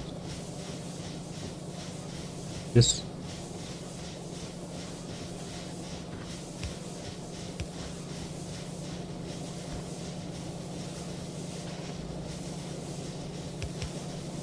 This does not suffice for the first boiler. I think I'm going to accept that this boiler is just going to run out. I'm just going to give it a stack of coal. We don't need the boilers anymore. It does not need to be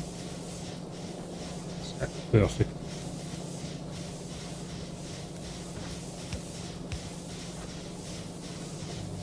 We want to pick this up. This power line can be probably.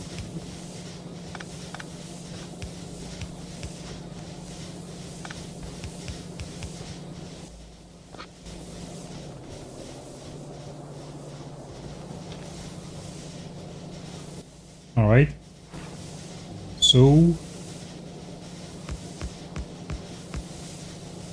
I think 6 pumps is basically what we have space for here.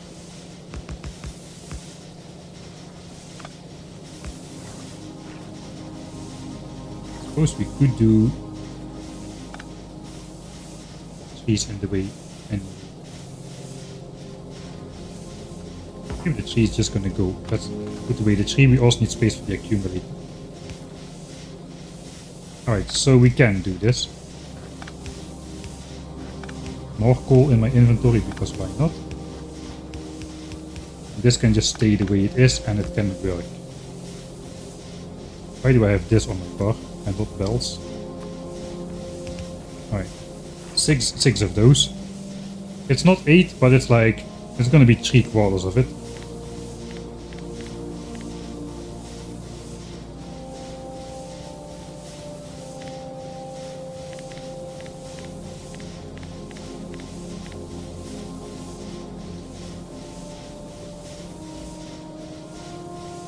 %.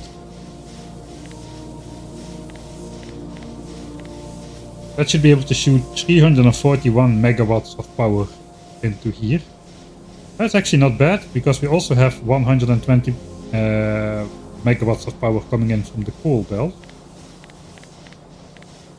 So we can do 461 megawatts. 461 megawatts of power. That's only 7 megawatts less than what these things can provide, so I think that is sufficient. 2 rows of pumps. I cannot weave the underground, so this doesn't make it faster. Serial pumps. You need parallel pumps. So let's try something.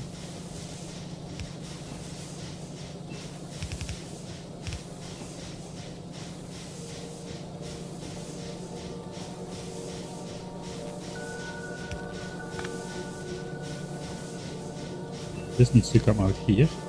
This is gonna get disconnected. I suppose we want this to be fully full.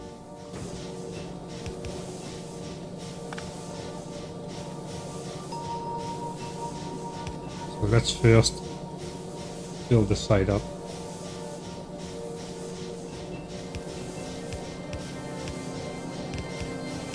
Put some extra pipes there.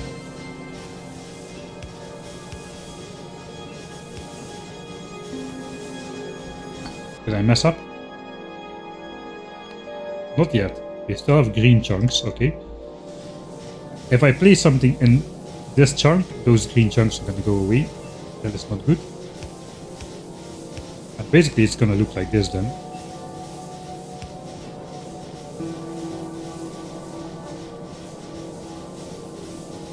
This is gonna be gone. We need an accumulator. Let's place it here, it's visible. And not power. Gotta power all these pumps anyway.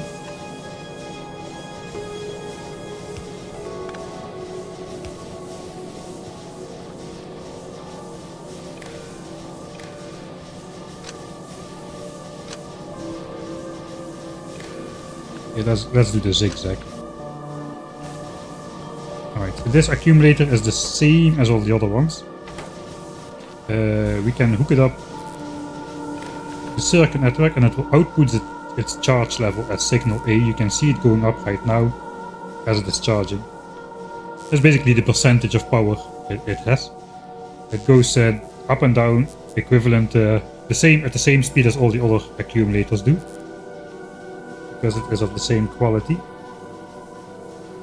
So we basically want these pumps only work if that power signal is, let's say, below 10%, right?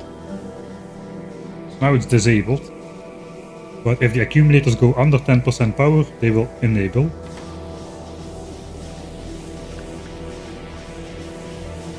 And these are now pumping steam out of here.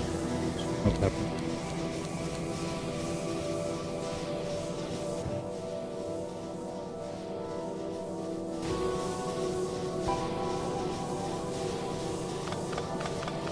Okay, I just gotta fill this up again real quick. It's so stupid that it's easier to fill this stuff up without pumps by just temporarily connecting it with a pipe than to do it with pumps. Let's face him the wrong way for now. So we'll enable it if power signal is 10% or less. All of them.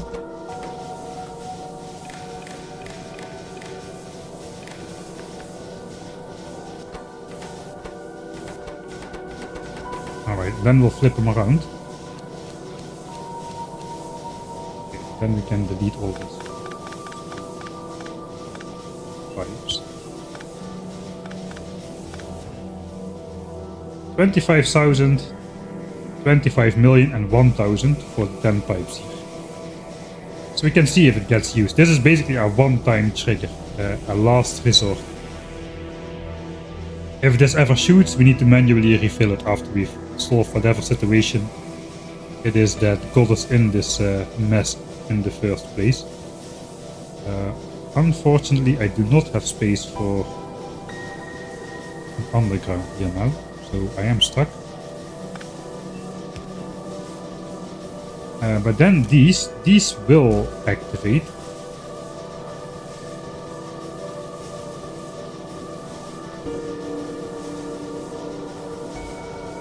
So we basically gotta hook up all these to the accumulator as well, and tell these to only insert coal if the accumulator charge is, let's say, under 30%. Then we'll start adding coal again, because if we drop below 30%, something is definitely wrong.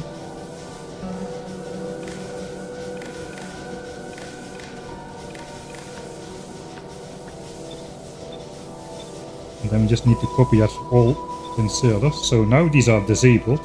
Once this runs out, it won't insert new coal anymore. Let's switch armor, because I'm too fast.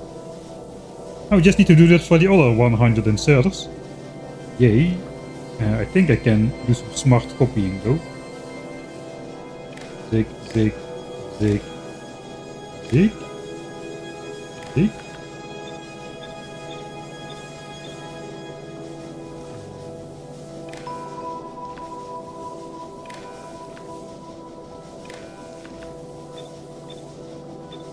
Alright. I think I can now just walk to the end. So this one is set. This one is set. I'll just copy paste. Okay, these will set as well.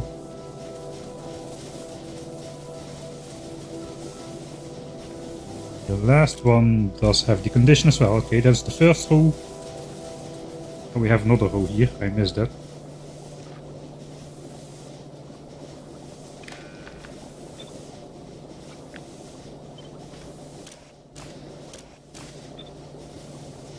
Second row.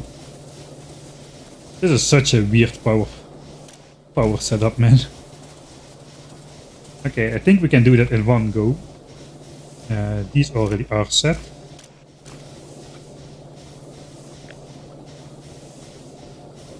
Maybe I need to do this one as well. And I can copy this. That should be the rest of them.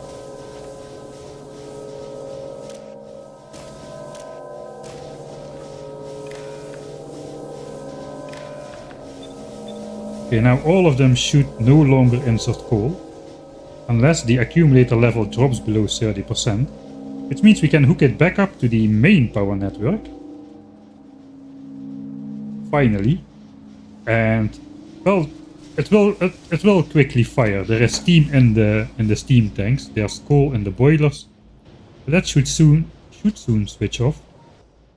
Except that one boiler where I filled 50 coal, so let's grab that back. Which one was it? Oh, I think I already took that. Alright, so these boilers will quickly run out of coal. It's getting night, that's a good timing.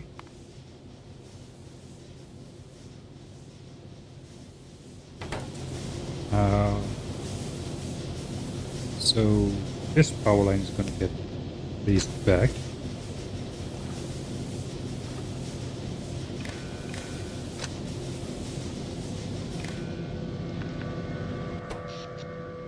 Right, now they switch off because we're still running on solar, but solar is about to drop. Right? Is it getting night? Maybe it's not getting night. Solar is about to drop. Then they'll empty the steam, which is now still inside this system over here, 141k. That is just in the steam engines and the pipes here itself. And then there is still some coal in the boilers. I suppose I could take out the coal in the boilers. Yeah, it is getting night.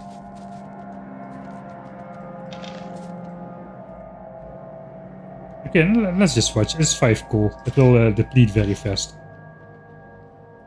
That's the last firing of the steam engines. Let's watch that. I think it's the last time they'll switch on this playthrough. If everything goes according to plan, we should never need our incredibly weird steam power plant again. So let's just watch it for a bit. Switch on and then switch off. I cannot have a power switch because I don't have circuit network. It would cost me an hour and 40 minutes to research it, so I'm doing without as much as I can. I missed one inserter, said somebody. It's too late to zoom in. Yeah, I see. Maybe we can do it from far away.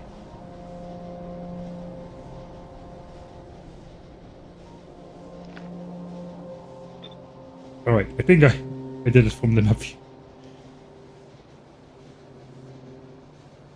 Okay, steam in the pipes is dropping 30, 20, 10, 0. Now the steam in the steam engines. Oh, that goes fast. Look at that.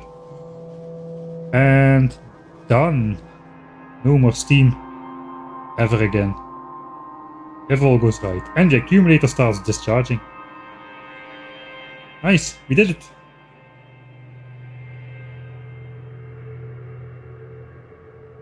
We did it. Boilers empty. Inserters on standby. We should have 30% power in the accumulator, so we definitely have enough power to let the electrical inserters swing. But yeah, if we go full blackout, it won't start up again by itself. So that is Steam, the last Steam part. We switched it off. This was the last fire. Last final salute for Steam.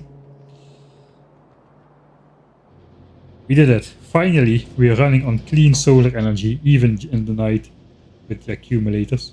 Looks like a very stable valley. 62 gigajoules still.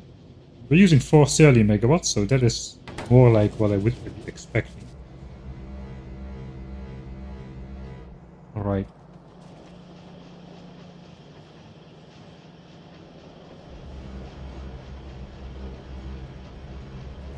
How are our reserves here? 15k low densities, 20k, 21k blue chips, 36k rocket fuel. Those chests are already full. Yeah, I overspecced. Ah, they're almost full actually. Not quite yet. Overspecced the rocket fuel double production. I forgot about the half speed which you get in Space Age. The half speed recipes for solid fuel and rocket fuel. 85 rare processing units.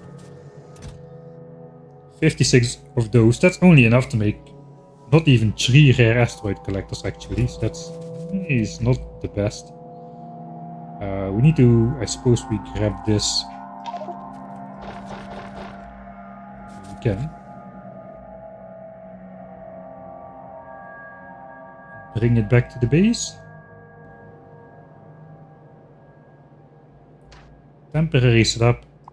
One of the few times a temporary setup actually is temporary. Yeah, that goes.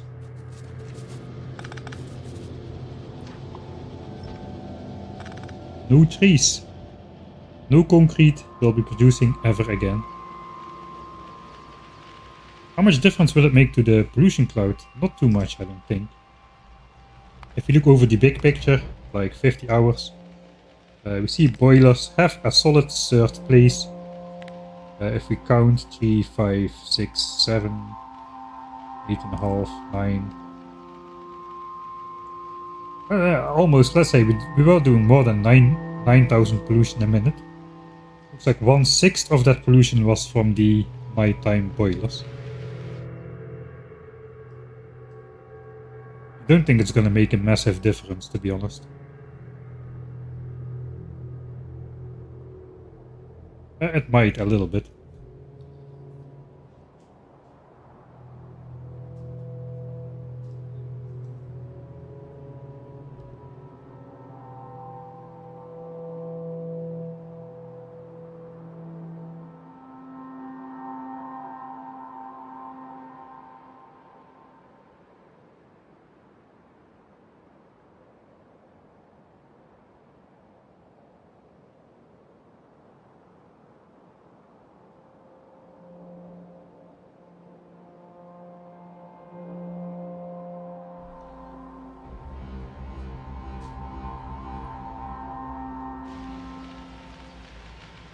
And a circuit network doesn't give you...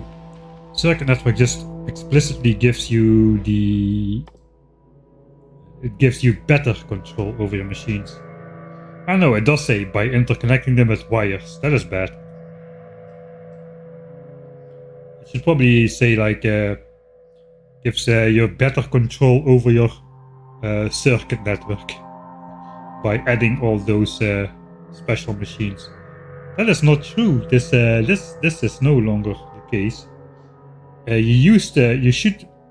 So before you couldn't do the wire conditions in Factorio 1.1. That's a remnant of Factorio 1.1, which has slipped through the cracks, I suppose. You were not able to make those. You had to craft those with an electronic circuit and a copper cable, if I remember correctly. You didn't get those for free unless you abused like the blueprints and just copied it from there. Then it was fine. So that is why now you can just craft them. The buttons are on here by default.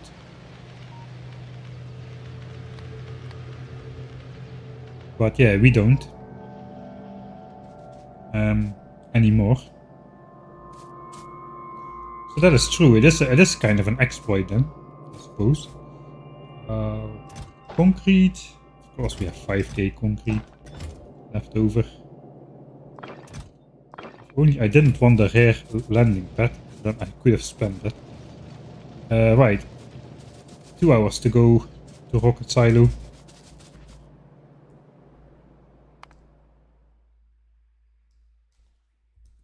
Two hours to silo.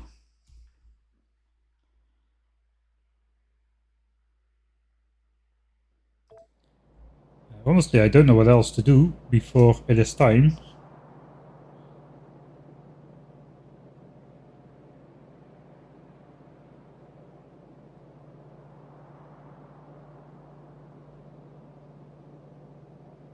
I don't want to feed out the copper cable and steel just yet. Because we're still collecting steel.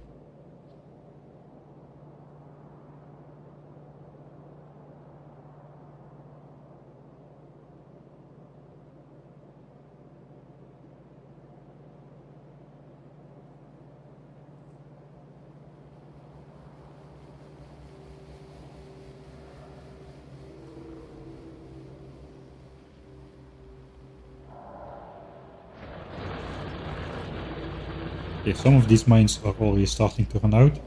It's looking like everything is moving again.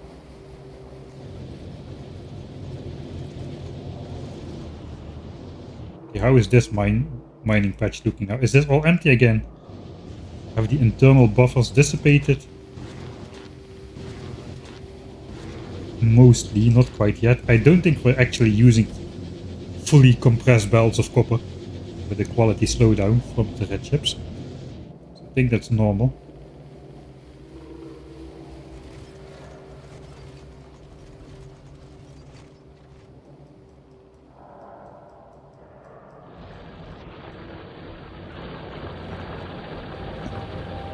Almost all of these mining drills are still active though. Mixed copper coal belt backed up. Oh god, no, no, no, no, no, no, no. I'm panicking. This is a bad... I don't know, everything is going wrong this stream. Okay, it's starting to back up. How about this side though? I have input priority or what? I do not have input priority. Okay, what went wrong this time? Yes, of course. I'm an idiot. We're no longer using coal. We're no longer using the coal because we switched off the power plant. Oh god.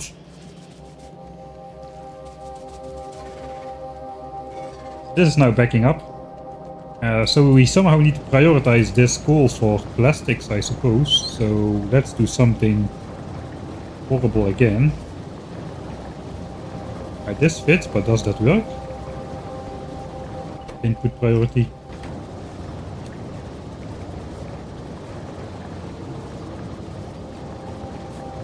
I better just hook it in here. This is like science. This is like red chips. Red chips is always running, even if...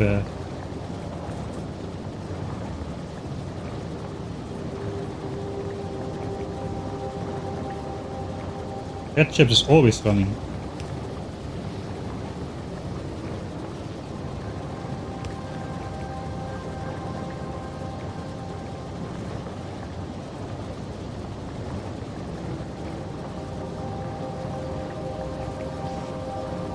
Which side of the bell does it output?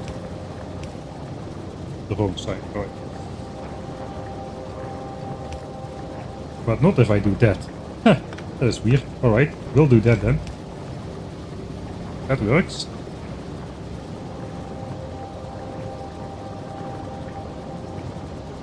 But it is not prioritized.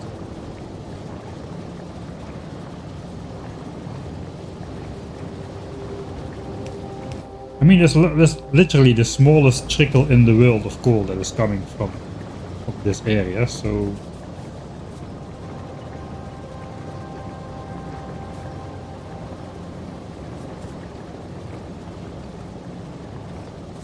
I think that is already enough to start up the system again.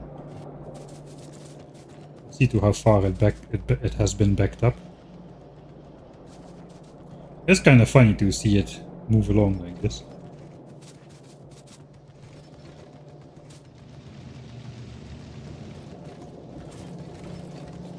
Okay, it's backed up until this splitter thing here. No, coal is backed up further. Okay, it's backed up until about here.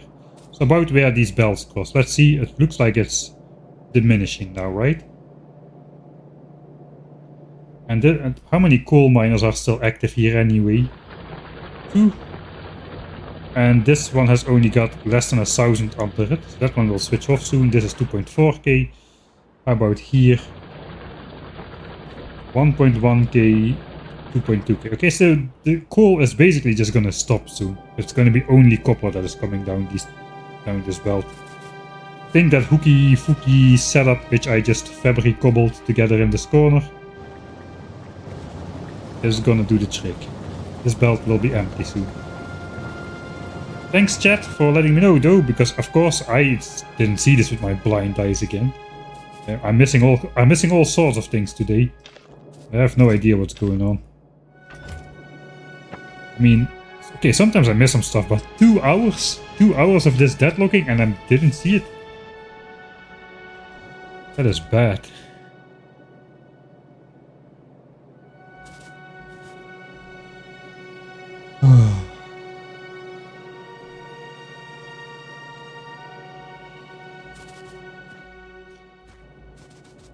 Right, we can set up the belts maybe.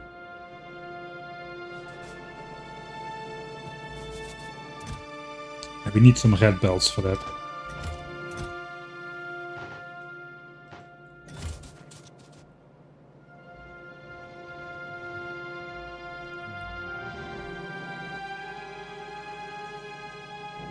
Do I need this? Yeah, I need that memory still.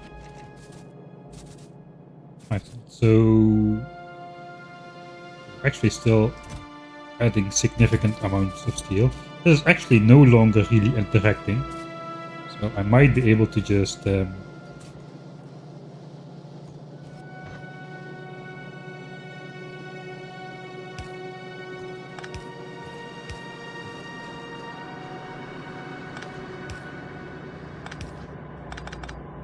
Can I just get this out of the way for a second?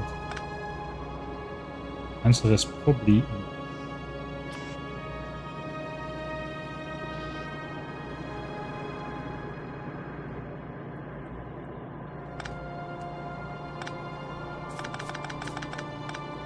alright, so these just have to reverse.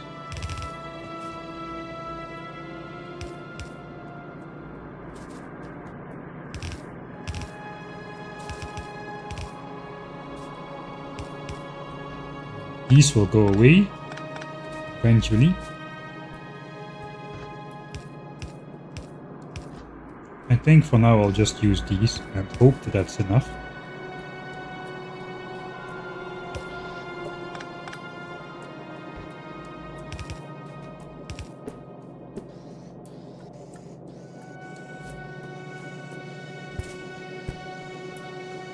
Okay, and then the red belt is gonna come out here. Copper, the red belt is already coming out. I want this to connect to here. This entire belt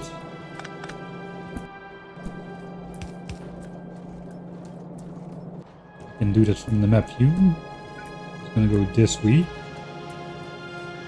The running belt is obsolete. We're now just going to use it for the base, and that is how that's going to connect. One belt for steel, one for copper cable. Once the recipe unlocks, that's going to switch on automatically, and it's going to unlock in 1 hour and 53 minutes.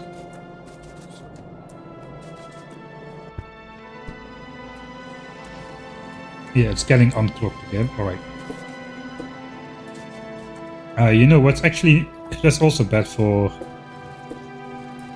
red side. It's getting its coal from there, so we need to actually provide coal to red signs then. Smelter is here. For some reason I refuse to upgrade to electric smelting. Again, don't ask me why. I don't know either. Alright, that's not hard. One belt. We just need to figure out how to get it through here.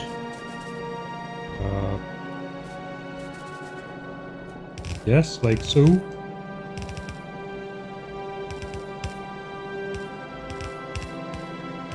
ideally.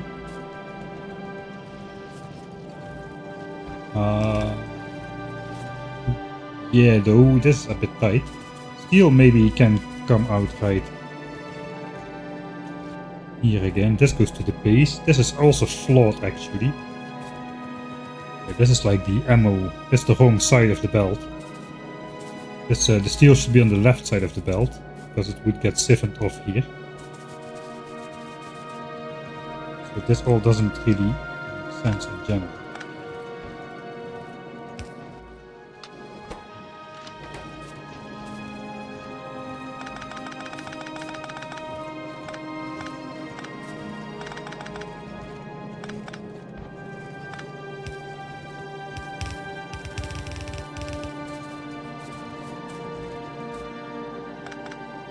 Oh man, that coal copper belt is definitely cursed.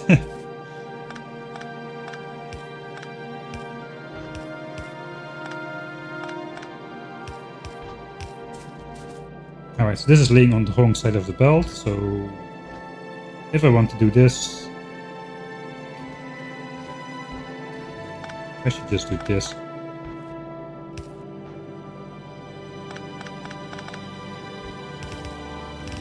This belt is actually just not in use anymore. So now this steel goes back to the base where it will fill up my steel chests again.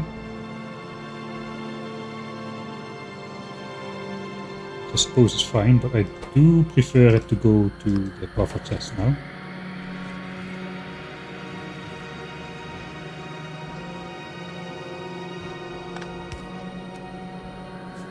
Okay.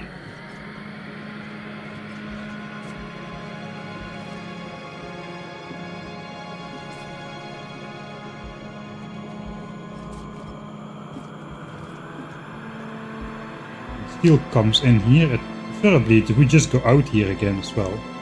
Can I just belt weave my way out of this situation? I probably can.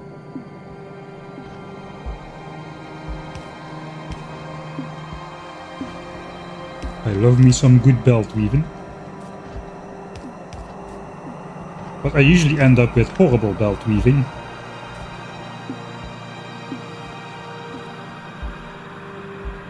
Wait, this actually is a steel belt. So we can indeed just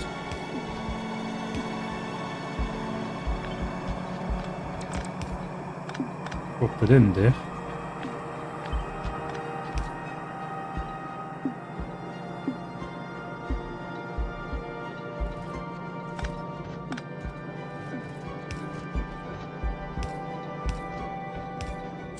Alright, so now that red belt just needs to lock into here.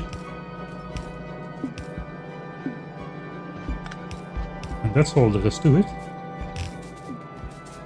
That's the output steel.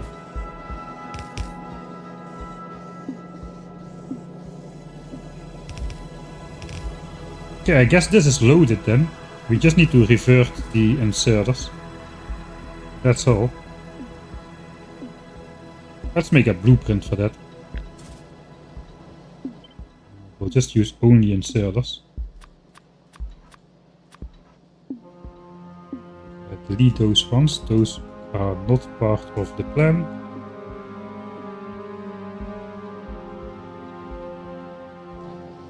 So now I can technically just mass reverse them. By flipping it around and force placing the blueprint, they will automatically rotate and it will go out.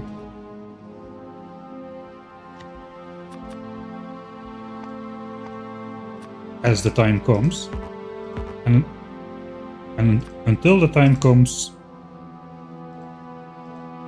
we can keep collecting the steel, as we've been doing. Okay, so that's belt 1, then belt 2, copper cable. How is that gonna get their way through there? I don't see a good way.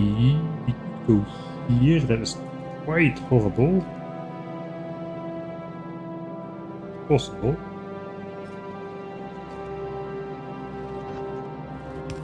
That would make it to there.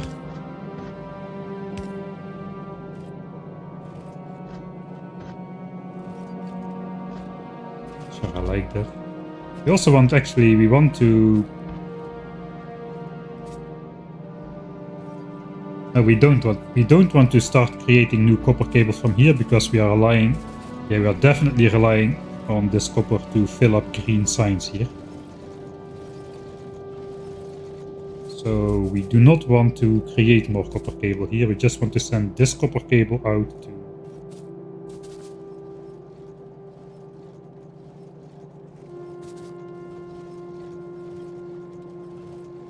the space platforms. Does fit. This dumb though. Yeah, let's do it anyway. It's a bit annoying because this is not symmetric. We need this belt here. I suppose we could pretend that this goes like so. Then it kind of does look symmetric-ish.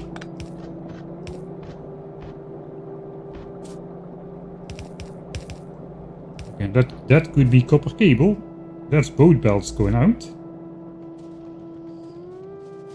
Then copper cable just needs to hook up to there somehow. Why not yet another giant underground, I suppose?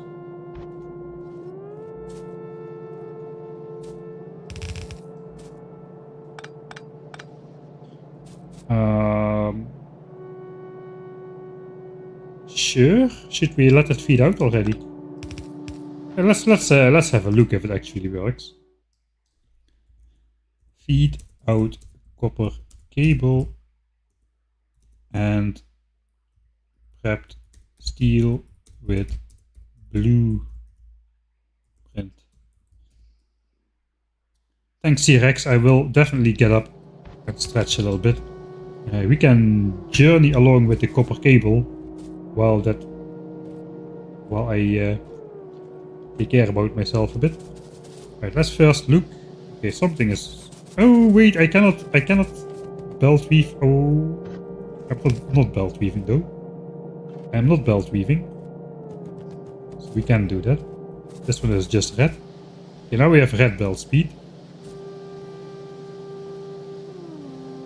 It looks like a compressed belt.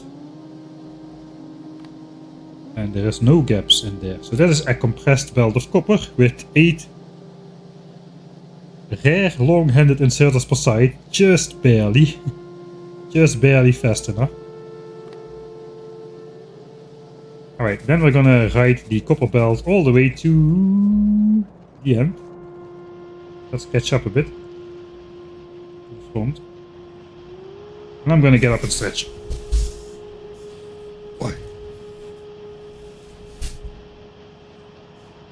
First obstacle, underground belts. I wish there was a mod that would just let you ride an underground belt through splitters, undergrounds and whatever. That would be great for filming as well. Come on, keep going. We're gonna get a lot of those, aren't we? How many terabytes of save do we have? Okay, now we're getting somewhere. Probably.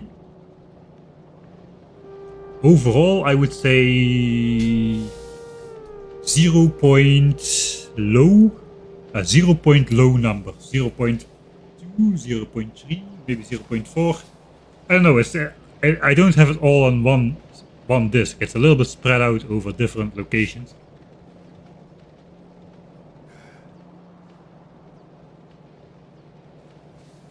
Too many undergrounds.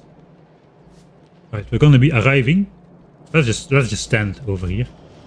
It's probably not going to activate yet because the recipe is invalid.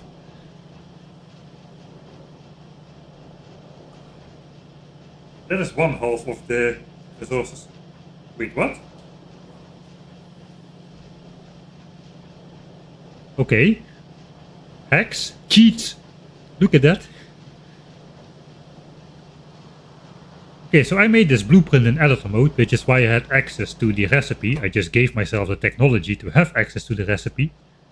Then I pasted the blueprint in the blueprint library and used it in this save. And it just says the recipe is not available yet. But normally I would not be able to set this recipe already without the blueprint. But now I can already insert copper cables. So that means if I also bring steel out here before rocket silo finishes, I get an unlawful head start on space platform production. that is illegal. That shouldn't be the case.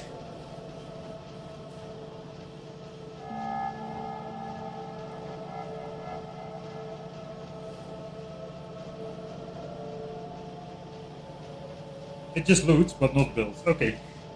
Yeah, actually I should try that. Okay, I can put steel in there, but it just has recipe, not research, alright? But still, at the moment it finishes, we get like a couple seconds head start. You know? It's something.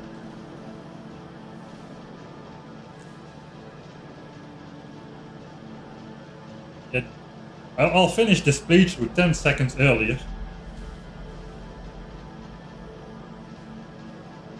I don't think it's a bug. I think that's a 10. I don't know if it's a 10. It's probably a 10. Got to delete 4 steel. I'm now playing at my stand-up desk, except my desk is at 40 centimeters above the floor, so it's more like a bent-over desk. That sounds very wrong. I shouldn't have said that. Right, you're correct. Like, oh, there it is. I suppose I'll plop it in here for now. Thanks. I mean, speedrunners, that kind of, they use like made blueprints anyway, right? So it's not been like something new. And like default settings don't allow blueprints from outside, so you couldn't use this trick. So there is nothing. Nothing is here. There is nothing there. Just a quirky game mechanic.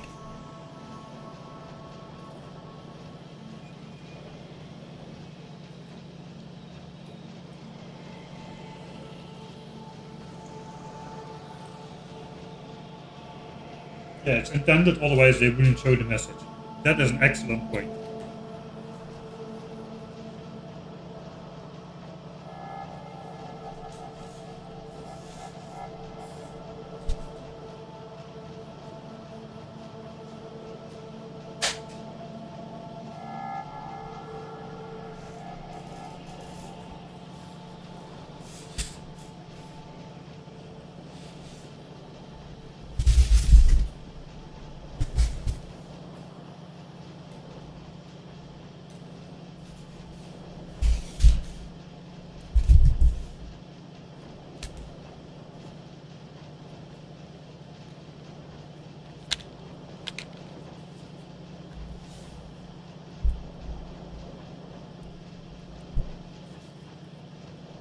Oh, that's the sound I like. That sound was gone. When will we be at 90%? Right now. 900k out of 1 million researched. Only 1 hour and 40 minutes left. Only a simple technology left, like, say, elevated railways. Only that amount of time is left. 100k. Right. 90%.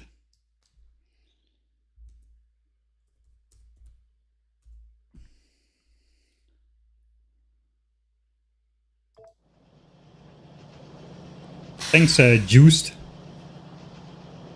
Is it Juiced or Joust? Thanks for the 14 months.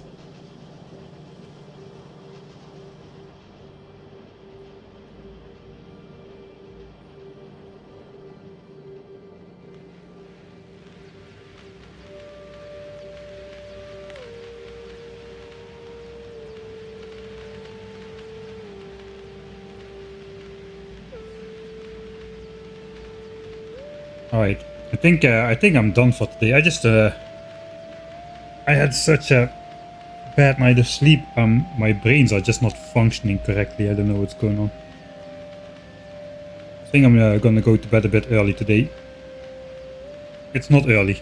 It's not early. It's already not early. It's 12 o'clock. So yeah, I think it's officially juiced. Alright, that clears things up. Or joust. With a double O. Collect the max that got onto Copper Belt. I cannot be bothered really. I'm not gonna walk all the way over there. Is there anything in here? Here, yeah, 259, 173. That's quite a bunch of magazines which got mixed up into the copper belts. It looks like the belts are clear though. They should be now.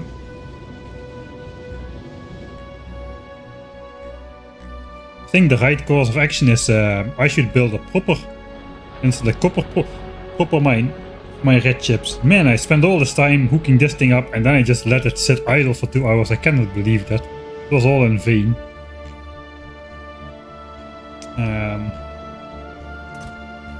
Alright, we had a deficit of 2.2k per hour. And there's 156k in there. So technically we could research blue technologies for another, what, 60 or 70 hours, right?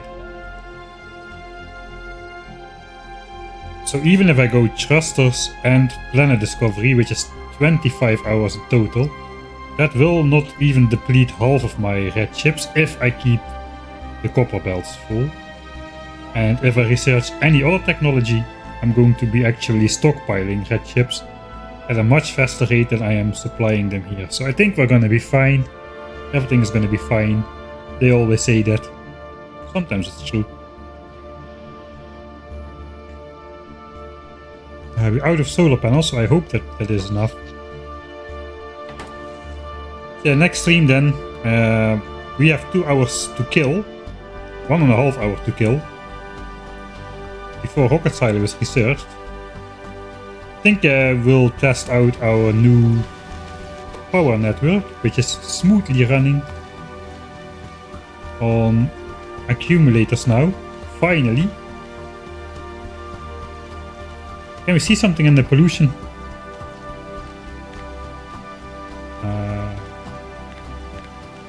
I don't know, I think red chips just, yeah, this is the red chip dip, the great red chip dip in the pollution. Which kind of obscures the view from the effect of the boilers, I suppose.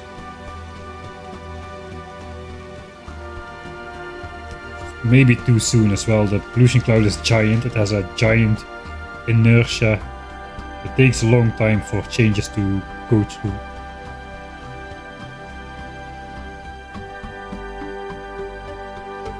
Let's look at the 50-hour graph. Do I have my 1000? I don't think so. Well, I predict 999.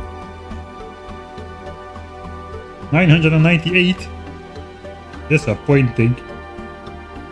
Still gotta get rid of this 6 hours lower SPM here. Let me just check. If I would switch to a 30-second technology, I have saved anyway. Now we're gonna get the spike in research. And since we started on a 30-second technology, that's fair. That's fair game. So this is gonna last a while. And then it's gonna dip down as the bottom labs run out of science packs.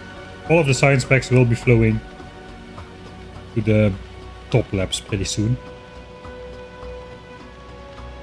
Just want to know if I adjust it back to the starting position, will we get the 1k SPM for 50 hours?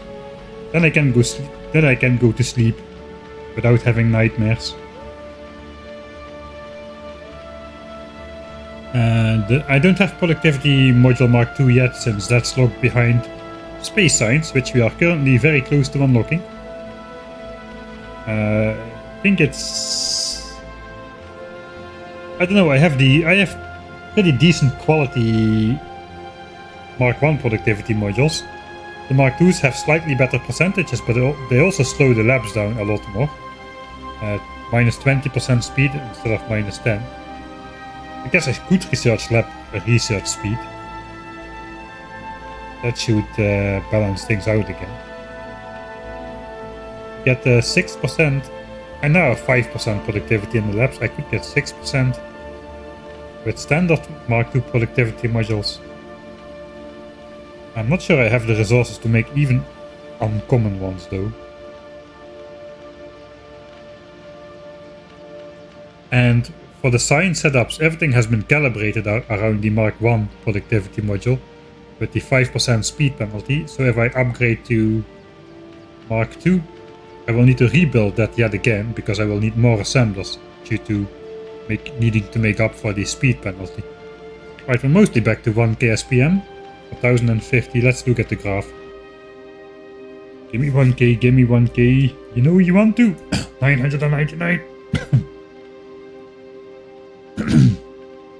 It is climbing though. So we're gonna climb up for... Right, if this trend continues, which it won't because we are at 1050 SPM. So yeah, I cannot do predictions about that.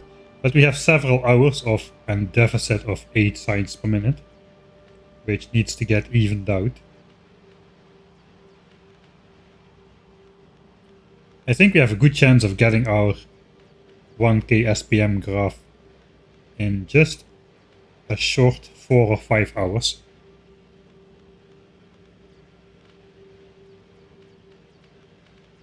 That means over 3 million signs in 50 hours. That's going to be next stream as well, I'm pretty sure. Let's hope we get it. Let's hope we're not going to be stuck at 2,990,987 or something. That would be horrible. Alright, let's actually, we didn't look pollution. I am not worried about pollution at all anymore. The game is sped up, so it looks a lot more drastic than it really is. We have done a full loop around the base, really.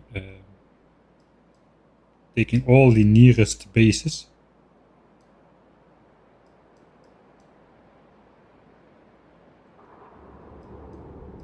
Which means pollution has a lot of extra space now. And I like this. These biter bases. Look at them being happy with the new solar panels.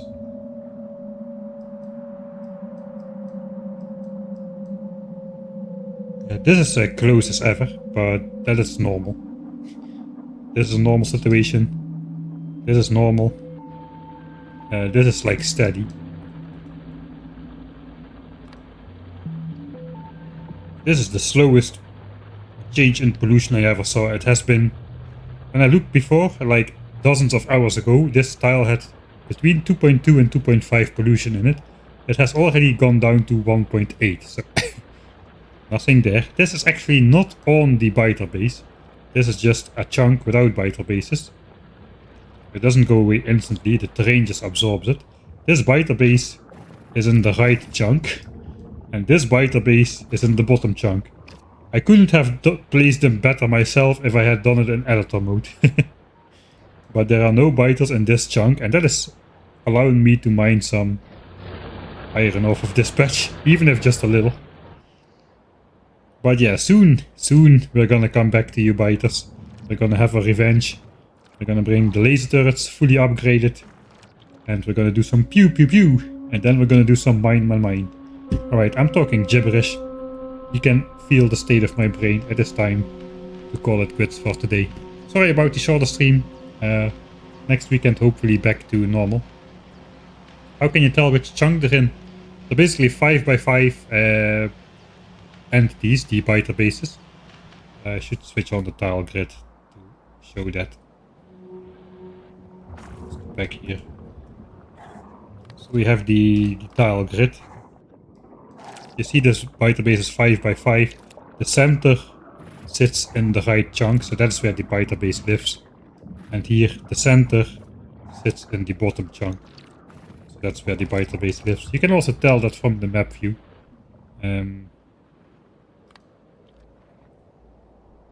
Even if you zoom in here and you pause the game, if you pause the game you can see the tile grid. So here you can see this is a 5x5 entity. This is a 4x4, that's a worm. A 5x5 is a nest. So this one has the center in the northern chunk. And that's basically how I know where all the biter bases are with great precision. And I've mapped it out on the map as well.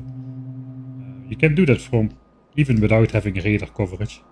So I already planned this out a bit to see if I could take copper from here, but this has all changed. No longer will we be sneak mining. We will just take out the bases and just mine the full patch. That is the new plan.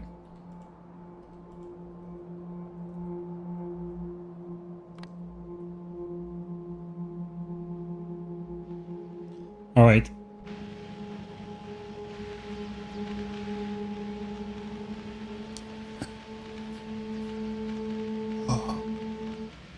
Should have aimed for 1001 SPM. Well, we have 1000 and we have 1000.3 SPM.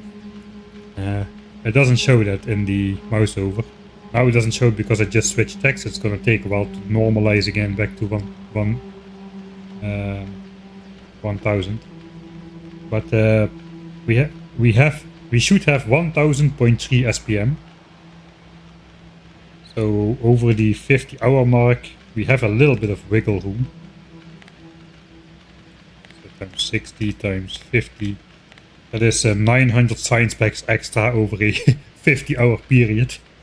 There's not a lot of wiggle room. A little bit of brownouts already can spend that 900 extra science packs, basically, in underproduction. Which might have happened already, so we'll see if we get above 3 million or not. If not, then it's not a proper mega base. Mega bases start at 1k SPM, not at 999.996 SPM. That is not a mega base. Wait, what? Of course we get the achievement.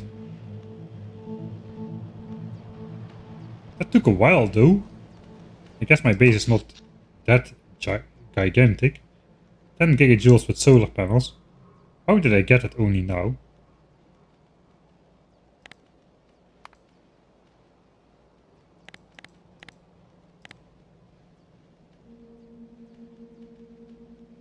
I mean, we are spending 40 gigajoules per night, and that's the short part.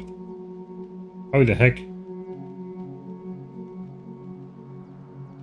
did that take so long? That's not correct. 10 gigajoules, that is like less than a minute, right, with 400 megawatts.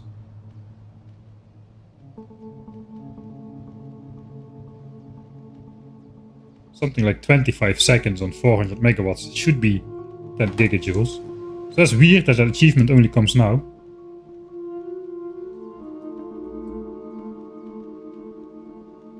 Ah, per hour. Does it only check at the end of each hour or something? No, it's not the end of the hour. I have no idea what's going on there. Alright. Anyway. Maybe it's been an hour since I switched off Steam. So it just looks at the history of the full hour. I gotta know now. Sorry. Even me stopping the stream gets sidetracked. Yeah, it's 1 hour since we did the last burst of Steam. Okay, so that is the mystery solved. You also have to have used solar energy only for the entire hour. So that is actually interesting in terms of speedrunning. I guess speedrunners already know this.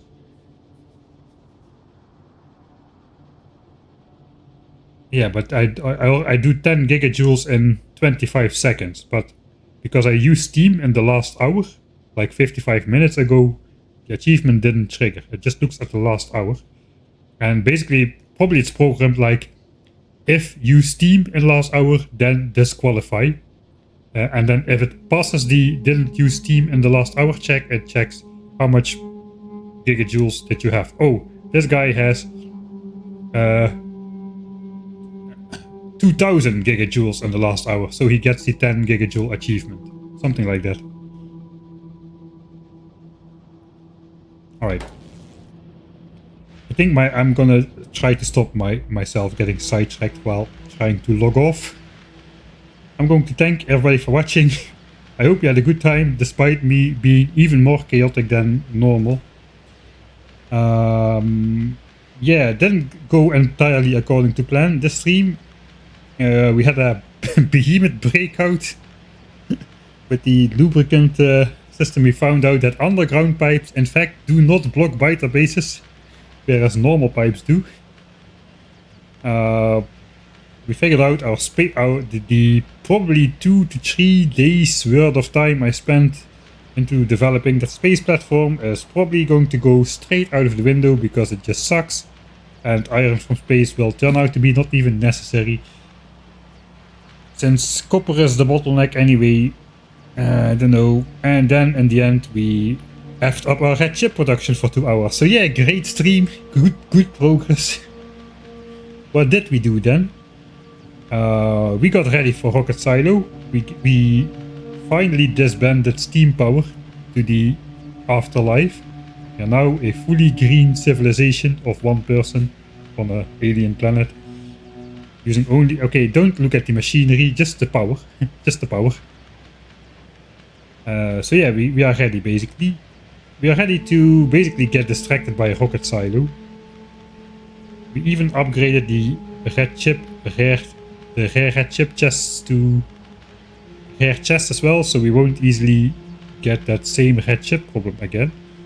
While we are distracted by all the new cool space stuff. Yeah, that is gonna be it for me. Thanks everybody for watching. I hope you had a good time. I somehow did despite making all those mistakes, and I really want to reload, but I'm not going to. And I hope I will see you all next time.